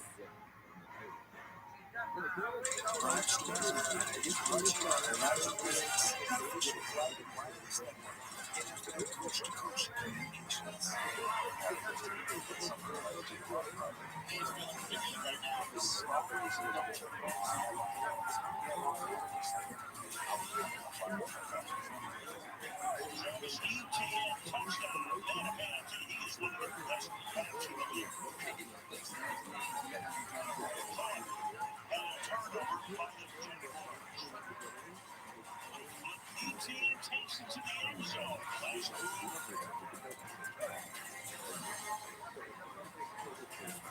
Back at the Superdome and performance on this Thursday night. Top stories in the third quarter. Lawrence, he's leading rush of the game. Screening numbers. ETN third straight game with 2 touchdowns. 6 over the last 3. And the Saints had every opportunity to 3 points. Turnovers. And it was 6. They had 17 shots in all as we get the ball. See if they can muster something offensively as we start the second half. Jets looking for there. Straight good. Saints trying to get him on. Here we go. Coach, what have you identified as the biggest problem challenging your offense? Yeah, we got to run situation football. Third down, red zone. We got to be able to score points. We got to be able to convert on third down. We got to be able to kick a field goal. I mean, it's the little things like that that we've got to be able to do to give ourselves an opportunity to win a game. Talking about trying to fix those same problems all week, what adjustments will you see? Yeah, look, it's all about execution. All right, it's like, Austin said a lot earlier in the offense. Let's go out there and make plays for the game. That's what it's about. Rick Kelly with Dennis Allen, meanwhile, coming back to make that catch. Lobby turned to the outside. Barkley right on the money, again at 15. And right out here, there's the kind of execution that you'd like to see from Derek Corbin.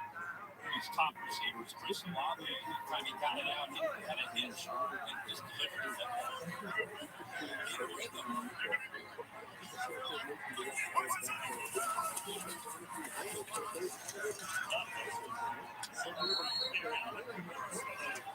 On the ground.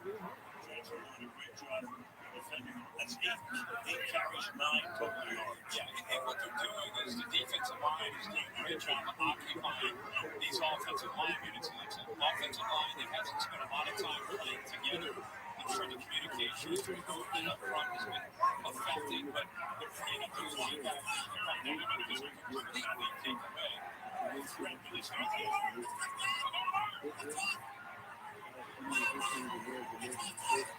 Second and 9 is Chase. Marshall Rabbi. Tight end tackled by Herndon. So third down and 4 for the Saints. Yeah, when they have brought pressure, they've disguised it very well. And they've been able to come free. This time, he doesn't come up with a sack, but just by disguising it, putting pressure on the quarterback.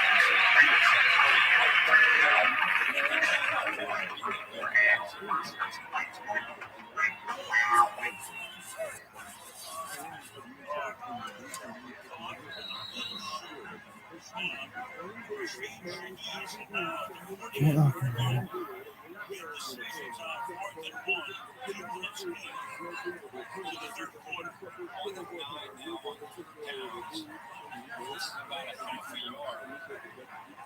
All across the bay, we always see that Steve.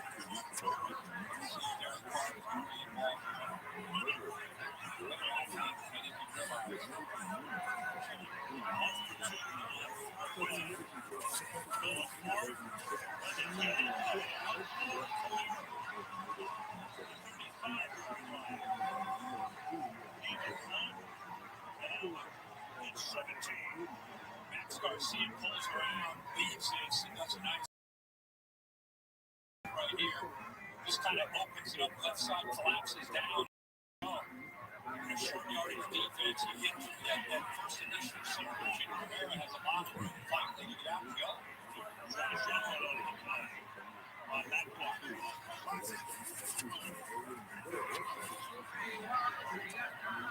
Line up to Lobby, but it's about 6.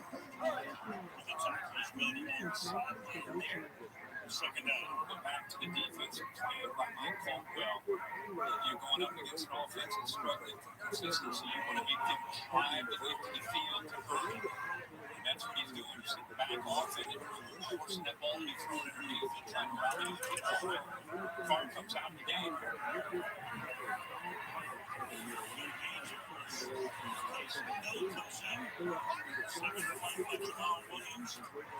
Keeps it.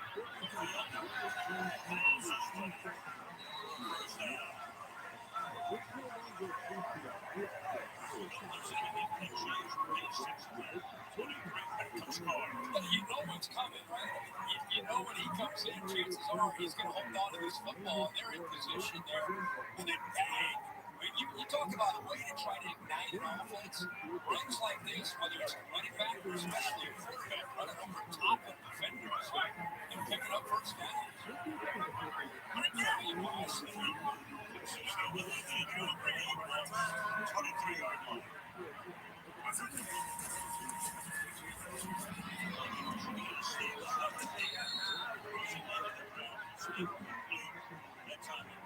Cisco coming in and forcing a throw on 2nd and 10. This is just good awareness. How many times have we seen this answer? You know, they're trying to set up a screen here. And I think they tip their hand too early. The defense gets out there and is almost waiting. You see that on the outside. I'll catch it.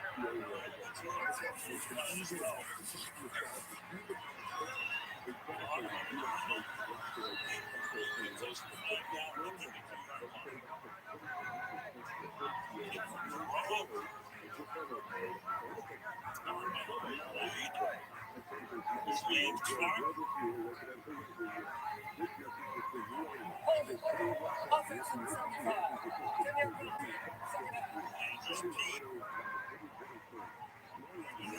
Back in 2015, ninth season. Trying to figure out that left tackle spot. Penning, the first round a couple years ago, was hitting the guy.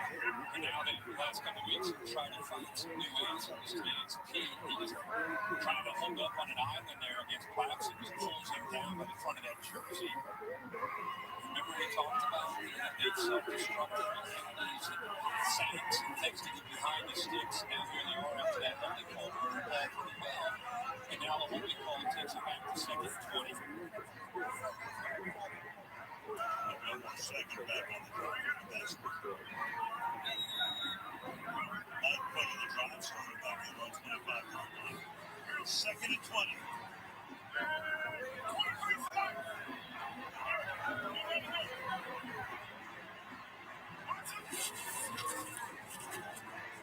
On the outside, nobody's home. Nobody. Well, the fact he was not under pressure, Terry's telling me that there will not be any intentional grounding. But this drive is really a microcosm of their season. Moving the ball. All of a sudden, a holding call plus 2 2nd and 20. Following up with a pass to nobody out the flat. And now you're 3rd and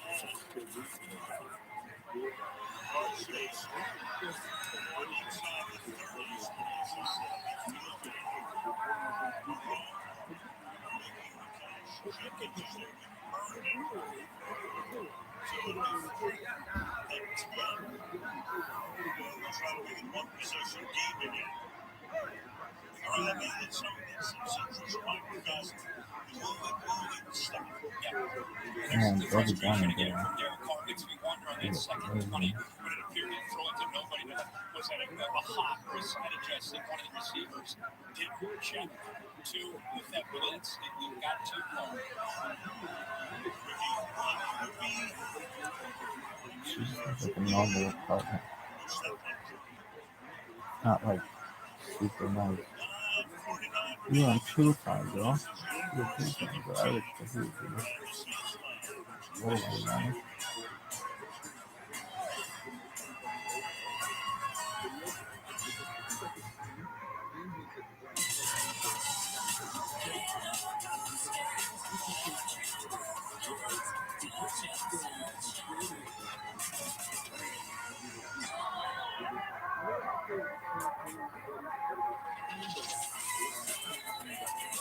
It's your journey of every mile in the Hyundai Tucson with America's best warranty. Get 0% APR for 48 months plus 0 payments for 90 days on the 2024 Hyundai Tucson. Visit your local Hyundai dealer today.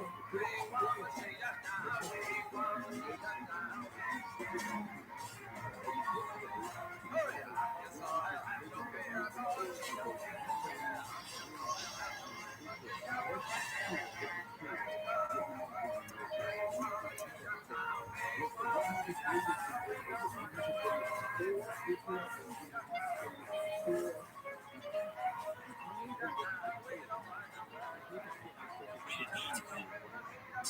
you're hungry, there's a deal on the Subway app. Buy one foot long, get 150% off in the Subway app today. That's a deal worth celebrating. Man, what are you doing? Get it before it's gone on the Subway app. New Dove Men Body Wash gives you 24 hours of nourishing micro moisture. That means your skin still feels healthy and smooth now. And now too. Get healthier, smoother feeling skin all day. On the other side, flag football is now the To represent my country at the Olympic Games is a dream come true. This is going to be such a great global experience.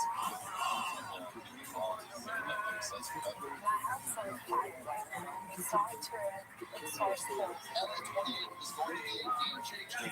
Maybe I see you.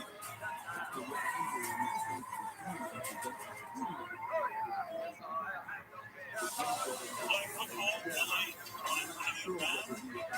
I found the NFL policy flag.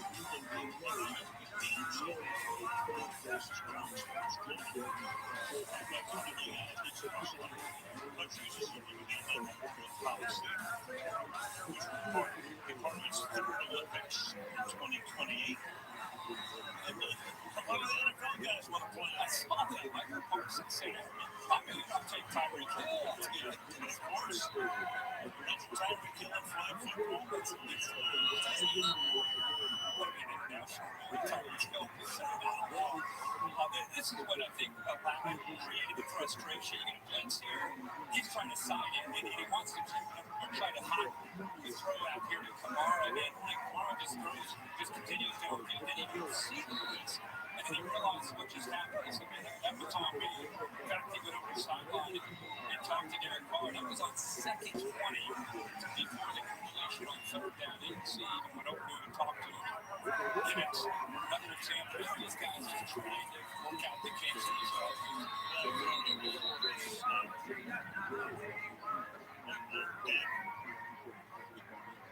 We've seen him more animated and frustrated in the last 2 weeks. We've seen it a long time when he was with the Raiders. Very much so.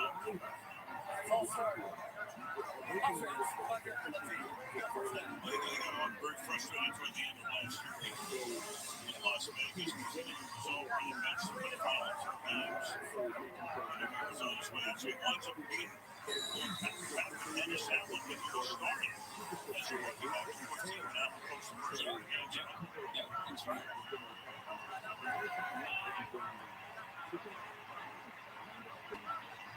So it's first and 15 now.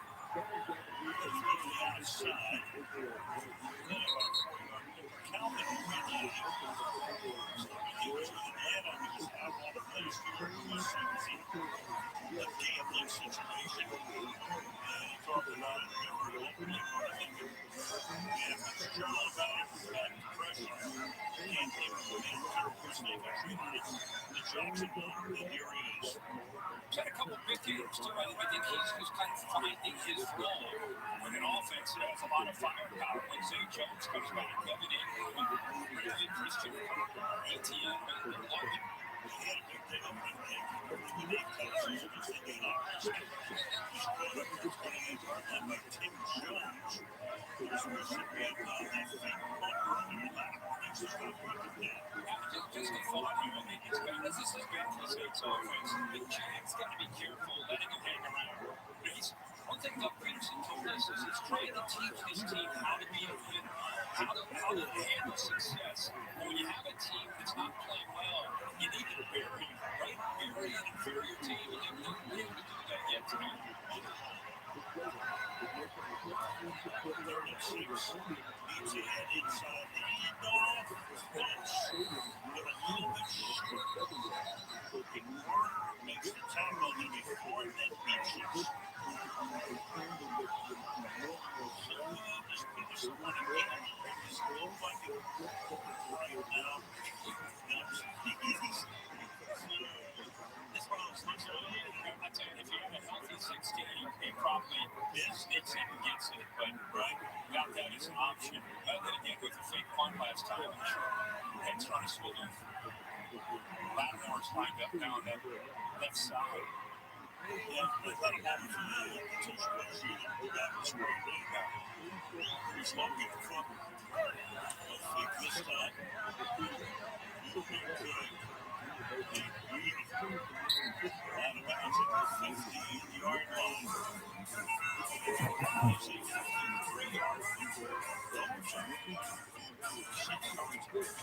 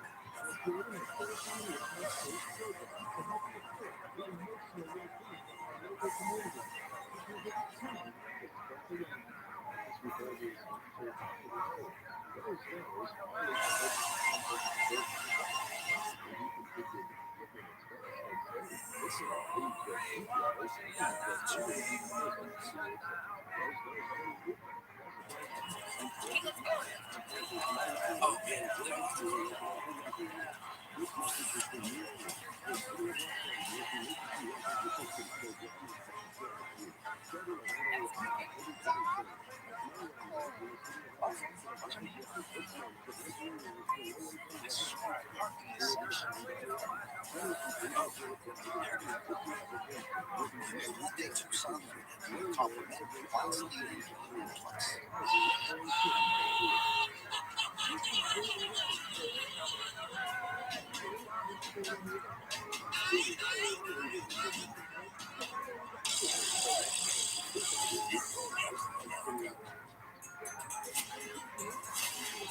Here's the phone. It's a game changer. It's a big that's the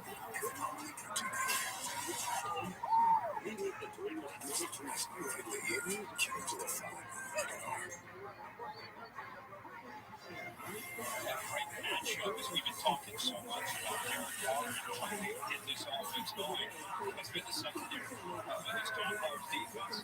They've sat back, they missed up some looks, but they were playing the football well. In fact, the one thing that you got to really appreciate is how they're getting their heads turned around and locating the football in position to knock the ball away, making it that much tougher on Carr and this offense to find their rhythm. He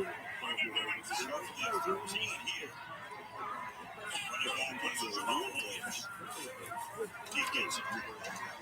He gets nothing. Good stuff there. Kasi, right in the middle of the 94, makes the stop. So this is why it's tough to run. You love to be able to run the football to take some of the pressure off this offensive line, but look at you do that. You got the outside linebacker walked up. Everybody's covered, and everybody's covered. Look at these linebackers flying that football, and they're just running into a wall.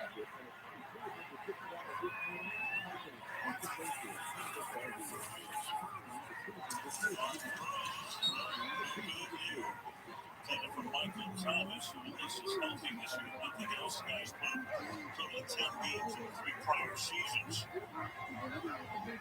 When you take away that running game, it's not a threat. You make it one-dimensional. It puts everything on the shoulders of Carr and an offensive line that's doing their best to handle the pressure and keep him clean.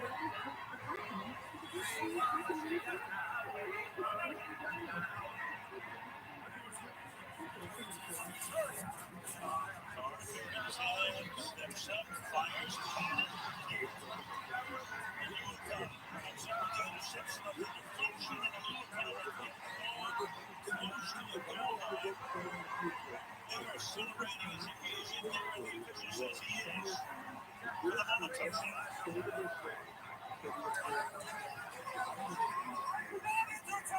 batted ball.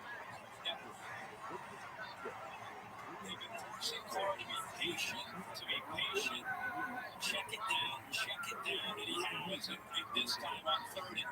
instead of checking it down, he forces one. And they force him to be impatient here on this third down. Right there, he could have checked it down. Would not have gotten the first down, but it would have avoided the turnover.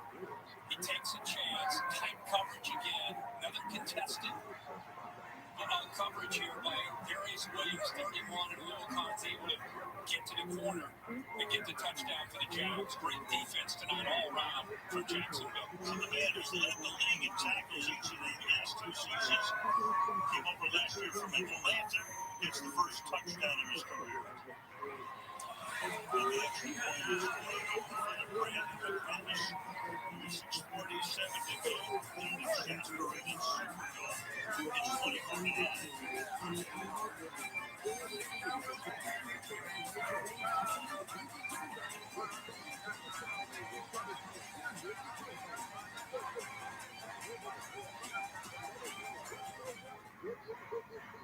Troy Polamalu, safety. Troy seen more out of the corners of his cold steel eyes.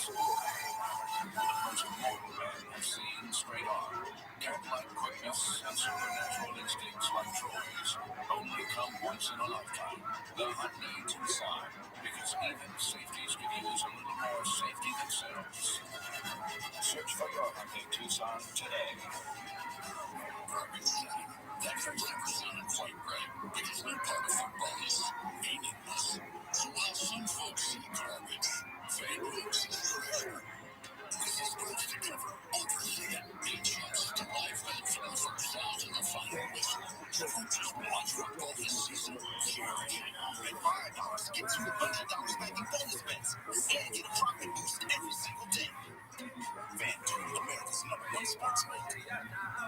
Geico makes car insurance easy. As easy as getting personal with Playmates. I can play for you. Potentially back and block you can't pitch 350 super sweet. But I can't match 350. It's just a play name. Okay, I have a play name then. It's called Double Pump Fake. I'm stronger than you.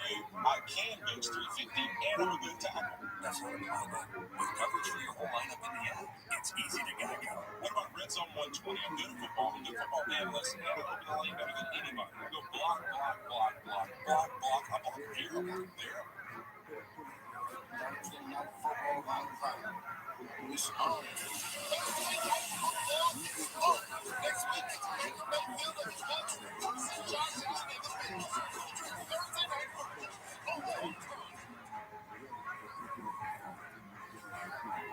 Andrew just said a couple days ahead for an Amazon. Because that's happening.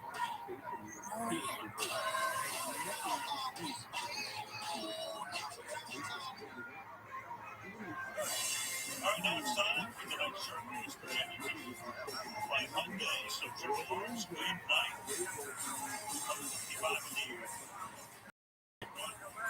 Project Rolling, 1,000 shares in every car. Big game. ATM.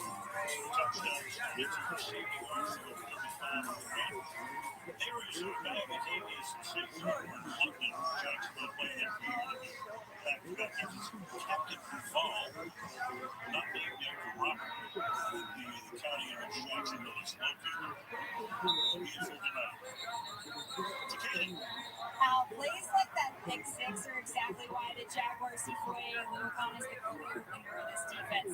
Josh Allen told me the passion, energy, and fire Lucan plays with is unbelievable. And when he speaks, Allen said, I give him nothing but eye contact because that's the respect he's earned from my eyes. I'll tell you what, we had a meeting last year. It's one of the most interesting, pleasurable meetings we've had. We got looking in. It was from Nigeria. Terrific guy, fascinating guy. And this is Tom's trying to get free. He's running 200 yards. First catch of the night for the guy who was the offensive player of the year back in 2019. Another thing that I think really stands out about Lucan, one thing about him is he said, when your best player is your hardest worker, he sets the tone for the rest of the defense. Second and 2, get off the ground, gets the first down. Gets that one up to the 40-yard line, but he's on the There was a screen he did in the summer. Called a few more times. They've been trying to hit that over the last few weeks, and the timing has just been off. Tonight, Kamara has had a couple opportunities to get out there and make some plays. Astonishing, 22 drives left to in this building. Meanwhile, last game here in the city, because they will need to use him more, 8 of 13. Yeah, he's still just such a talented speedster, learning the position a bit raw within his second year and getting more and more comfortable with his role in this offense in the slot.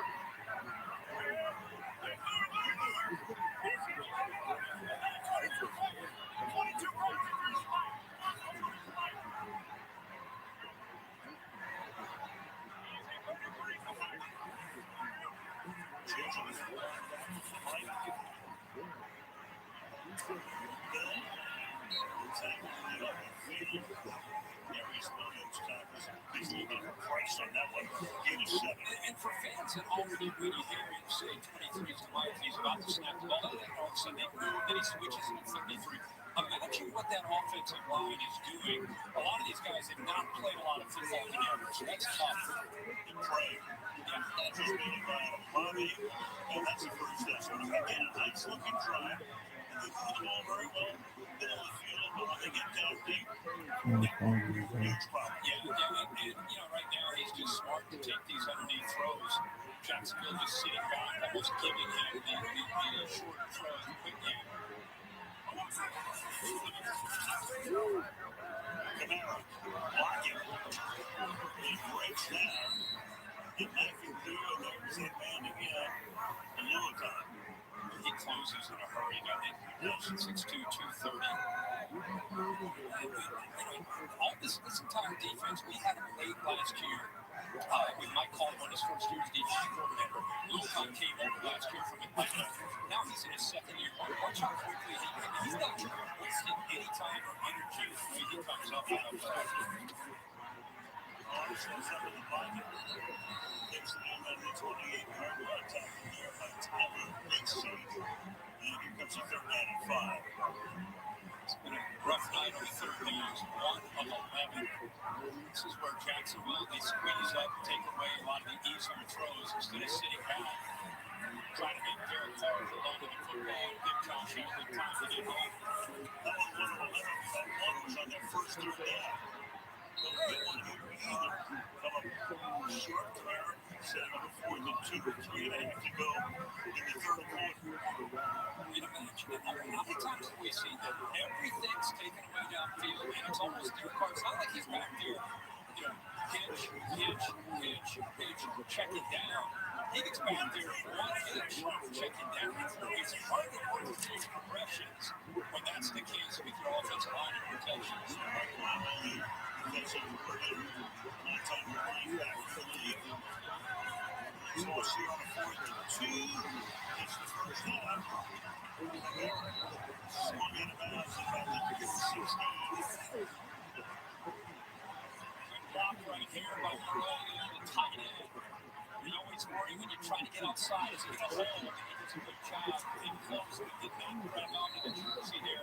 But Devin Lloyd, slow developing, and he gets to the outside, and then he's able to get upfield.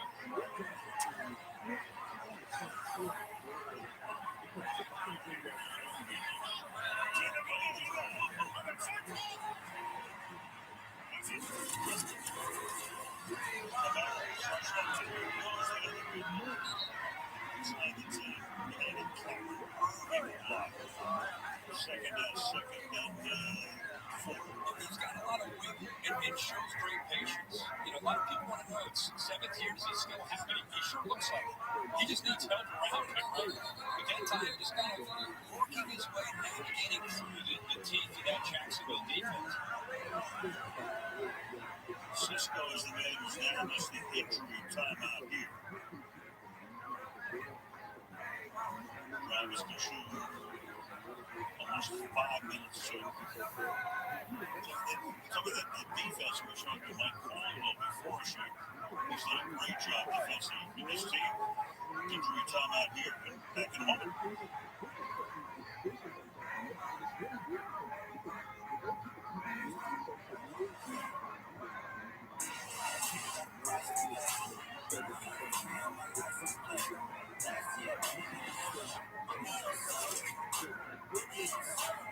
What's up? What's up? My dad was a hard worker. He used to do side jobs, installing windows, charging $700 an day. Other guys were charging $4,500. He just didn't want to do that. He was proud of the prices he charged. My dad instilled in me how it's good to be able to get proud of off of a product that I built, and it can be extremely proud of him.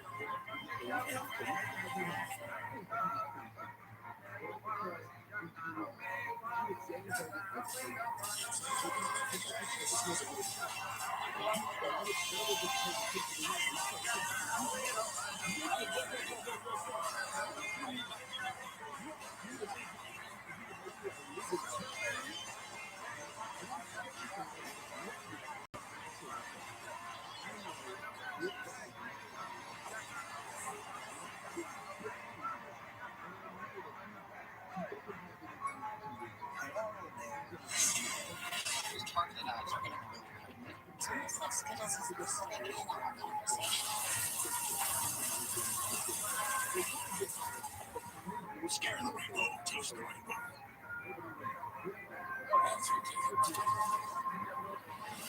That's what I'm supposed to do.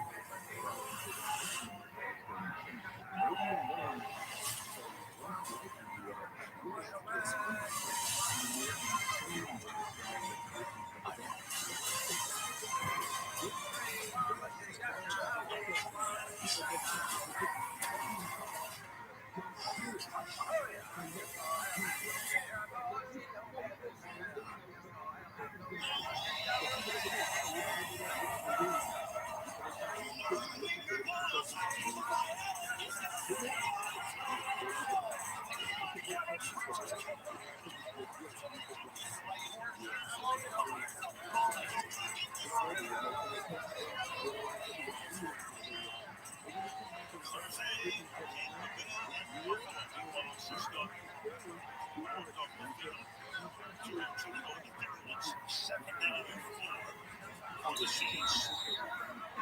This is the 11th play of the driving ball from their own 25-yard line. Hill takes the snap. Not this time.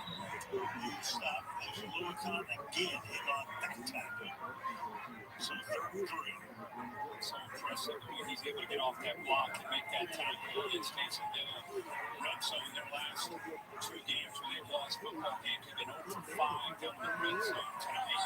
They've had a couple opportunities, no touchdowns. So it has been a problem throughout the year, especially noticeable last week in their loss to Houston. He's one of the strongest in the league.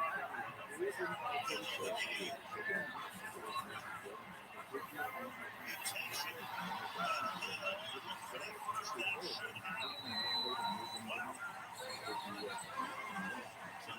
Back-to-back plays sets up a 1st and goal. It's finally Colin Saunders, the big defensive tackle right here. And they're doing enough of a job. They're just trying to make it a foot race. And he's able just to get to the corner there. Not right guard there to get to the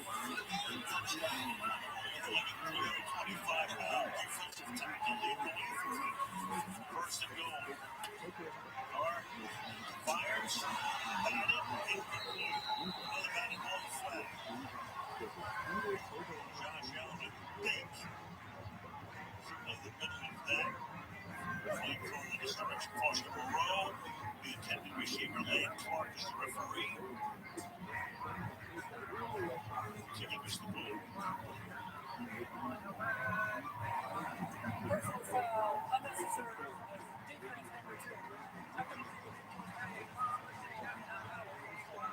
That one, Rachel Jenkins.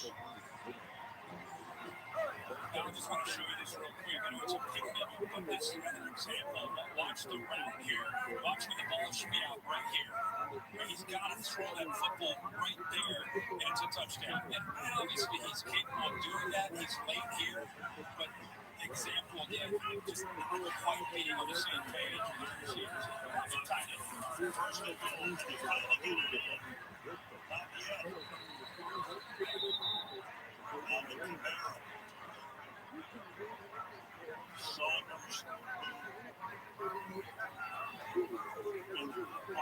position there on the stop.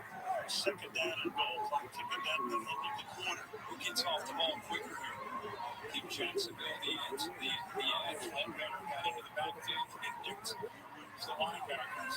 Lou Connor. Devin Lloyd cleaning it up. Hard to get a push in the interior. You can't let the clock run down. They run the play here. And Tamira gets jammed up at about the half-yard line. So they go another quarter without a touchdown at home. We'll see what happens when they start the fourth from inside the one. And the three. Jaguars 24, Saints 9.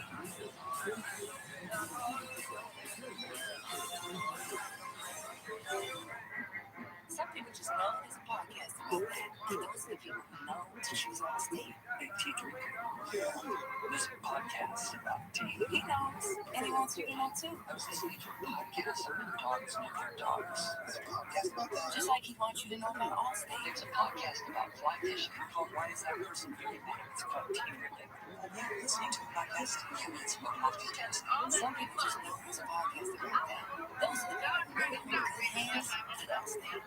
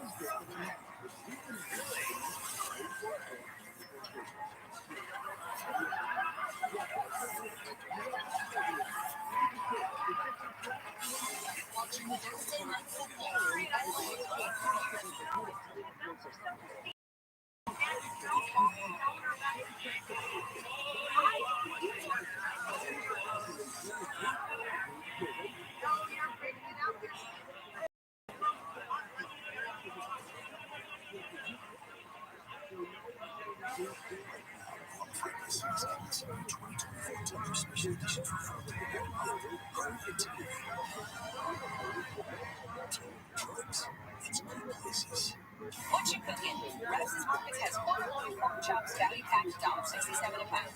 That's a savings of $2.32 a pound. Fresh, crisp green cabbage is only 39 cents a pound. That's a savings of 60 cents a pound. A 5-pound bag of Rose's U.S. #1 red potatoes is on special for $2.99. You save $2.50 a bag. Select cans of Monty vegetables for 10 for 10. Save $4.90 when you buy 10 at Rose's Markets, official supermarket of the Saints. The classic Hollywood story. We meet the hero, the Nissan Frontier. Hero faces seemingly impossible challenge. The plot twist. The hero prevails. In Hollywood, this would be the end. But out here, just getting started. Begin your story. Maybe yourselves trouble today. Get a look $3.99 per month or get 3.69% financing for 36 months on Frontier. One round white blues. Kirkland Street. Keely Arts outstanding right there. Jags on top of the South. 4-2. Under the fourth straight win. And New Orleans trying to get above 500. 3-3. Right now they're down by 15. Have the ball at the 1-yard line. Start the fourth quarter. Third down and goal. Connor under center. To Camara. Jackson. And Lloyd shoves him out. And here we go again. This will be the 16th play of the drive. Fourth and goal. As much as we talk about him, look on Devin Lloyd is growing up. That's his 12th tackle on the night, and he's got such range. I just feel like he's starting to see and has the ability to get outside in a hurry. And that's Camara. Can't get the edge against Devin Lloyd. Now Camara comes out. Jason Hill comes in. We got Saunders again. Defensive tackle in the backfield. Hill and the touchdown. Saunders again to lead the way. Has got a new career. So it's a good guy to follow. left side. Rose over there on that left side. And moved in Trevor Pettit. They just collapsed down here, and then the big man's able to lead it. There's just no one left. I think that becomes the answer for the Saints. Taysom Hill, we've seen him tonight at Wildcat look, but gives you that extra blocker because his ability to take the direct snap and run the football. Just wraps up. And then maybe he hits the upright and goes through. And for a goal line. Great coverage. Running it through. One possession game, 24-16.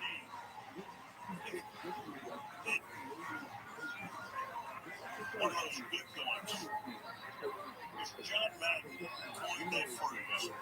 And you know, it's the perfect sound. That's what it sounds like. It's a hollow, weird clunk. If you would have missed that, you would have made the Yes, it would have been. Am I not closing it? Well, the Saints defense has kept them around, kept them within striking distance. If you've not seen the entire game, this game could have gone sideways in a hurry with all the turnovers in the short field that we've seen. But the Saints have been able to keep them in this game.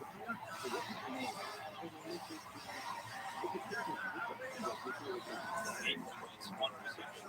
That one, 60 in play, 75 yards. I mean, that's grinding out. But 7 first downs on that drive. Jackson making it into the play flag. So, Kirk, I want to tell you, you got to run for the office. Most thoughtful private is #1 company about the digital afterlife tribute and so forth. One preseason streaming out on drop days tonight.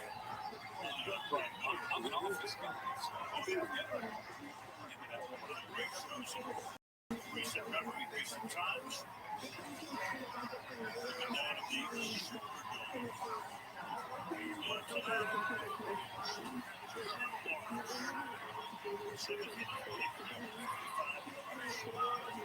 That's a good shot for that. Starting the rep. ETN.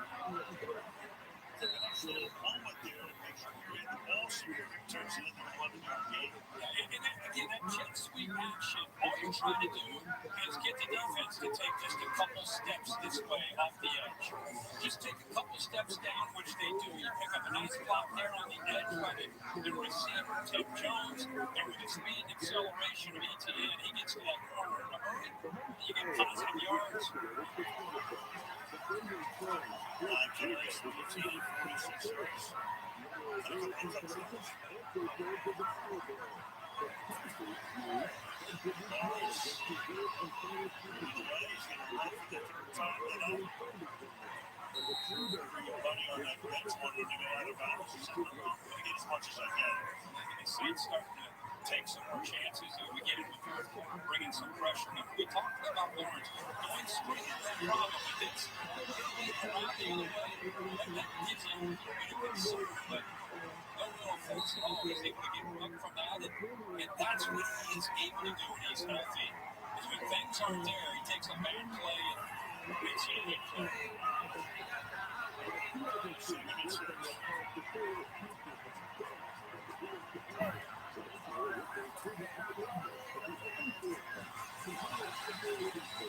Defense ramping. Out to the front. Making the team easy and take it down for a 2-yard push. 30-yard. Well, they win the line of scrimmage, and not just Roach, but again, look how they're getting downhill. They're allowing Ryan, Sheriff, and others to get up to them because they are waiting. They're expecting the Jags to work clock, run the football. See Bay 6 and the 20 worker there flying down to stop that running game against ETN. They've gone to protect that ball. Jefferson in the game. He stays in the block. He gives it up. And then Lowry's gets taken down. Taken down there by Zach Long. From the pressure to the line, it's 4th down. They put the punt.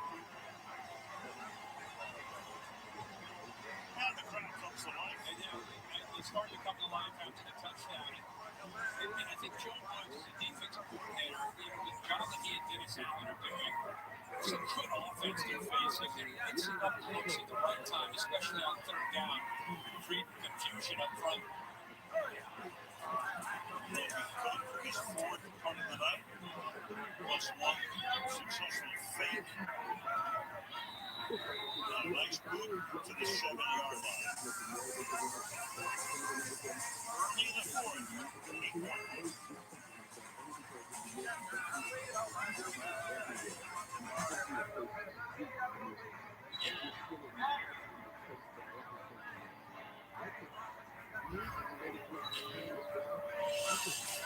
Smile first can help someone find the courage to do the same. This is a hot flash.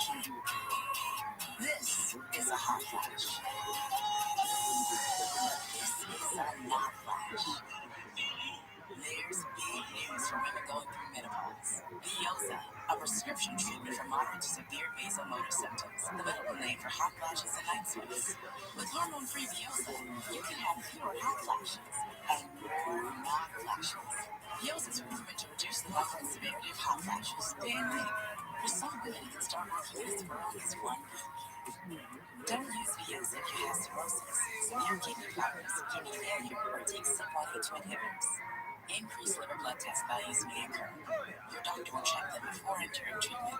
Most common side effects include stomach pain, diarrhea, difficulty sleeping, back pain, and hot flashes. Ask your doctor about hormone-free Viosa and enjoy your not flashes. The 3 for me only at Chili's. Serves up bottomless drinks, bottomless chips and salsa, and an entree with sides starting at just $10.99. Wait, $10.99? Oh, someone's gonna get in trouble for this one. This Chili's 3 for me is the best $10.99 you can eat. Why is Riley chosen under pure chaos? Prime Video makes it easy.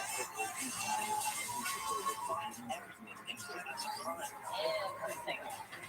Add and manage your favorite subscriptions. All one app, one password, less stress. Prime Video. Find your happy place.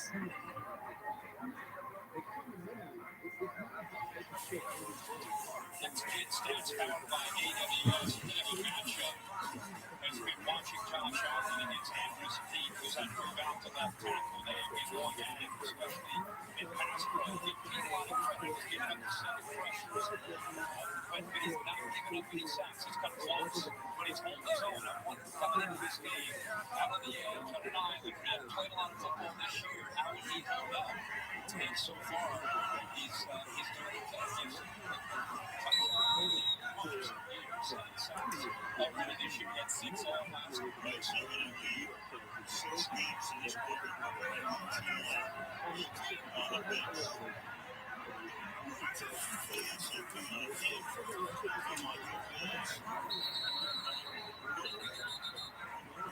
Jackson Brown to wrestle him down again.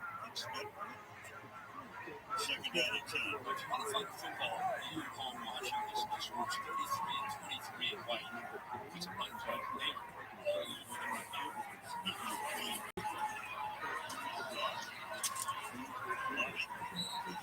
11-yard line. Eagles holding up Williams again. So now from deep in their own territory, 3rd and 5.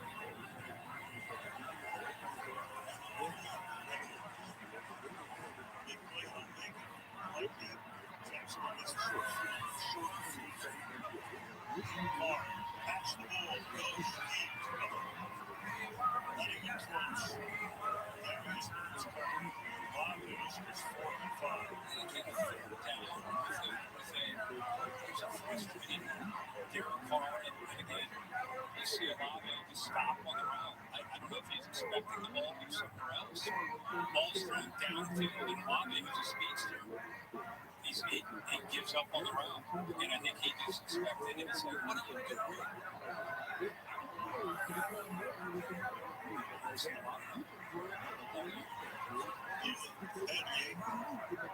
Line drive punt. And it takes a good New Orleans pass to get out to his back here. He lets it roll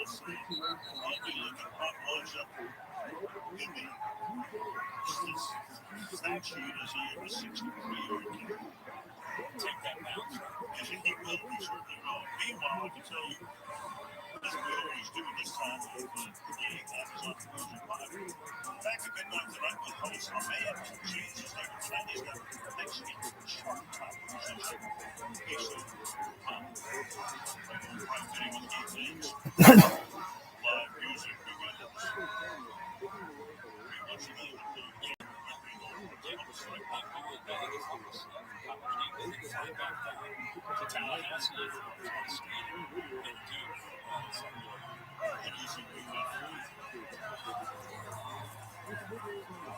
Louisiana's back. Football back here. The active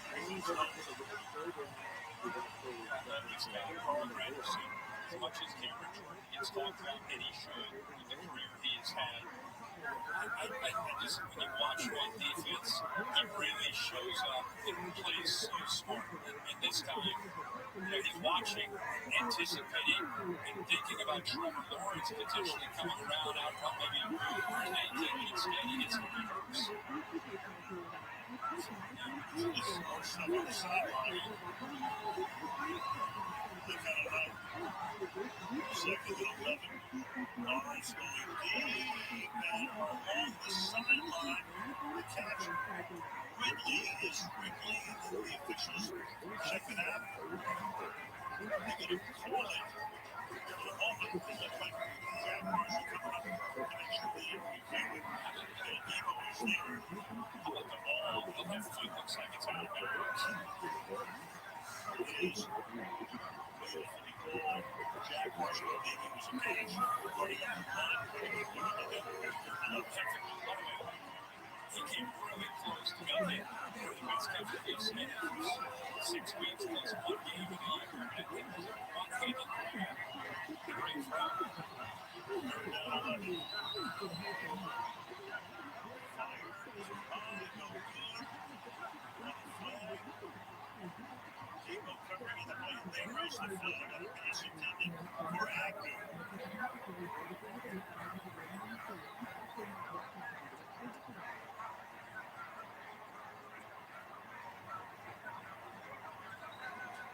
Saints wanted to state their case. The ball wasn't intentional.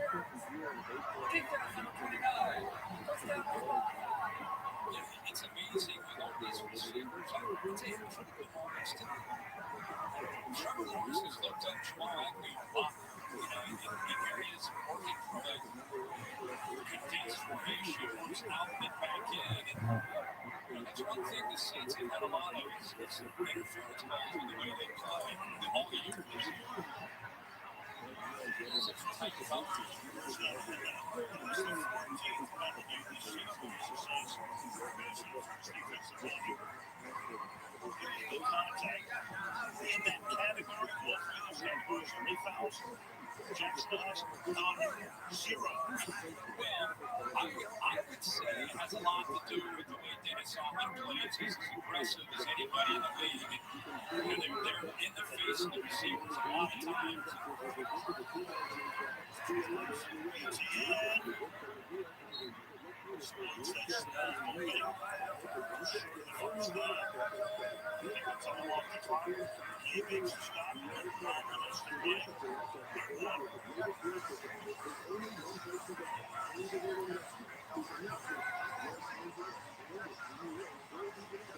That's it. Good for midfield. Good for ViralRabbi.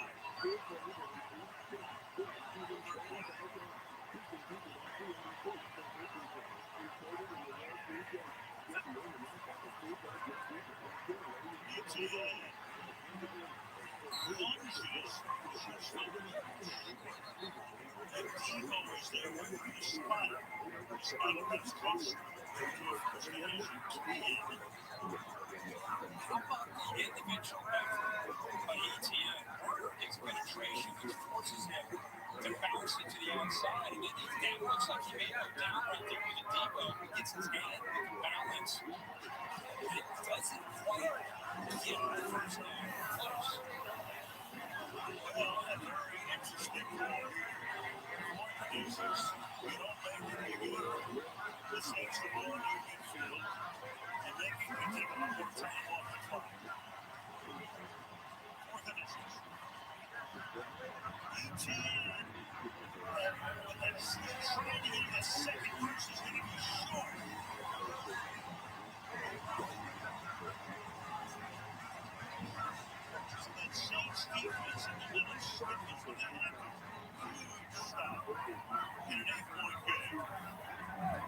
Nathan Shepard looked like he made the play 93. He's trying to push to help. Remember that their quarterback sneak would be obviously the play they would go with. But with the knee injury, you take that away. Defense of the Saints once again steps up.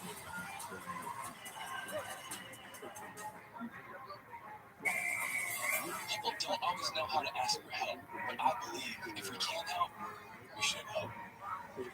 Okay, here we go. I got this. Keep it coming nice and easy.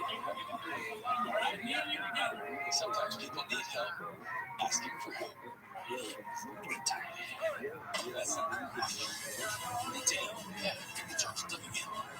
Do you need help, Barry?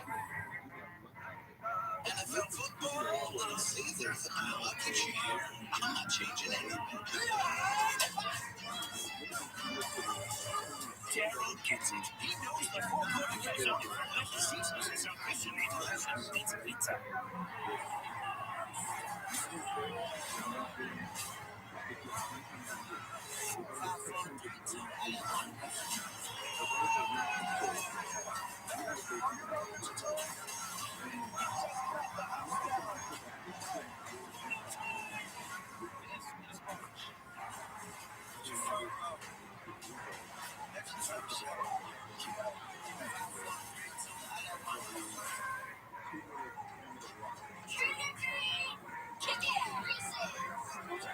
Great costume. Looks like you deserve the best.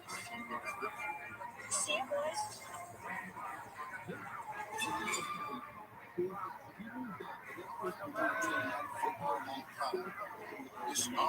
What's up?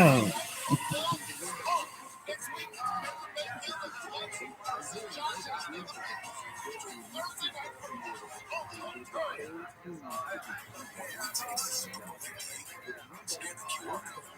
NFL.com/next to win.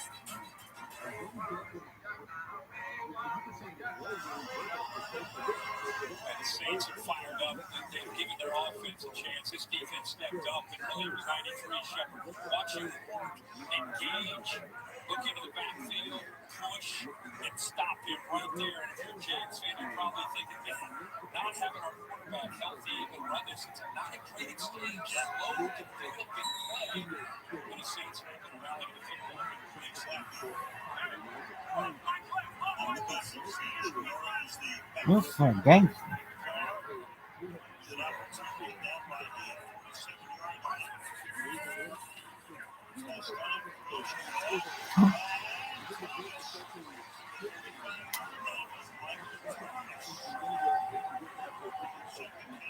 Who do you want to see win? I want to see the Saints come back.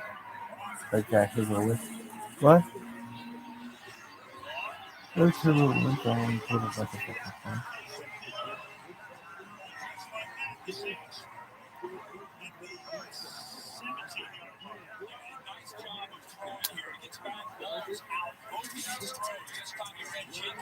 Let's go with the Cyclops, but fucked up.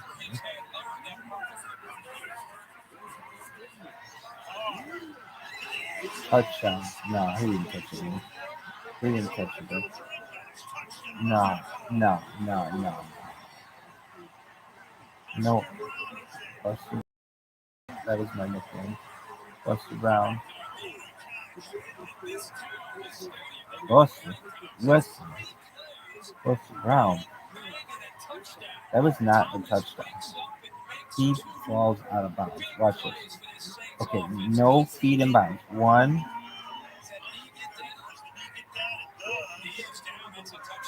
Oh, that counts as a touchdown? Never knew that. Really?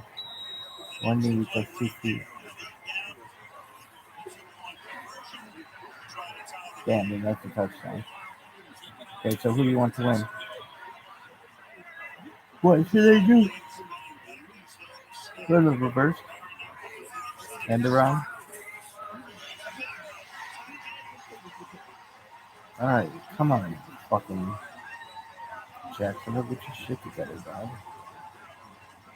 Trevor Lawrence should throw the ball to their fucking. Who's that guy? Their, who's my friend? No, he's on my fantasy team, though. Their tight end. Maybe he's gonna be nothing but. Purple very tough, bitch. He's so nice. What is that?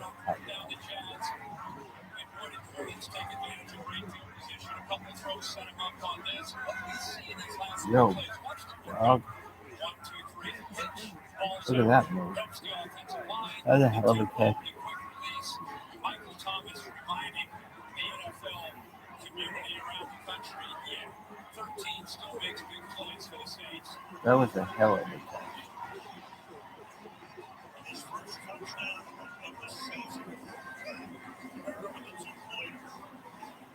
One, two, three, two, one, two, three.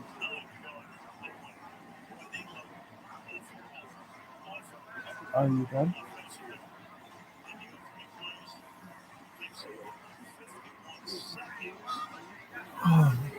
Yo, dog. Get it right, dog. Yeah.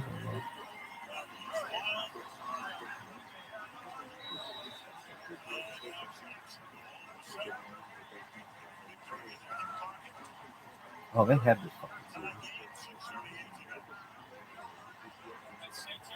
search Amazon for offense. Hilarious.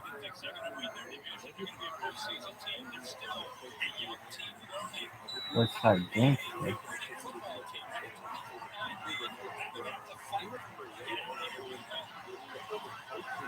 Yeah. Who's gonna win?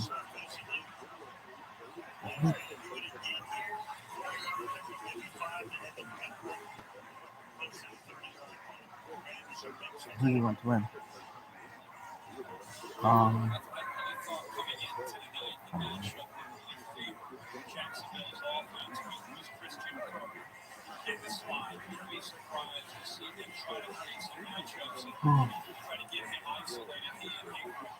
Who do you want to win? Oh, you're fine. Probably not. I'm not going to play it next but I don't know if I'm playing it. Oh, maybe.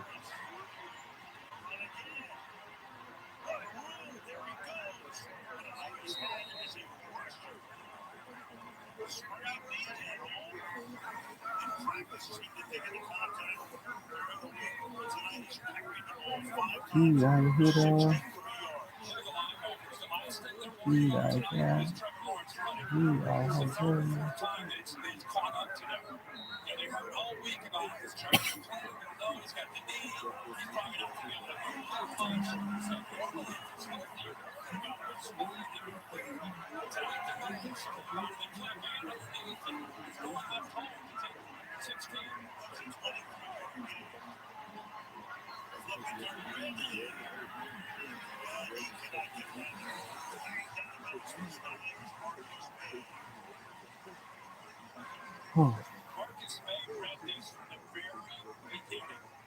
He looked and watched his eyes and watched the awareness to be able to say, oh, right now he's going to take off. He really can cover some ground. He is very fast. May makes a great play at a time by not letting go of the sweep. As an aggressive offensive player, flying the ball the other way, but he stayed home. He's patient. Second down and 10.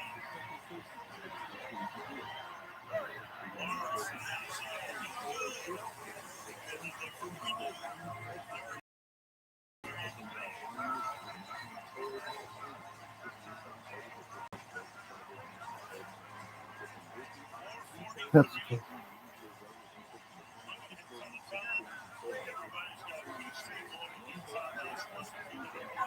Yo, dog.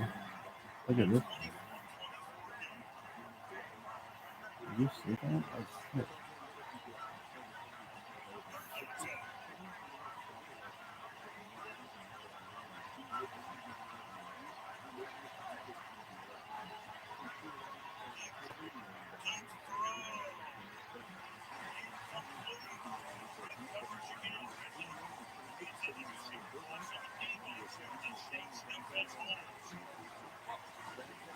Here's again a condensed formation.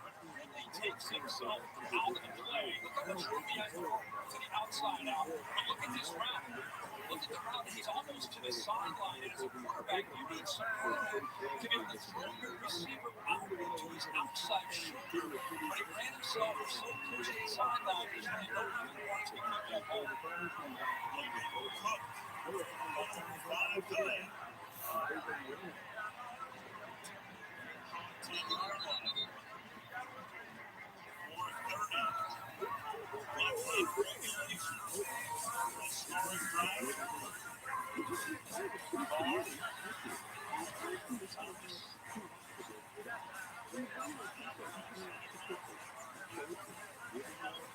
Oh.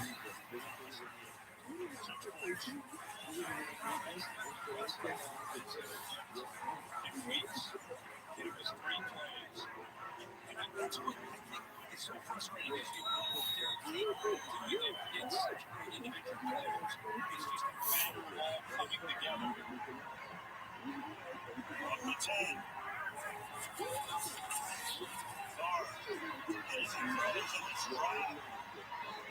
Right there, Josh Allen got the car.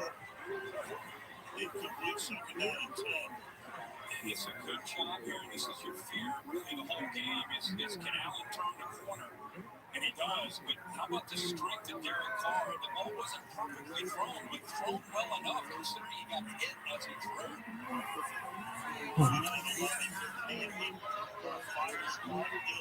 He's knocked down the 17-yard line. Lewicott makes the stop. Big third down here, 3rd and 4.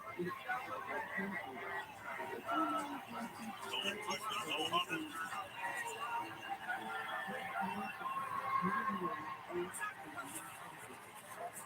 Look out. Escapes. Throws on the run. Incomplete. Pressure downtown to Lewicott. That's out blitzing. Carr now all of a sudden bent over on the sideline of all things. Dang it, how easy goes. And Carr took a shot. This year, I like the guy that's bad like anything to keep that play alive. Lewicott came right up the middle. You'd think Kamara would come over here and pick this up, but he's ready to try to get out of the backfield for a check down. So nobody picks up a Lewicott, and there he is with the speed. You can see Shady breaking there, but by the time he saw him, it is a tough throw to make. Reach for the groin. Going down. Reach for the groin. Calm down, woman.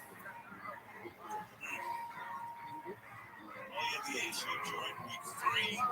Came back the next week, trying to work this one off.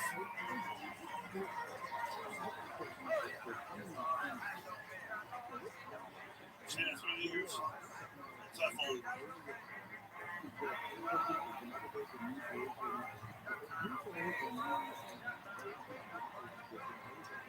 So in comes the punt. Headley now, the rookie punter. Three on the right. Line drive. Catches it on the run. Goes out of bounds at the 45-yard line. So, 3:45 left. In New Orleans, in a tie game.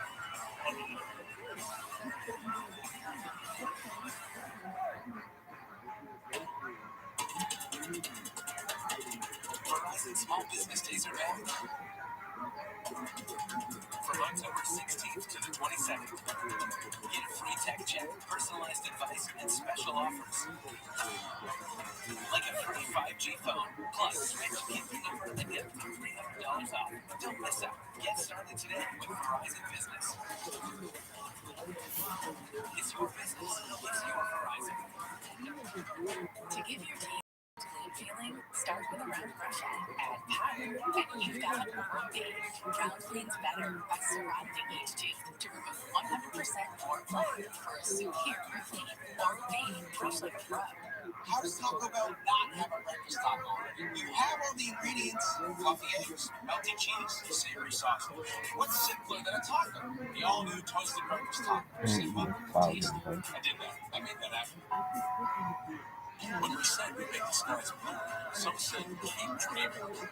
So we did, lowering emissions on the road to zero. Now, we're working on a TV as it rains. And someday, we'll turn your home into your brand new virgin. Because we are a company of dreamers, setting out to be carbon neutral by 2050. So, no matter where we go, we're going to keep dreaming.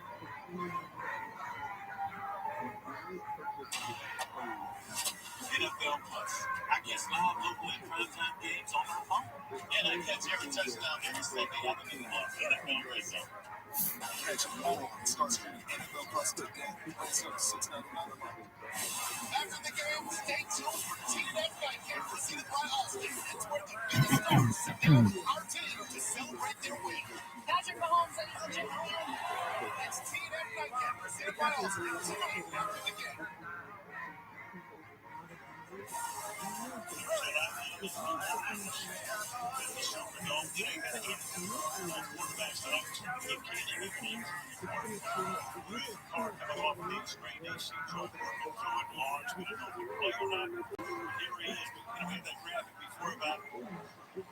Place where he loses his huge 15-point lead. Let's see what happens. I would hate to be here for the third loss. And it's unfair. It's like a chance to go. So let's see what gives you the final 3:45 of regulation. And 12 passing yards in the second half. 46. Swings it out to ETN.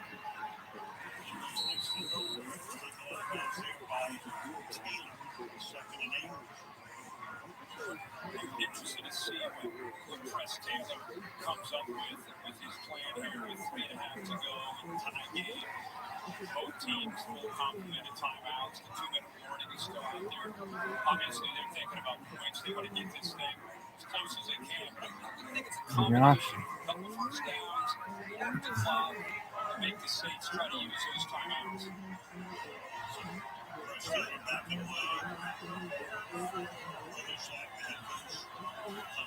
Look at this one, Wilson.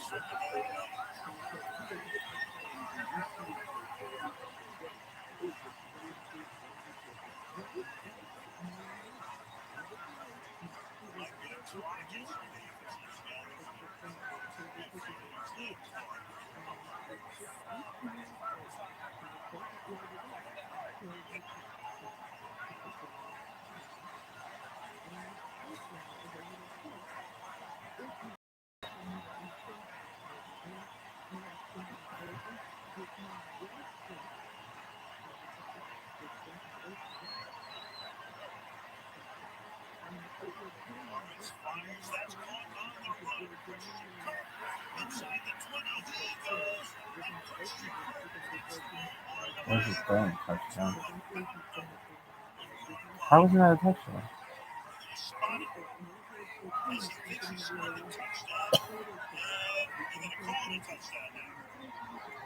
Nice job, man. 44 yards from Christian Kirk into the end zone. He goes.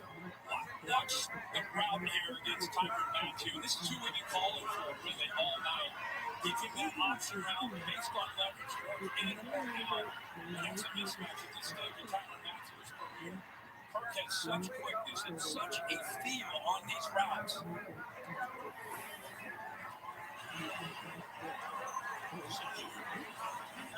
Stymied offensively in the second half. And not just like that.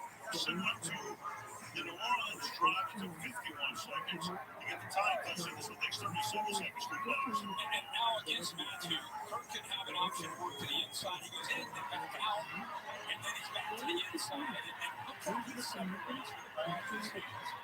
He's good at being throwing an approach. Nice. You got the ball towards the 7. Shoot. I felt that the matchup against the inside defensive backs, slot corners, whether it was Taylor or for Matthew coming down, and eventually Lawrence would have a chance to hit a big one. Late in the game, Kurt finally makes his presence felt.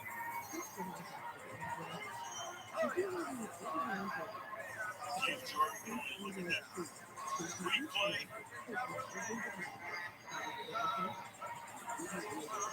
Carr.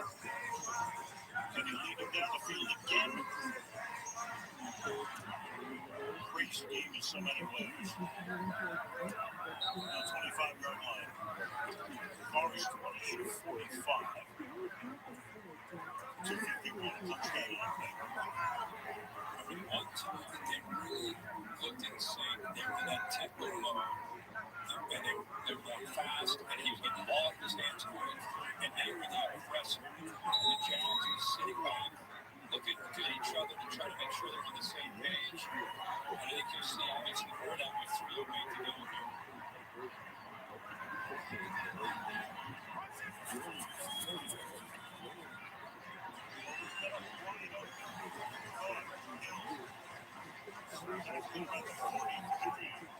And finally, an answer that split safety look. They get behind the backers and in between the safeties.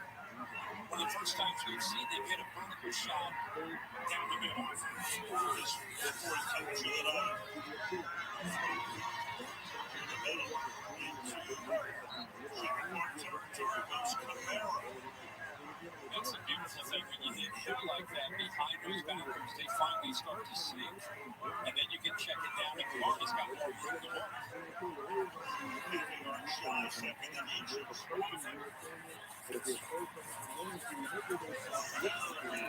down. 41 Eagles. Clock ticking down for the 2-minute warning. Steve, all 3 timeouts. Kamara's been good catching that football on the backfield. He's like, just going to move it around if he checks out now. You gotta take a whiz. That is the 2-minute warning. This is my big Truman pilot. Jaguars on top and I don't Husky know. Choice was Prime Video. Player of the game. Guys, we're talking about Lawrence. Bother with his watched well by the knee. My book And bouncing back in the second half was undisputed in the NFL. Detroit Lions, the Fox early game at 1 o'clock.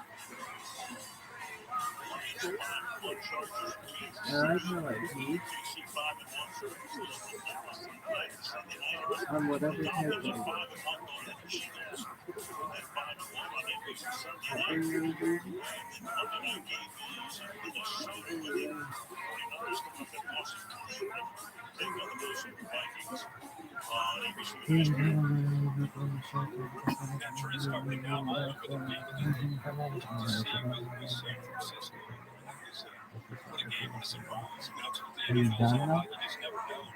Cleveland bowed up last week at home against the 49er offense. So McCaffrey might get a bad last week. It's bitter during That was a good piece. Good luck. So inside 2 minutes now. Says over.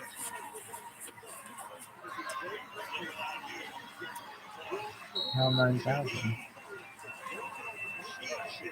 Second down and short, second and deuce. Carr just 9 and 12. 95 yards and a touchdown.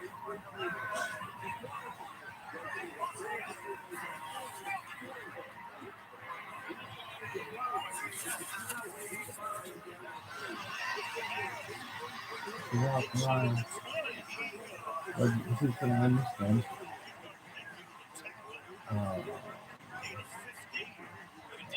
I'd have to do with fucking Jacksonville.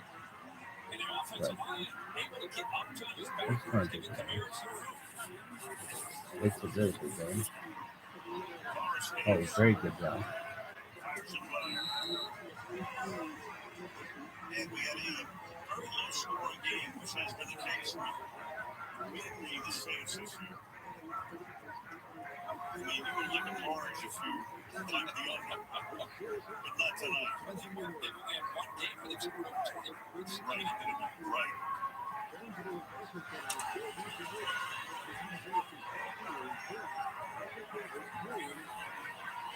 Who do you want to win?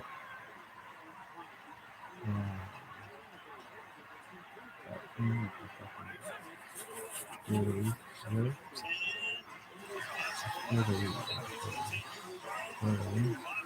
I like that symbol. That's a good symbol. Really? That's a green pen. That green?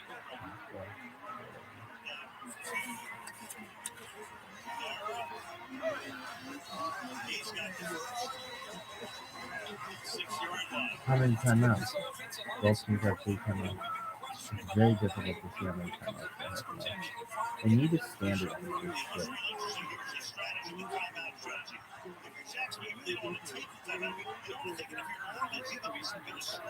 You don't really Jackson out of time. So that's each team still has all of its timeouts. And that passes it quickly.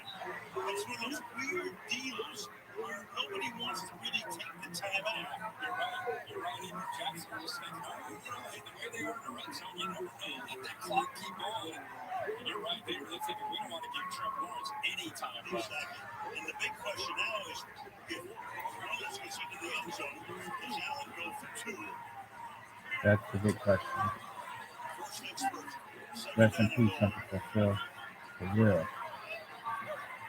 You're the only father that I ever knew. Throw it to that guy on the left.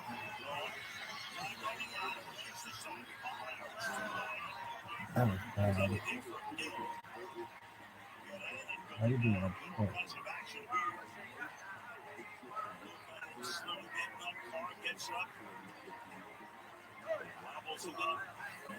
Needs a moment, bends over. There's that matchup again. Week 8 against Allen. Remember, when Favre's had success, it's not when he's back there in the pocket waiting for receivers to get open. It's when he's gotten back in a hitch and get the ball out that time. What would you do? Usually doesn't lead to success for any offense, but especially this offense that has struggled so much in the red area. It's nice to take his time. I thought he needed an extra moment there. The clock was running down, so they just to regroup, get settled, figure out what they want to do and turn down a goal.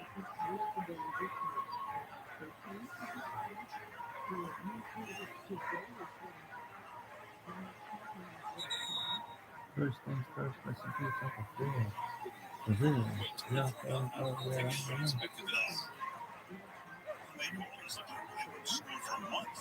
Really?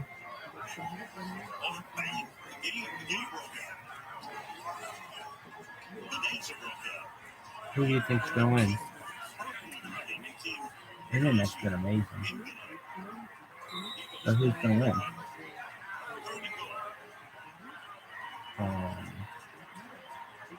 Probably Jacksonville. Oh my God! Off his fucking hands. Like I said, it'd have been a bad spot.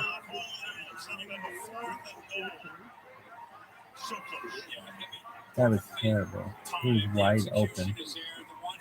Everything is perfect about this. Miscommunication by the Jags. He had 2 defenders that watched both the defenders This jump into guy round sucks. 32 to sit up front. Big hole in the back. Far read it perfectly. The ball just dropped. This The guy. Saints are 4 for 5 on 3rd down tonight. How about 4th down? On 4th down. Again to the end zone. Offensive contact there. Throw in the flag. No, this game is over, dude.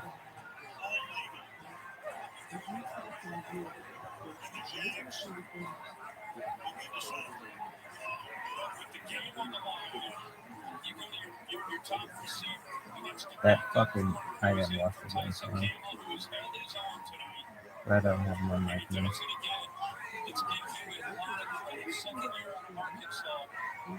Like Kansas. Tries to get around him. It never has was a chance. Brown played that ball perfectly. Almost came up with an interception. He put it up where he thought Olave might be able to work around him on that fade. But too good a coverage from Buster Brown.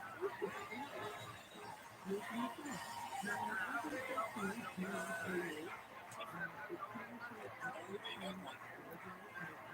It's rightful place in the yards in a row. They'll never go to victory.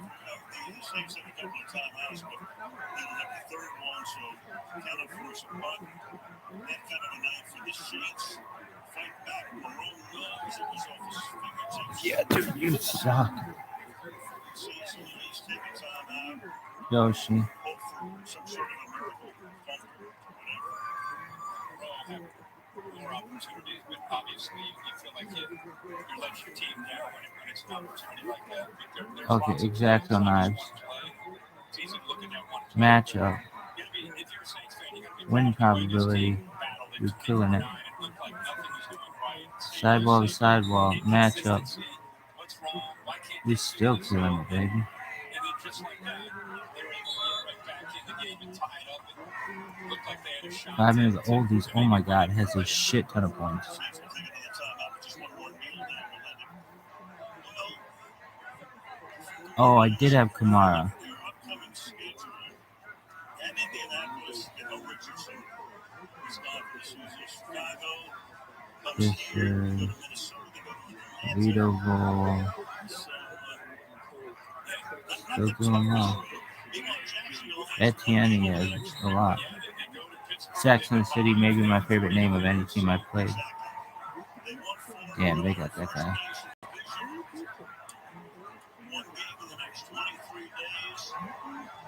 Split screen compilation. Eager Beaver Painting Company. Jesus Christ. Kirk, Etienne.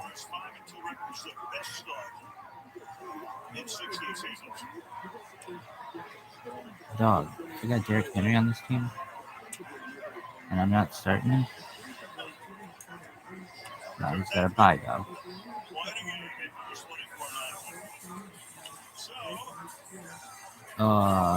Default Fisker door looking good. Rizzy, not super good. Three-time USA Tiger looks really good. Really? No. What the fuck just happened? Sidewall to sidewall. Split screen compilation. Eager Beaver. Okay. Team Tats 1 Sherman 62. Biggest pimp of all time. Etienne. Adam is my first player. Rabbi Rothschild Sexaholic. Etienne. Did well. Good bet to know. Not looking that strong, dog. Just got the Jones, baby. The heavy shirts. They're still looking strong. Saquon Barkley first.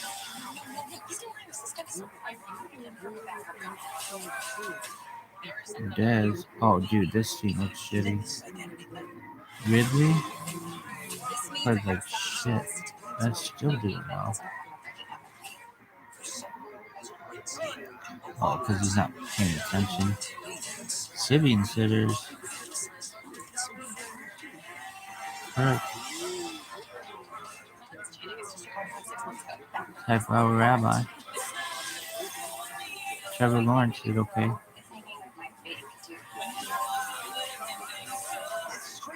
Uterus painting. Brandisher's back wall.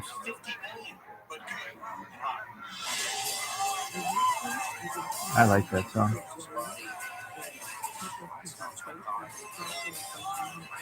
What the fuck is this? Okay. What are you doing?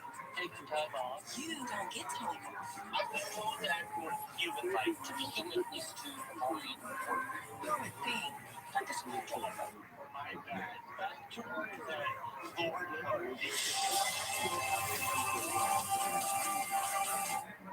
Dude, womanize weak. Very strongly. Scale 1 to 10. Zachronize. Because he's not paying attention.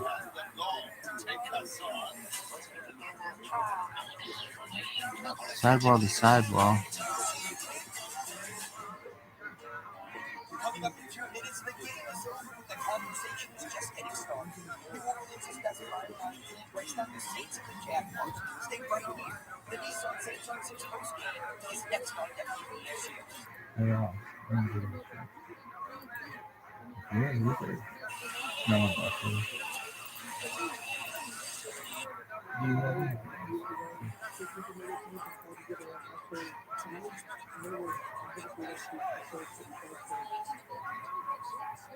My problem. Look, his faces.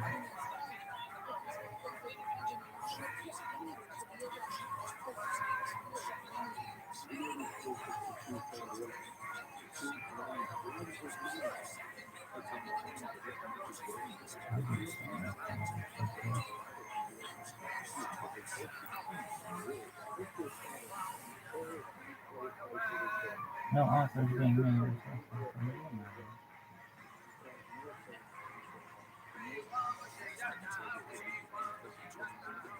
That bitch can get it. Really? Oh, yeah.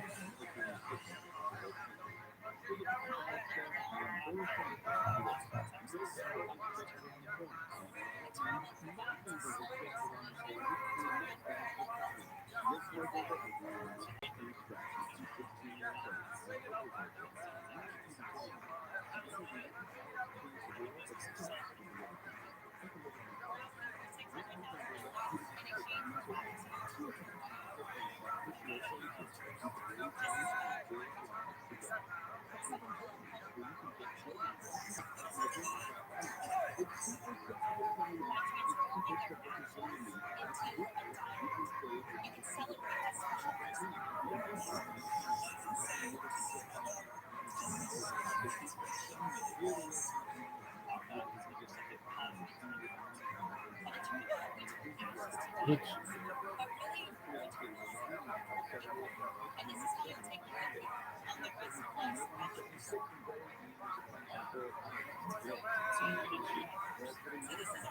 We're gonna kill this motherfucker. This is enough.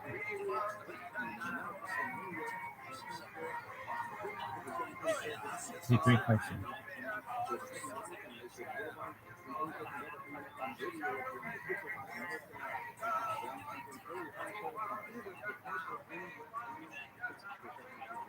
It's a great question. Wait.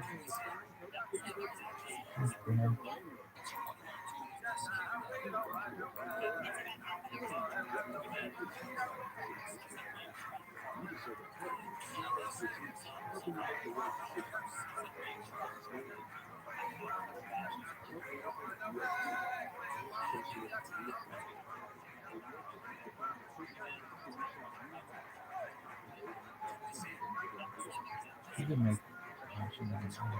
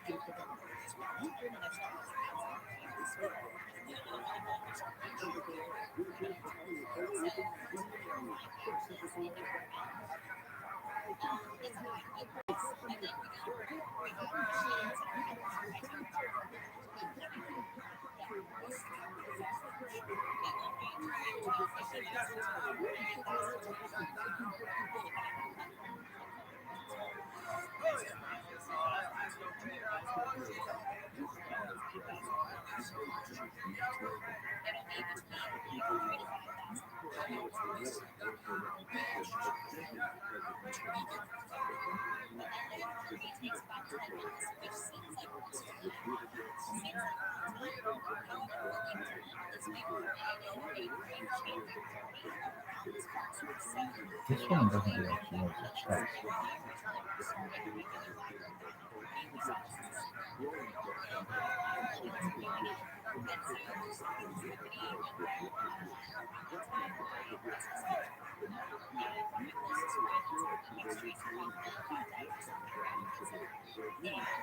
She's not done. Hell yeah, dog.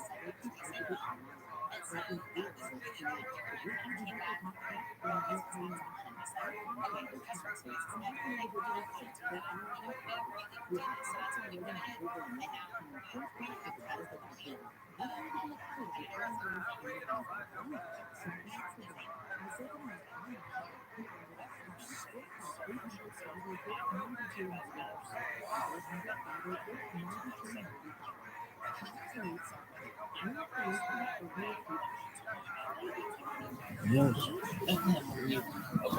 Still going.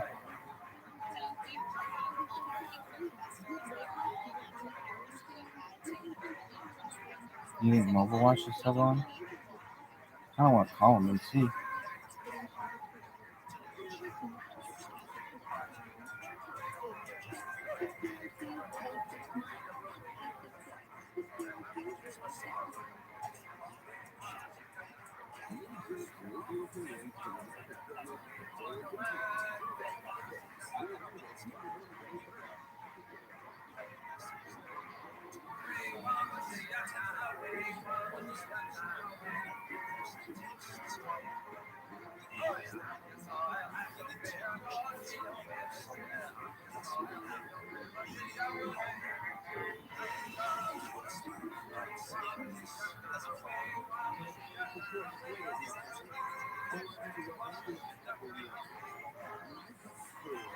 Hilarious.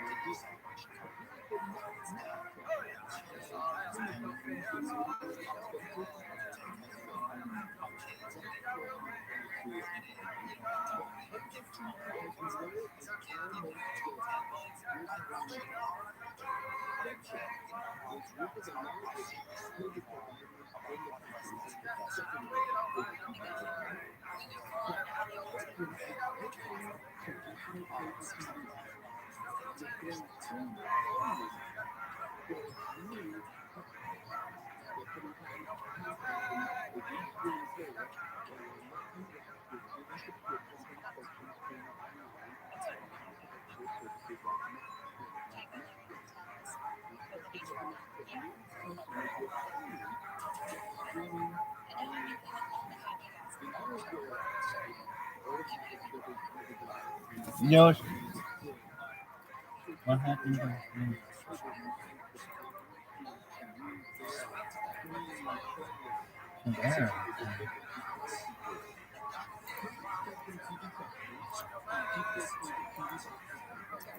Right. I want my song. That's the song. Play the song.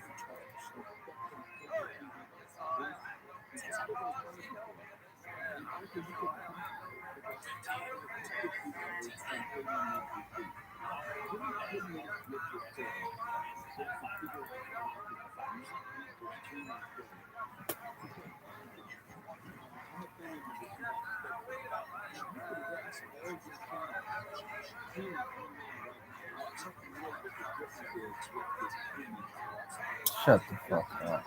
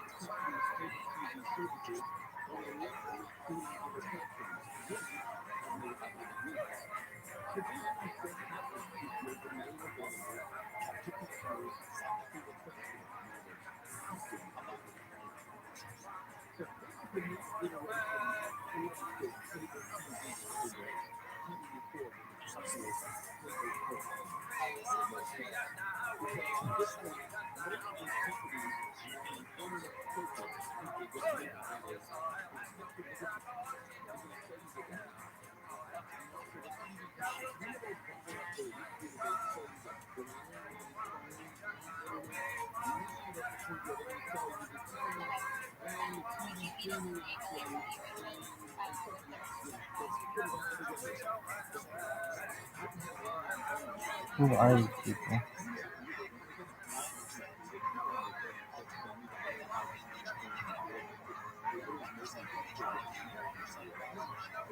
I wonder why.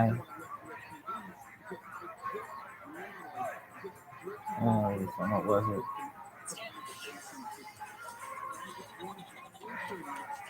Can't believe all the big, which looked like a huge.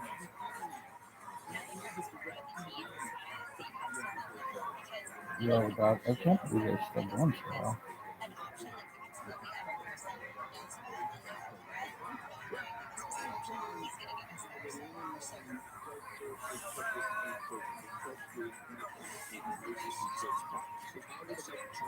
What do you think surprising you?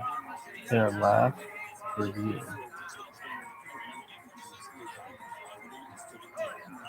When was their last review?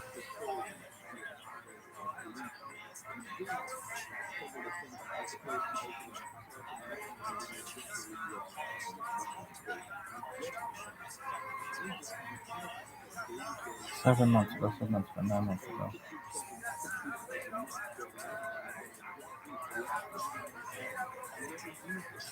And then like 12 months ago. And they were getting them like every. I mean, they just had a summer to not get one Yelp review during the summer is ridiculous. 5 for 7 4 25, 8 5 319. Dude, why don't they do it? I don't want that. These are the worst way to fucking. This is the worst goddamn way to organize this. It's so shitty. I want it in order, not your fucking way. Just like that. Ooh, you can get fucked.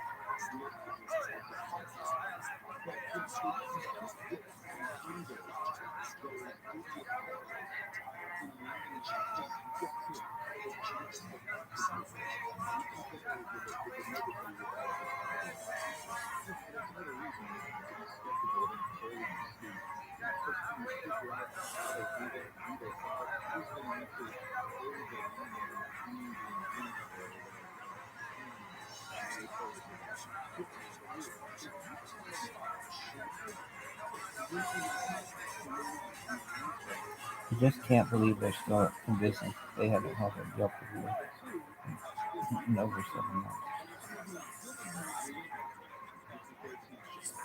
I could just see how this went. He would just like do 1 star, 1 star, 1 star, and he would just like, I'm done with it.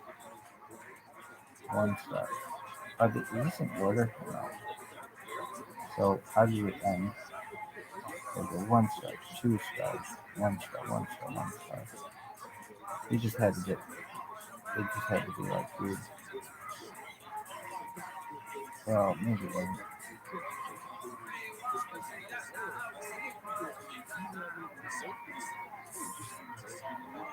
I had red and color.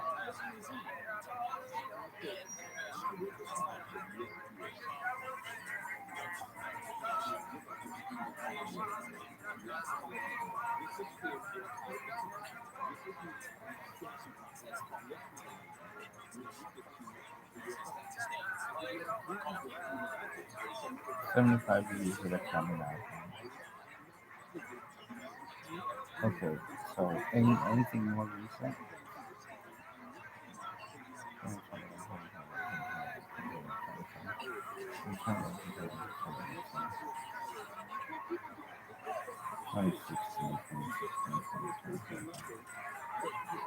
Nothing recent.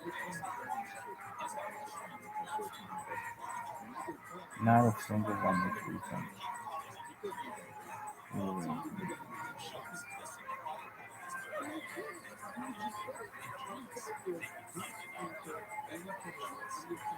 Really?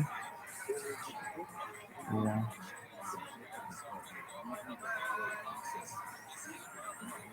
Okay, look at watch hours and see when the last time they did service.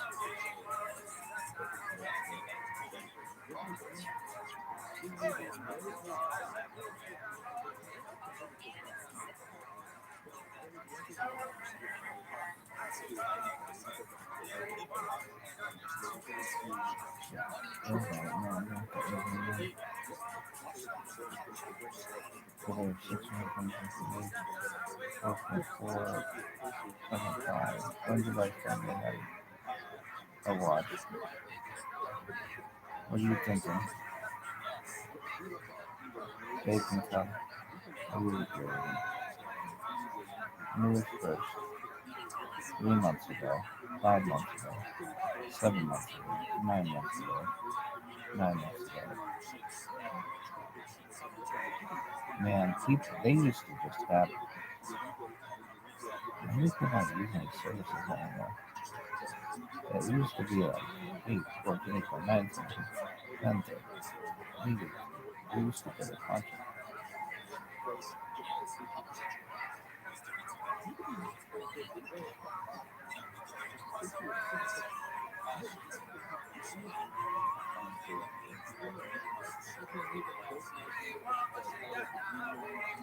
Response time 10 minutes. I bet you can't even ask them because Alfred used to answer all those questions from people, and because I was like, I'm not gonna be there. I'm not gonna do that shit. You can't ask questions. Get pricing availability. They don't even give a shot. Anything. Wait, what is it? Call.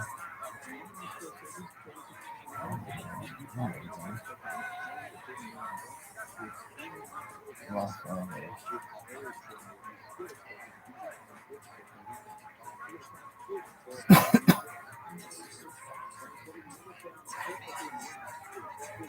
Match. Response time 40 minutes. Man, I want to call him. I was up there over 3 months ago.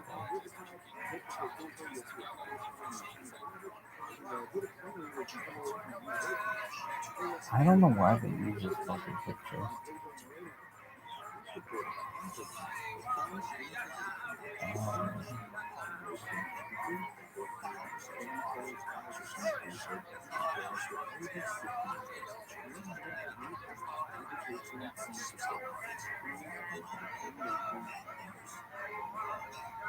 $7 months ago.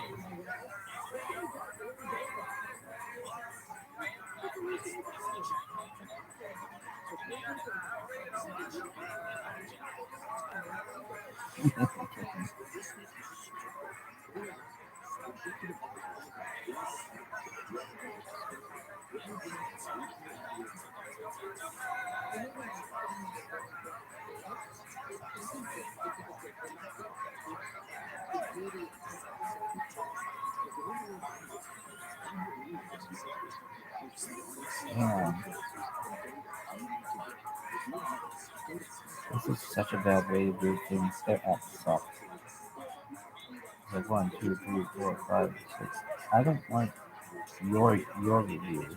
I want to do my own.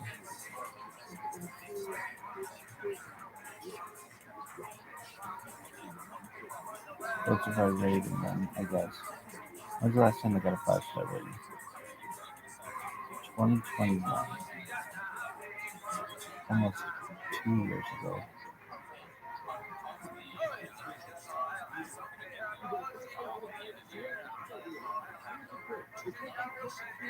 When's the last time they got... It's been 2 years since I got a 5-star. Are you working there then? No.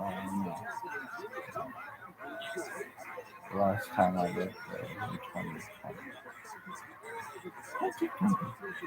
How about 1 star? 7 months ago, 9 months ago. And then it was like...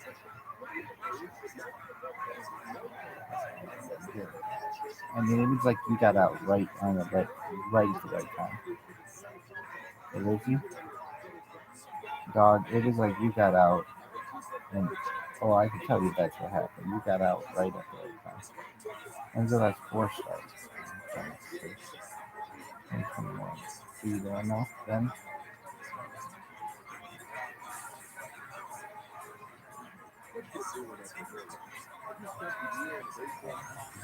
That's not there, then. 112, 2020, yeah. Yeah.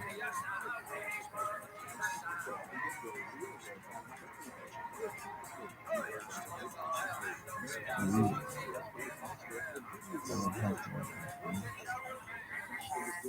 2 stars, 2 stars. Yeah, 7 months ago. 3, 4.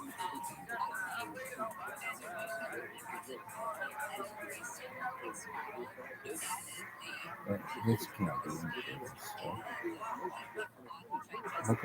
Look at, I'm almost certain I cannot. It is really? I mean, it still has everything posted. Don't you think it would say closed?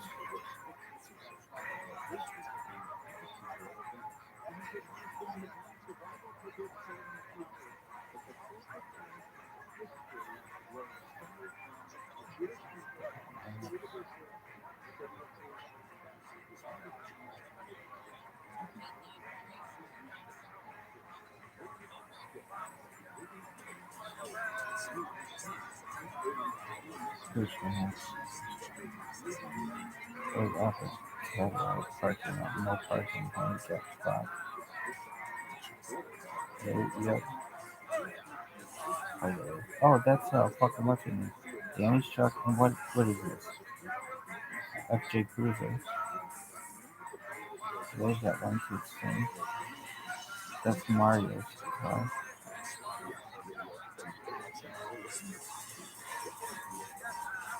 There's my car. Really? Yeah. That's your car? Yeah. Oh no, that wasn't Dan's car. There's Dan's car. There's whose car was that right now? Whose car is that right now? There's my car. Really? Yeah. The biggest lemon of all time.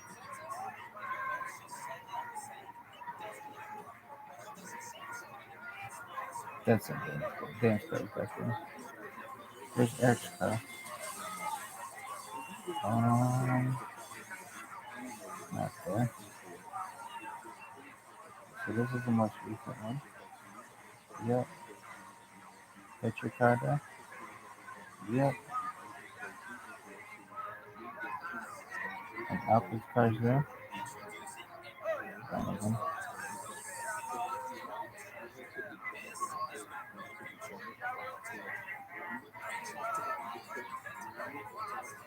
Son of a bitch, I never seen this one. Yo, dog.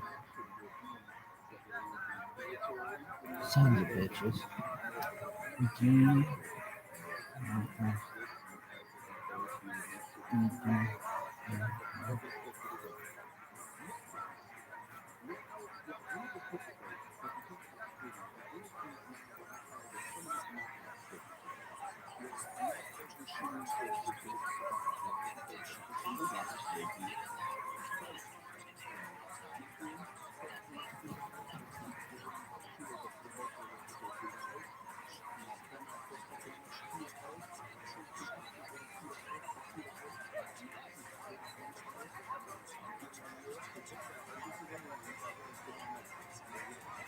Is the fucking front door open?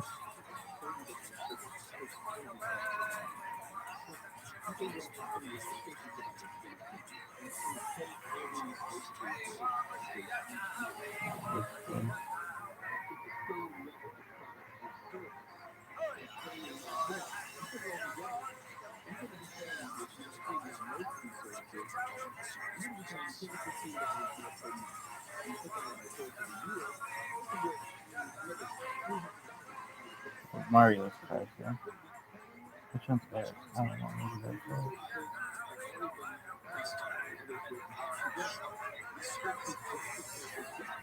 That's my card.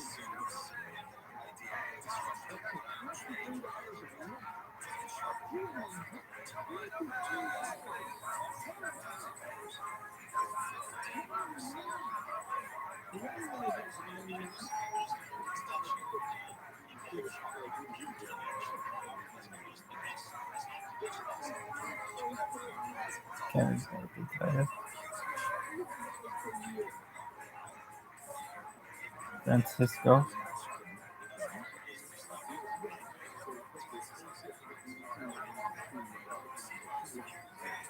How many? They only have 25 reviews. We used to have like tons of reviews. I remember that. When's the last one? 4 years ago. 4 years ago. 5 years ago. Uh,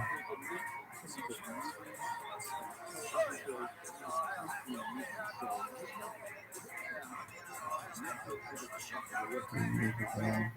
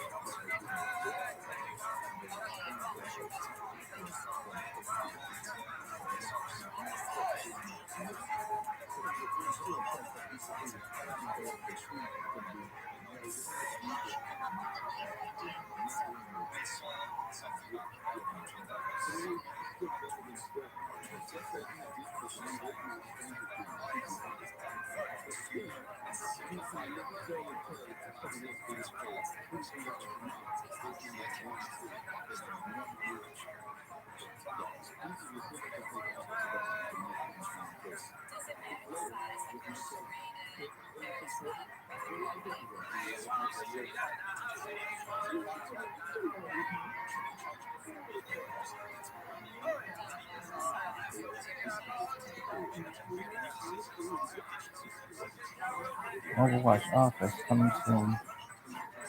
Never happened.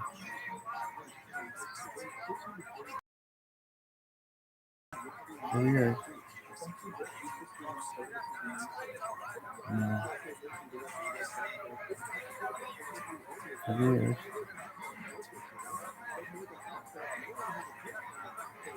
No, before ordering.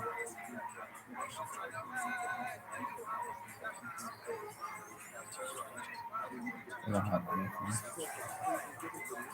Scholarship. That was a good idea. Huh?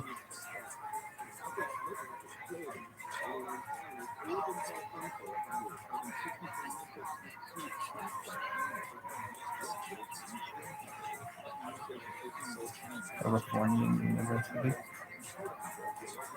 Okay.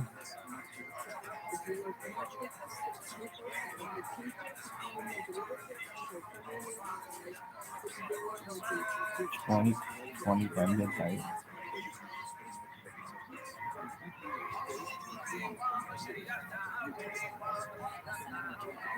Weird.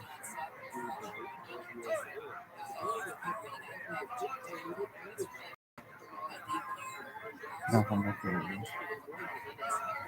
Last thing. July 2019.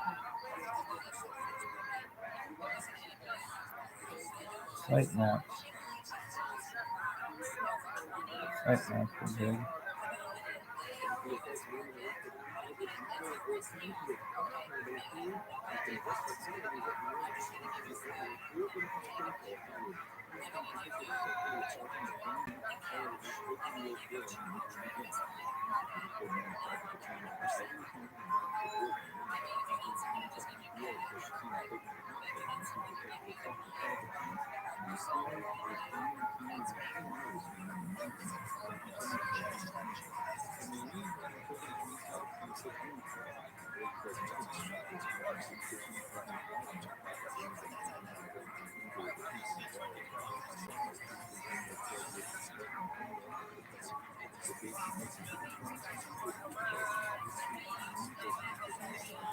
Promotion. Coming soon. I'll let you know.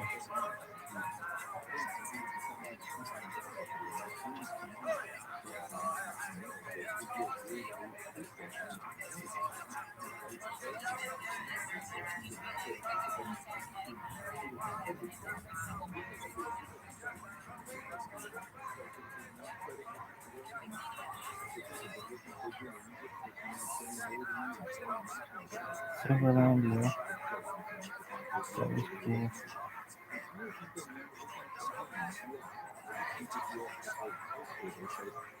Million smiles delivered.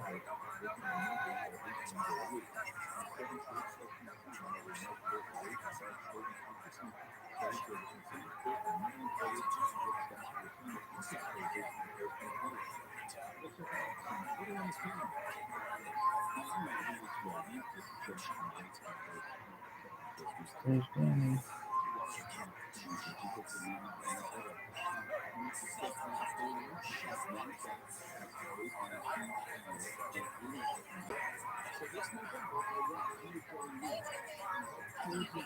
There's Simon. What's this thing? My software is finally made. Oh, cool. They finally made it to a billboard. That's tight, girl.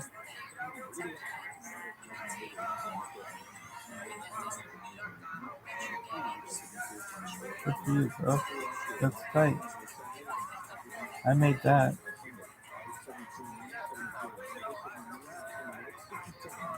You made that? Yeah, I made that. That's so good.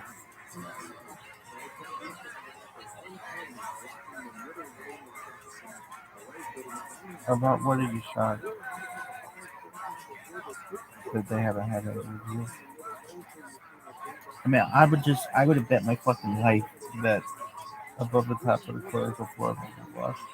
Both are still open. It seems, but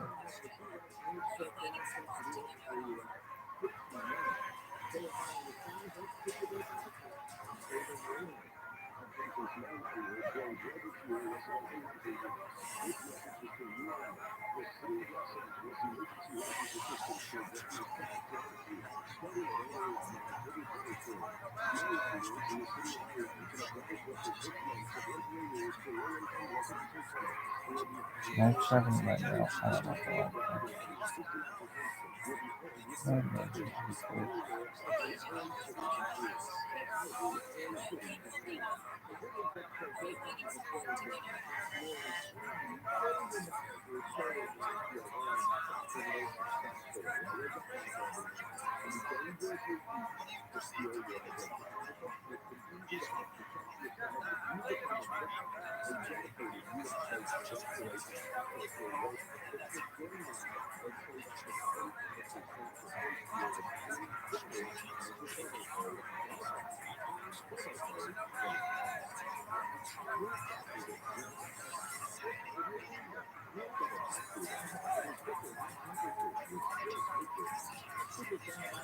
Are you shocked? Fucking shocked.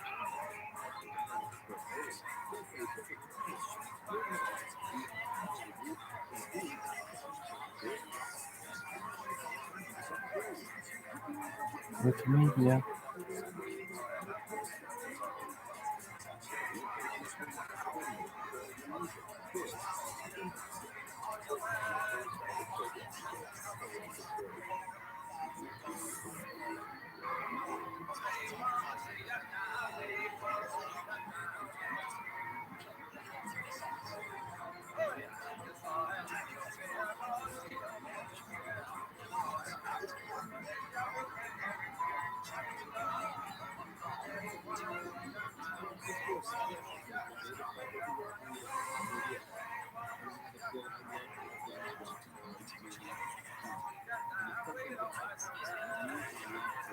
You got interesting in that hotel next last night. That's my basic understanding.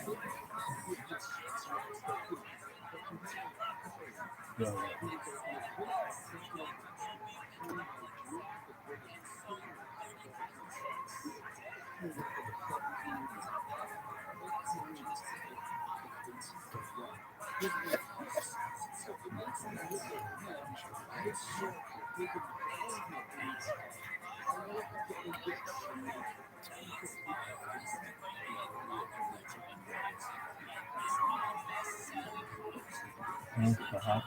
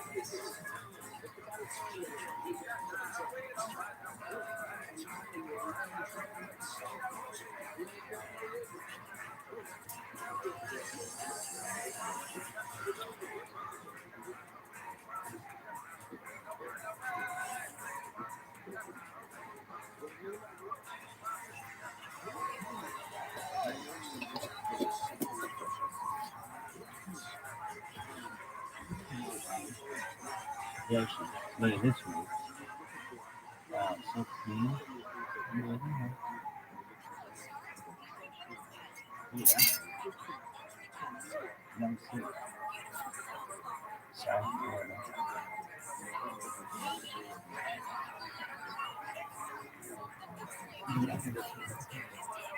Good, Florida.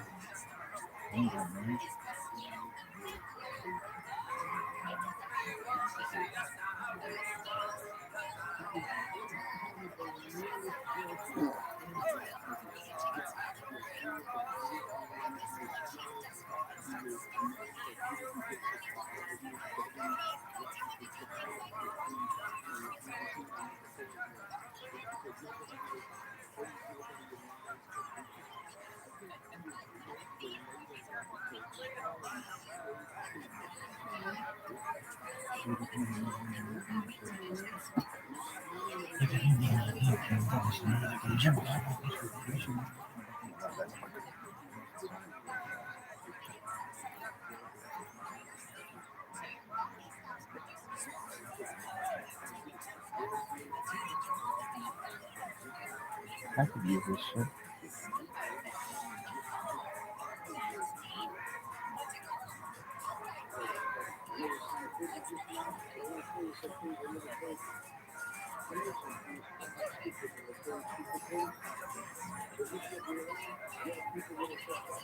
I love it.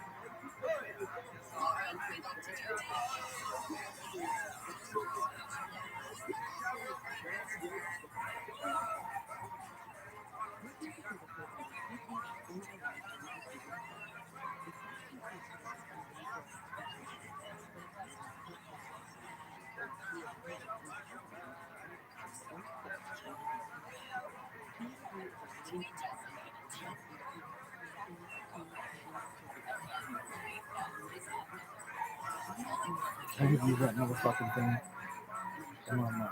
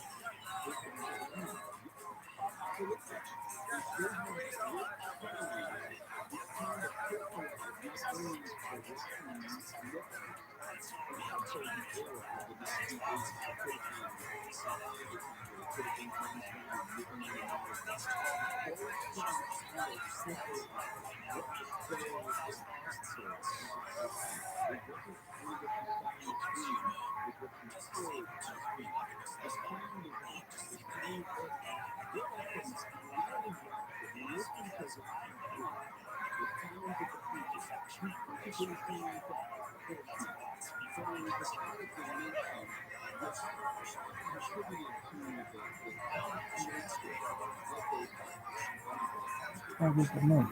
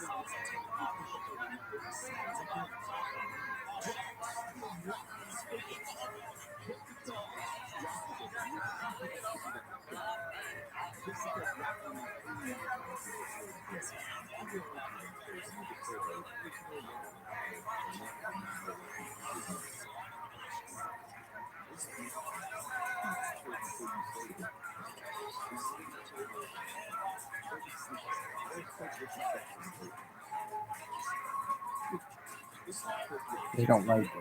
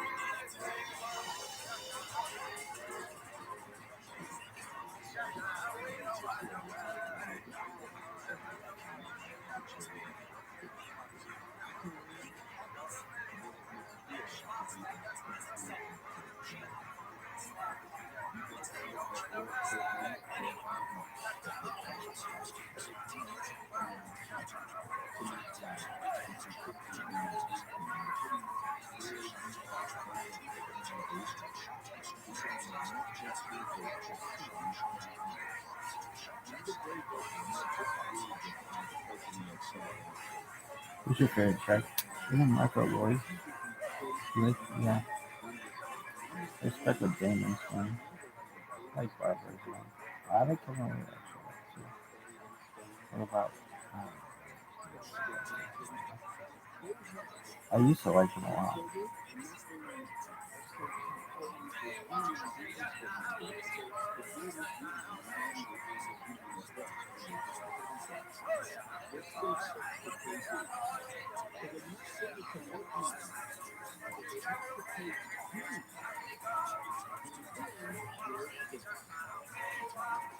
Yoshi. What is the thing?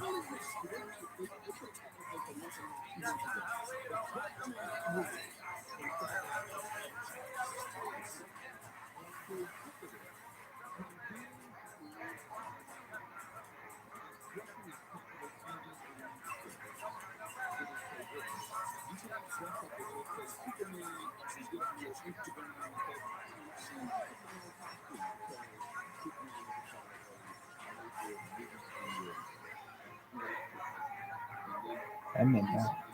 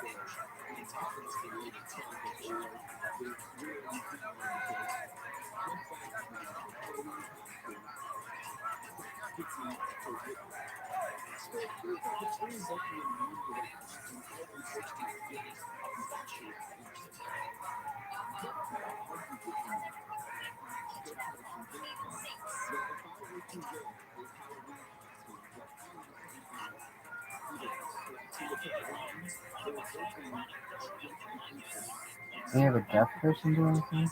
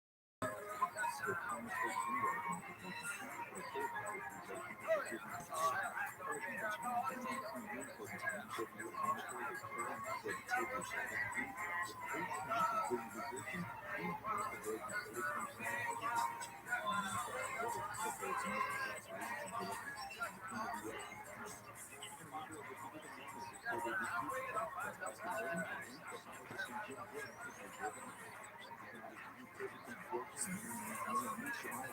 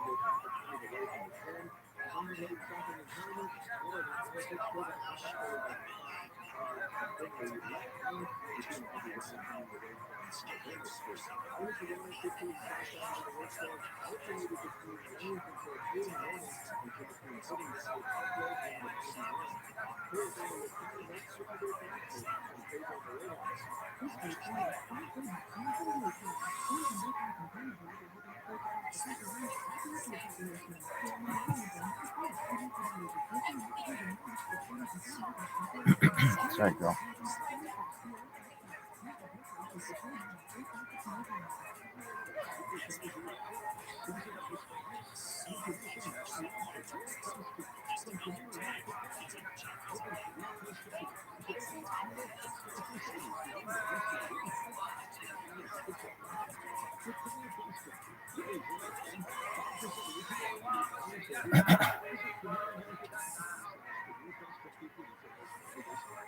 No, what the hell?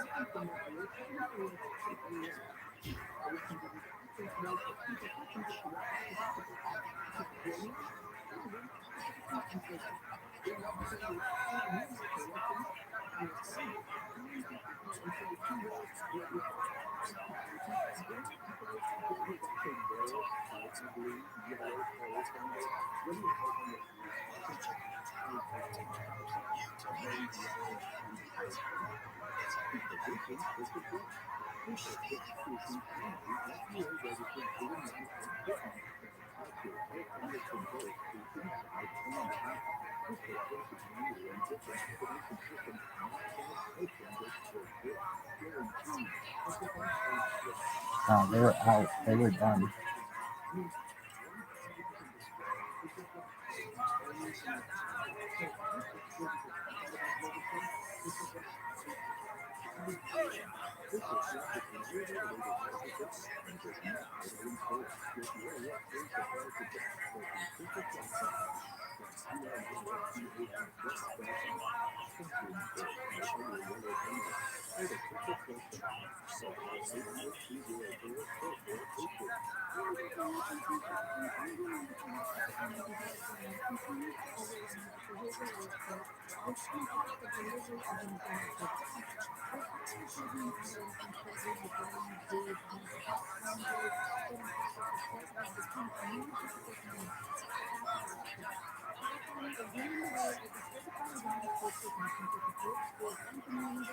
Tomato.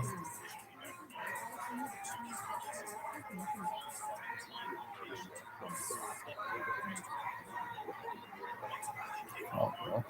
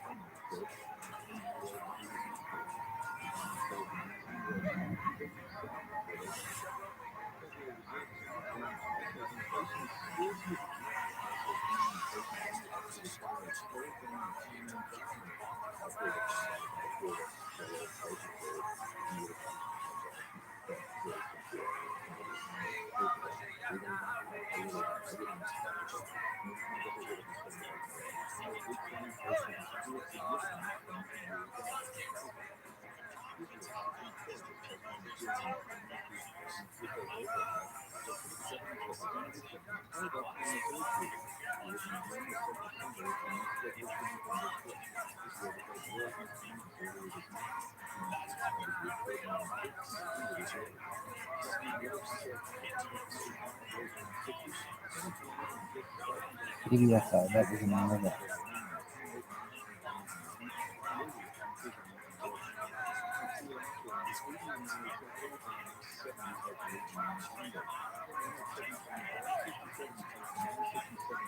Didn't.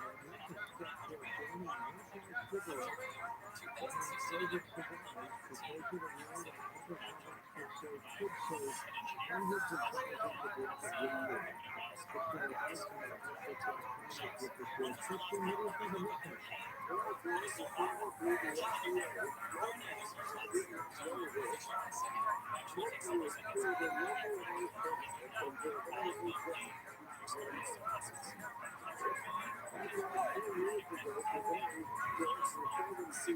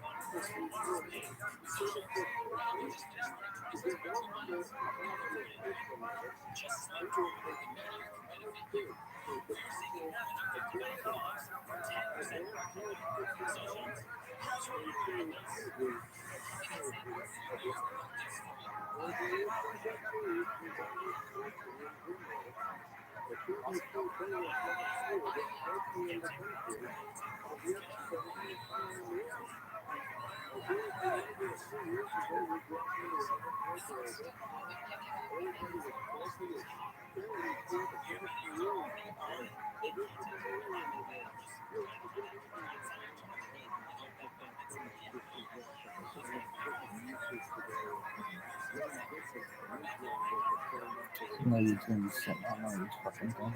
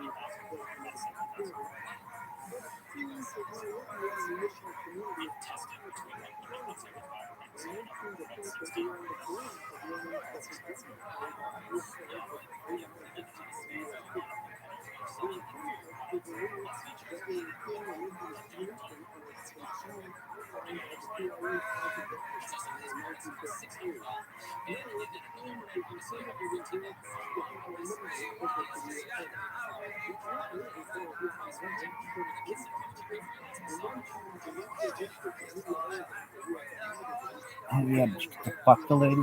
Or I didn't?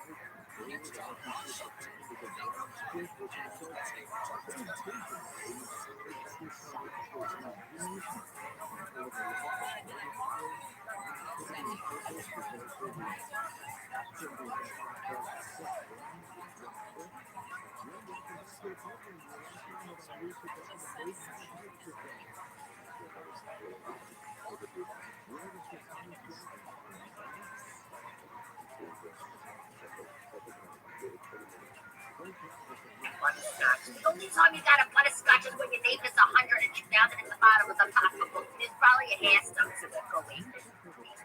Smell like water. No, even butter kisses. Yeah. Show them. Yeah, no one knows it. It sucks. Wax coke bottles, yeah, that's what kids want. Give them wax, give it a honey. Have you ever met a kid that said, hey, Mom, you gotta give it a honey or just peanuts? No, just roast Yes. It's worse nightmare. Love this movie. Hey, Mother was talking about her nasty Halloween candy. Here's the worst Halloween candy of all time, butterscotch. The only time you got a butterscotch is when your name is 100 and you found it at the bottom of the pocketbook. There's probably a hair stuck to it. Go eat it. It smell like water. No, peanut butter kisses. You don't even know what these are. These are peanut butter kisses. Waxy wraps candy. These are the serial killers of Halloween candy. Wax coke bottles. Yeah, that's what kids want. Give them wax. Give it a honey. Have you ever met a kid that said, hey, Mom, you gotta give it a honey or just peanuts? No, just roast. It's worse nightmare. Your mother was talking about her nasty. Mother was talking about her nasty Halloween candy. Here's the worst. Love you, bro.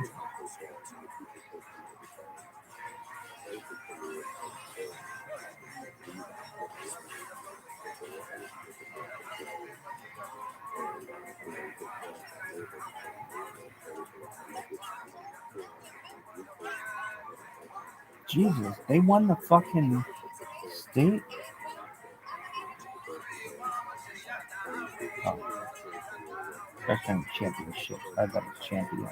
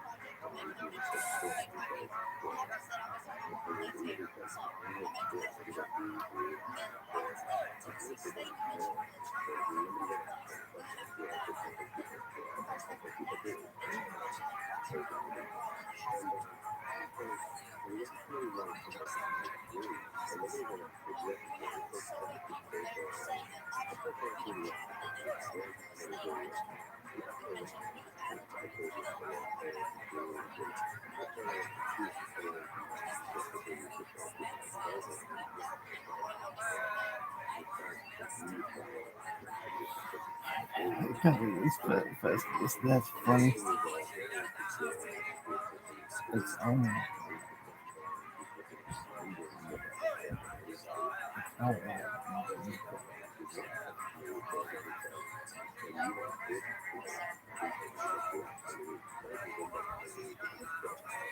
I love this one. The only time you got a butterscotch is when your name is 100 and you found it at the bottom of the pocketbook. There's probably a hair stuck to it. Go eat it. It smell like water. No, peanut butter kisses. You don't know what these are. These are Whoa, peanut butter kisses, waxy rats, kids. These are the serial killers of Halloween. Wax cool bottle. Yeah, that's what kids want. Give them wax. Give it a honey. Have you ever met a kid that say, hey, Ma, you got to give it a honey or just peanut something? Just gross, John. Oh, I love this one. Talk to me. Talk to me, tell me, Mom.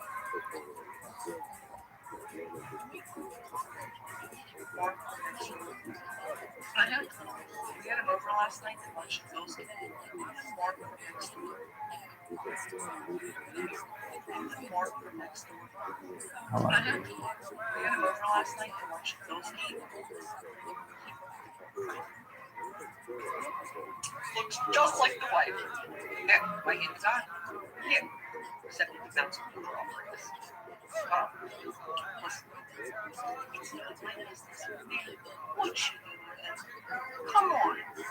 Grandma Moneybags kicks a bucket, God rest her soul, and all of a sudden this one's coming around making a fake zine inside a pit.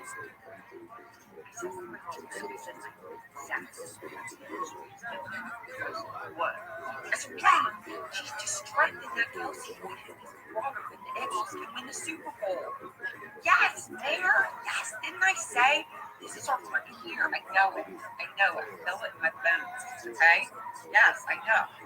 In the meantime, she got herself a little treat. So Joey started something there. So freaking cute. I can't even take it. Yeah. Yeah, except Ron's got him in the backyard, running places. I said, Ron, you give Sirianni a call to see if he can break. Step in. No. You like that. Mir, the kid's 9. He's coming doing up, downs, and dawns. At that time, he was calling it a witch's tit in the brass frock. So,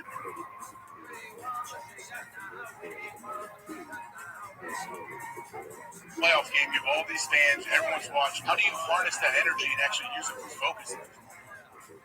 Mother was smoking behind the Nancy Halloween candy. He is the worst house.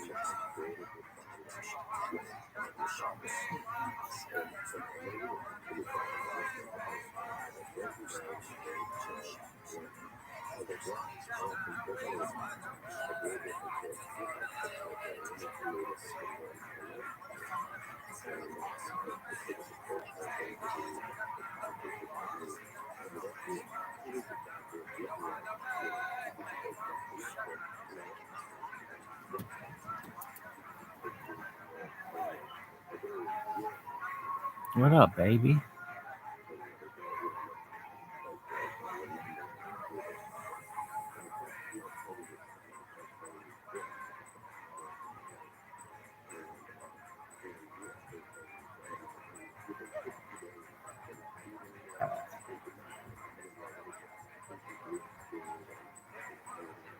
I like that somebody's watching and you never like crying.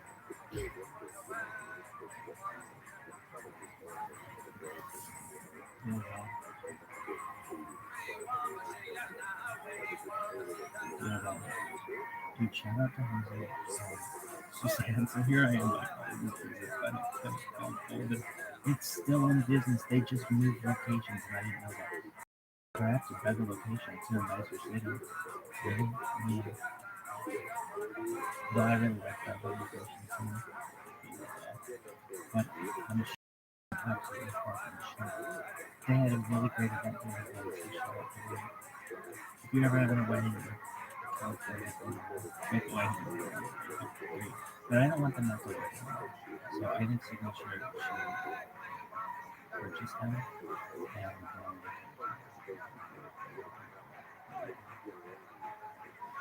I can't believe. So how do you think they did it? They had to have sold something.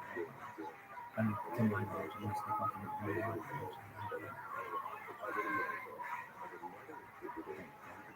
I just like I'm still surprised they made it through the pandemic.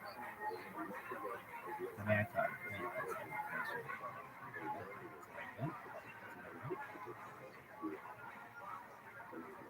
they used to have such cool parties. If you're gonna have parties with your kids, you gotta go to the season. Like, they did a glowing dark.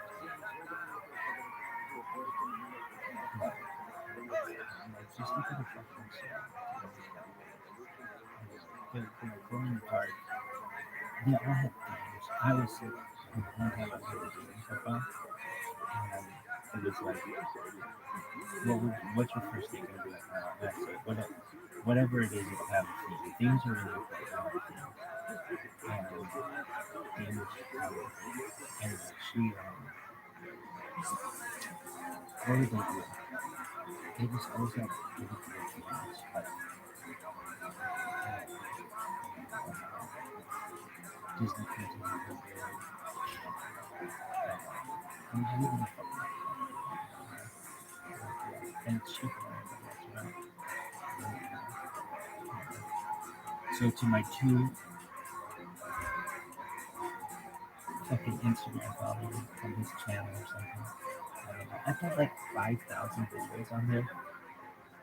2 followers, and I think I'm both of their followers. Really? You have to take a shit.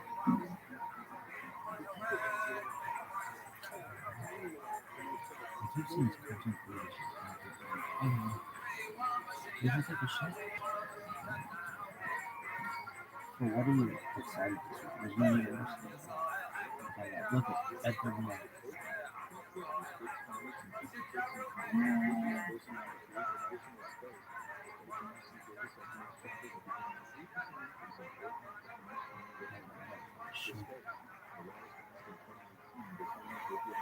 Dude, this is so cool. Like, if anything that they've given me, which I'm fucking excited to do. Really? You're more excited about that? You're shocked? Me and I never met. He's very generous. Very good.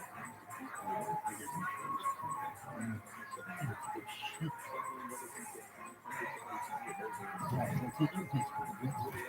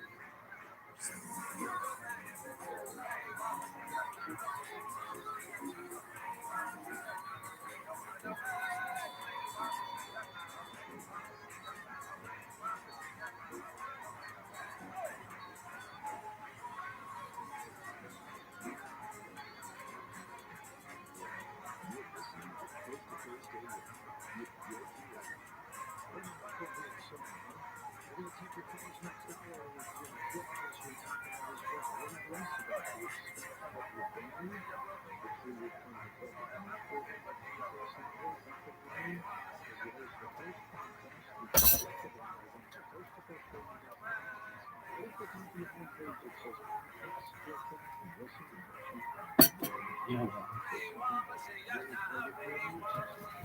What's the favorite product you've ever seen on here thus far?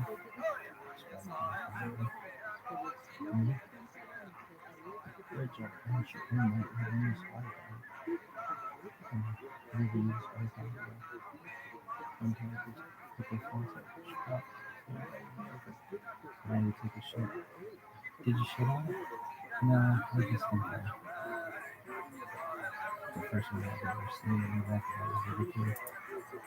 And it's like about it, you got people that think that's awkward conversations on that shit. I was just like, oh, you know, it's fucking fun. That's it. Yeah. That's what you do.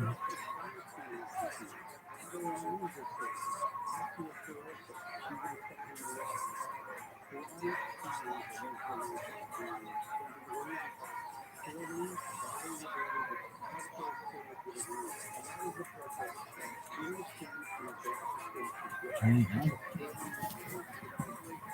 You fight. Go fuck yourself.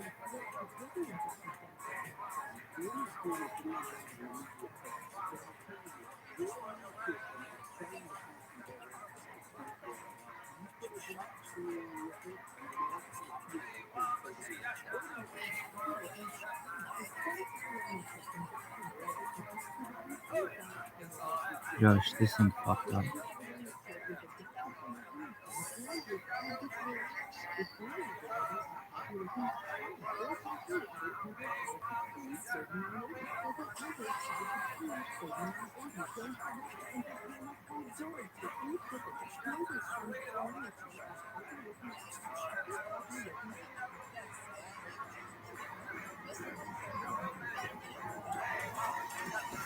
Look at this one, dog.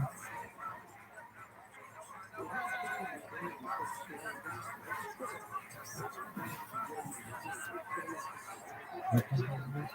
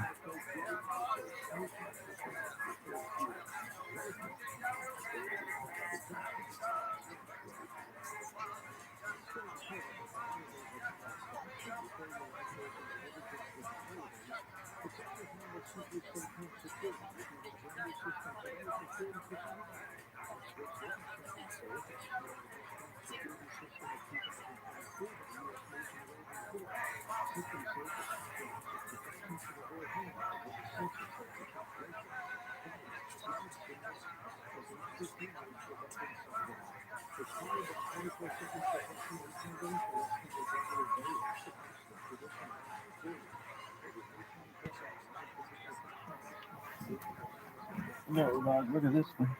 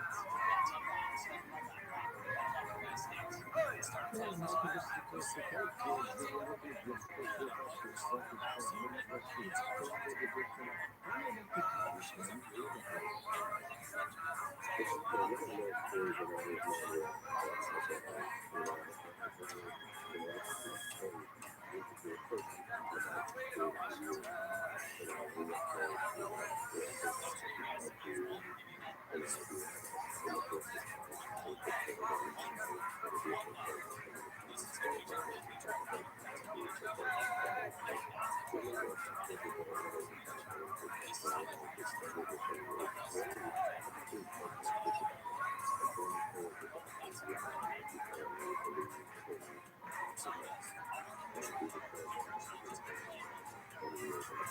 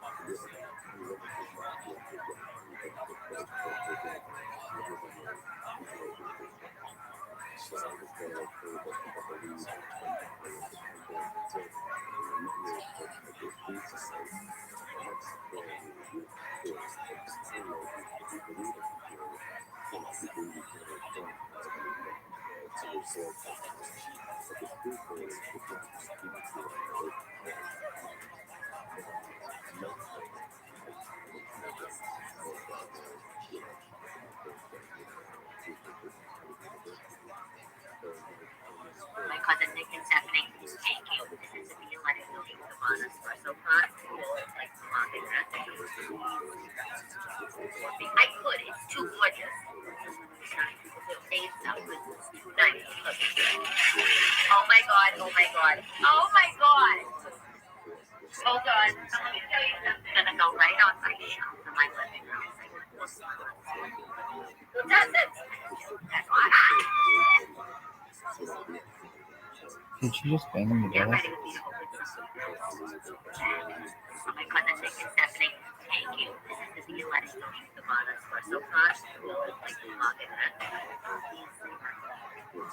I could. It's too gorgeous. Days out with too nice.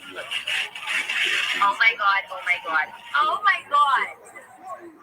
Hold on. So let me tell you something. I'm gonna go right on my shelf in my living room. Who does it? That's why. Get ready with me to open She some. just banged Get ready on with me to open some.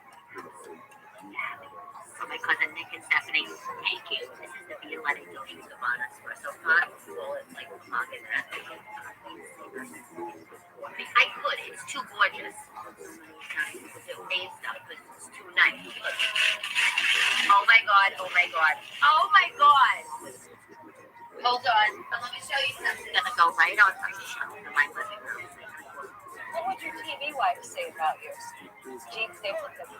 What would she call you? You mean good life? Yeah. I'm going to tell you that she loves me. Oh, God, it's great. Well, you know what? Look right there. Why don't we find out if Gene really loves you? Gene, come on out here a second.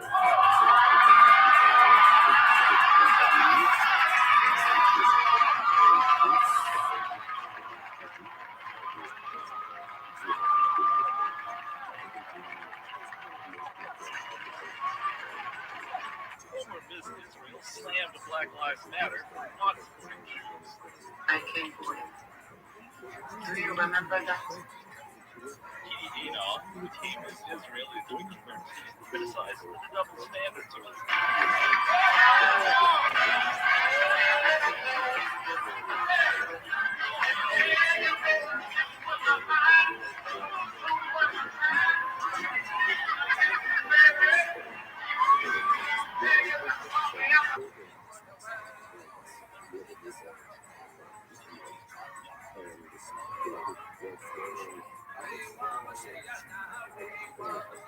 They're young guy.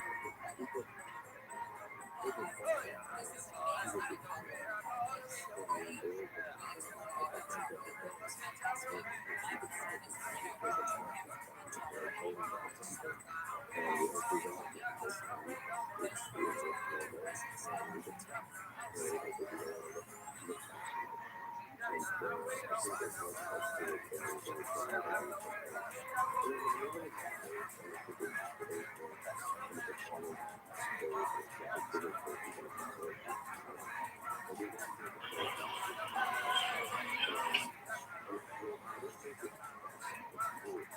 service every night.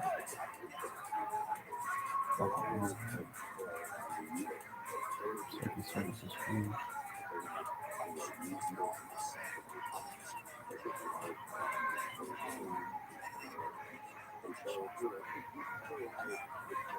I had a surprise for the New York Times vanity fair.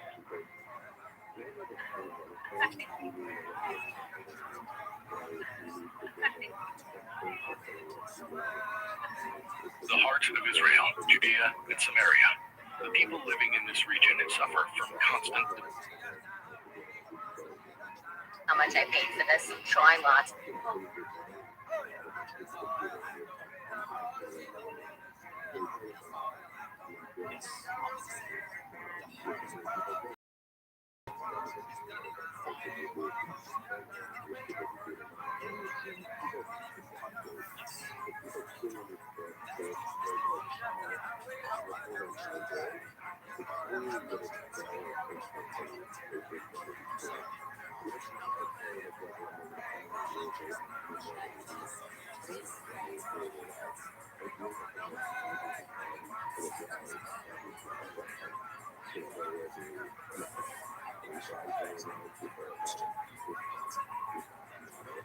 That was sexy.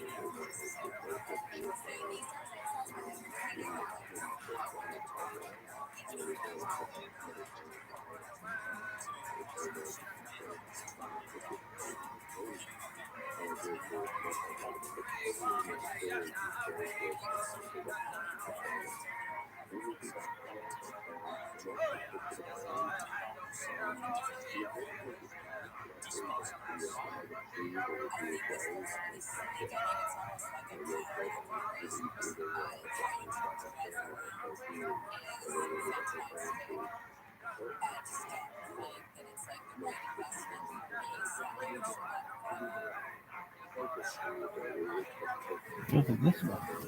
Look at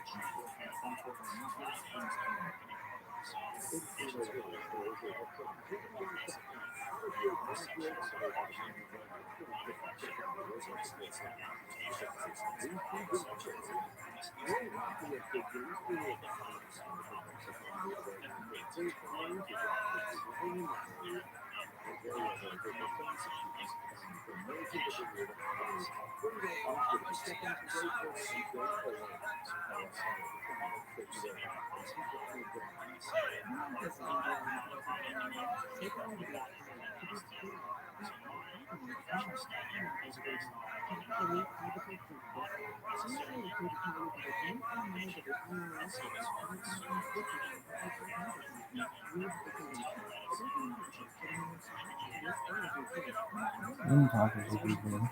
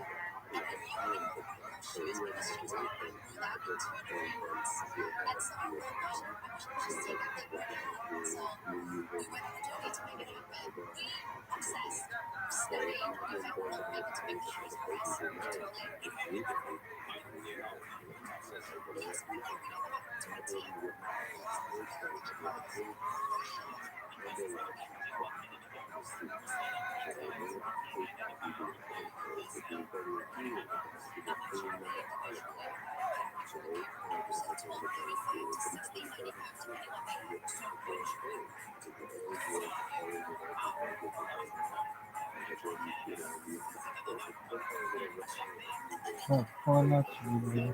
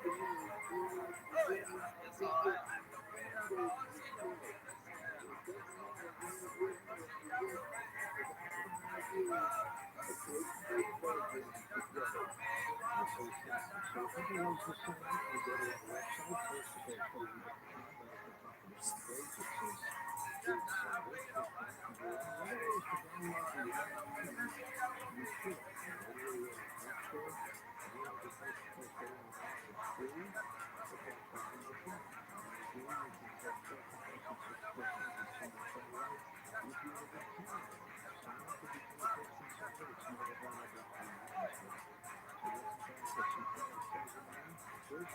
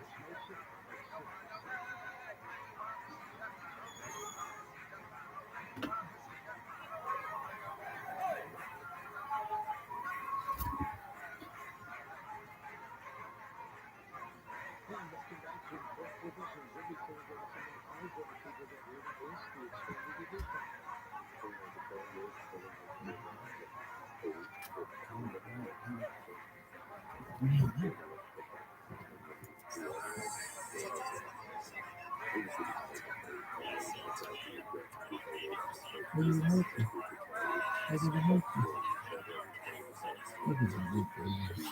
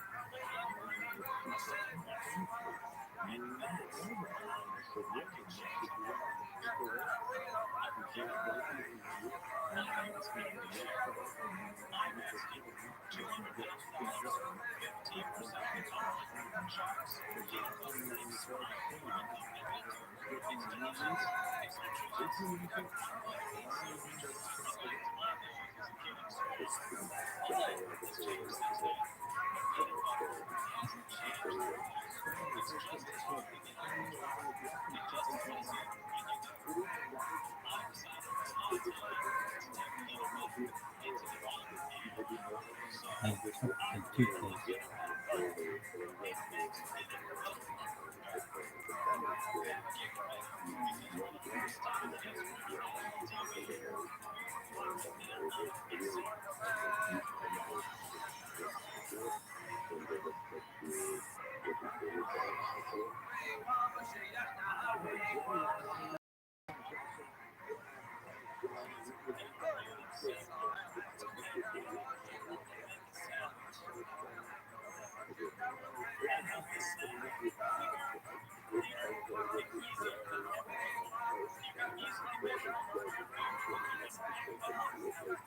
Here's like a toothpaste.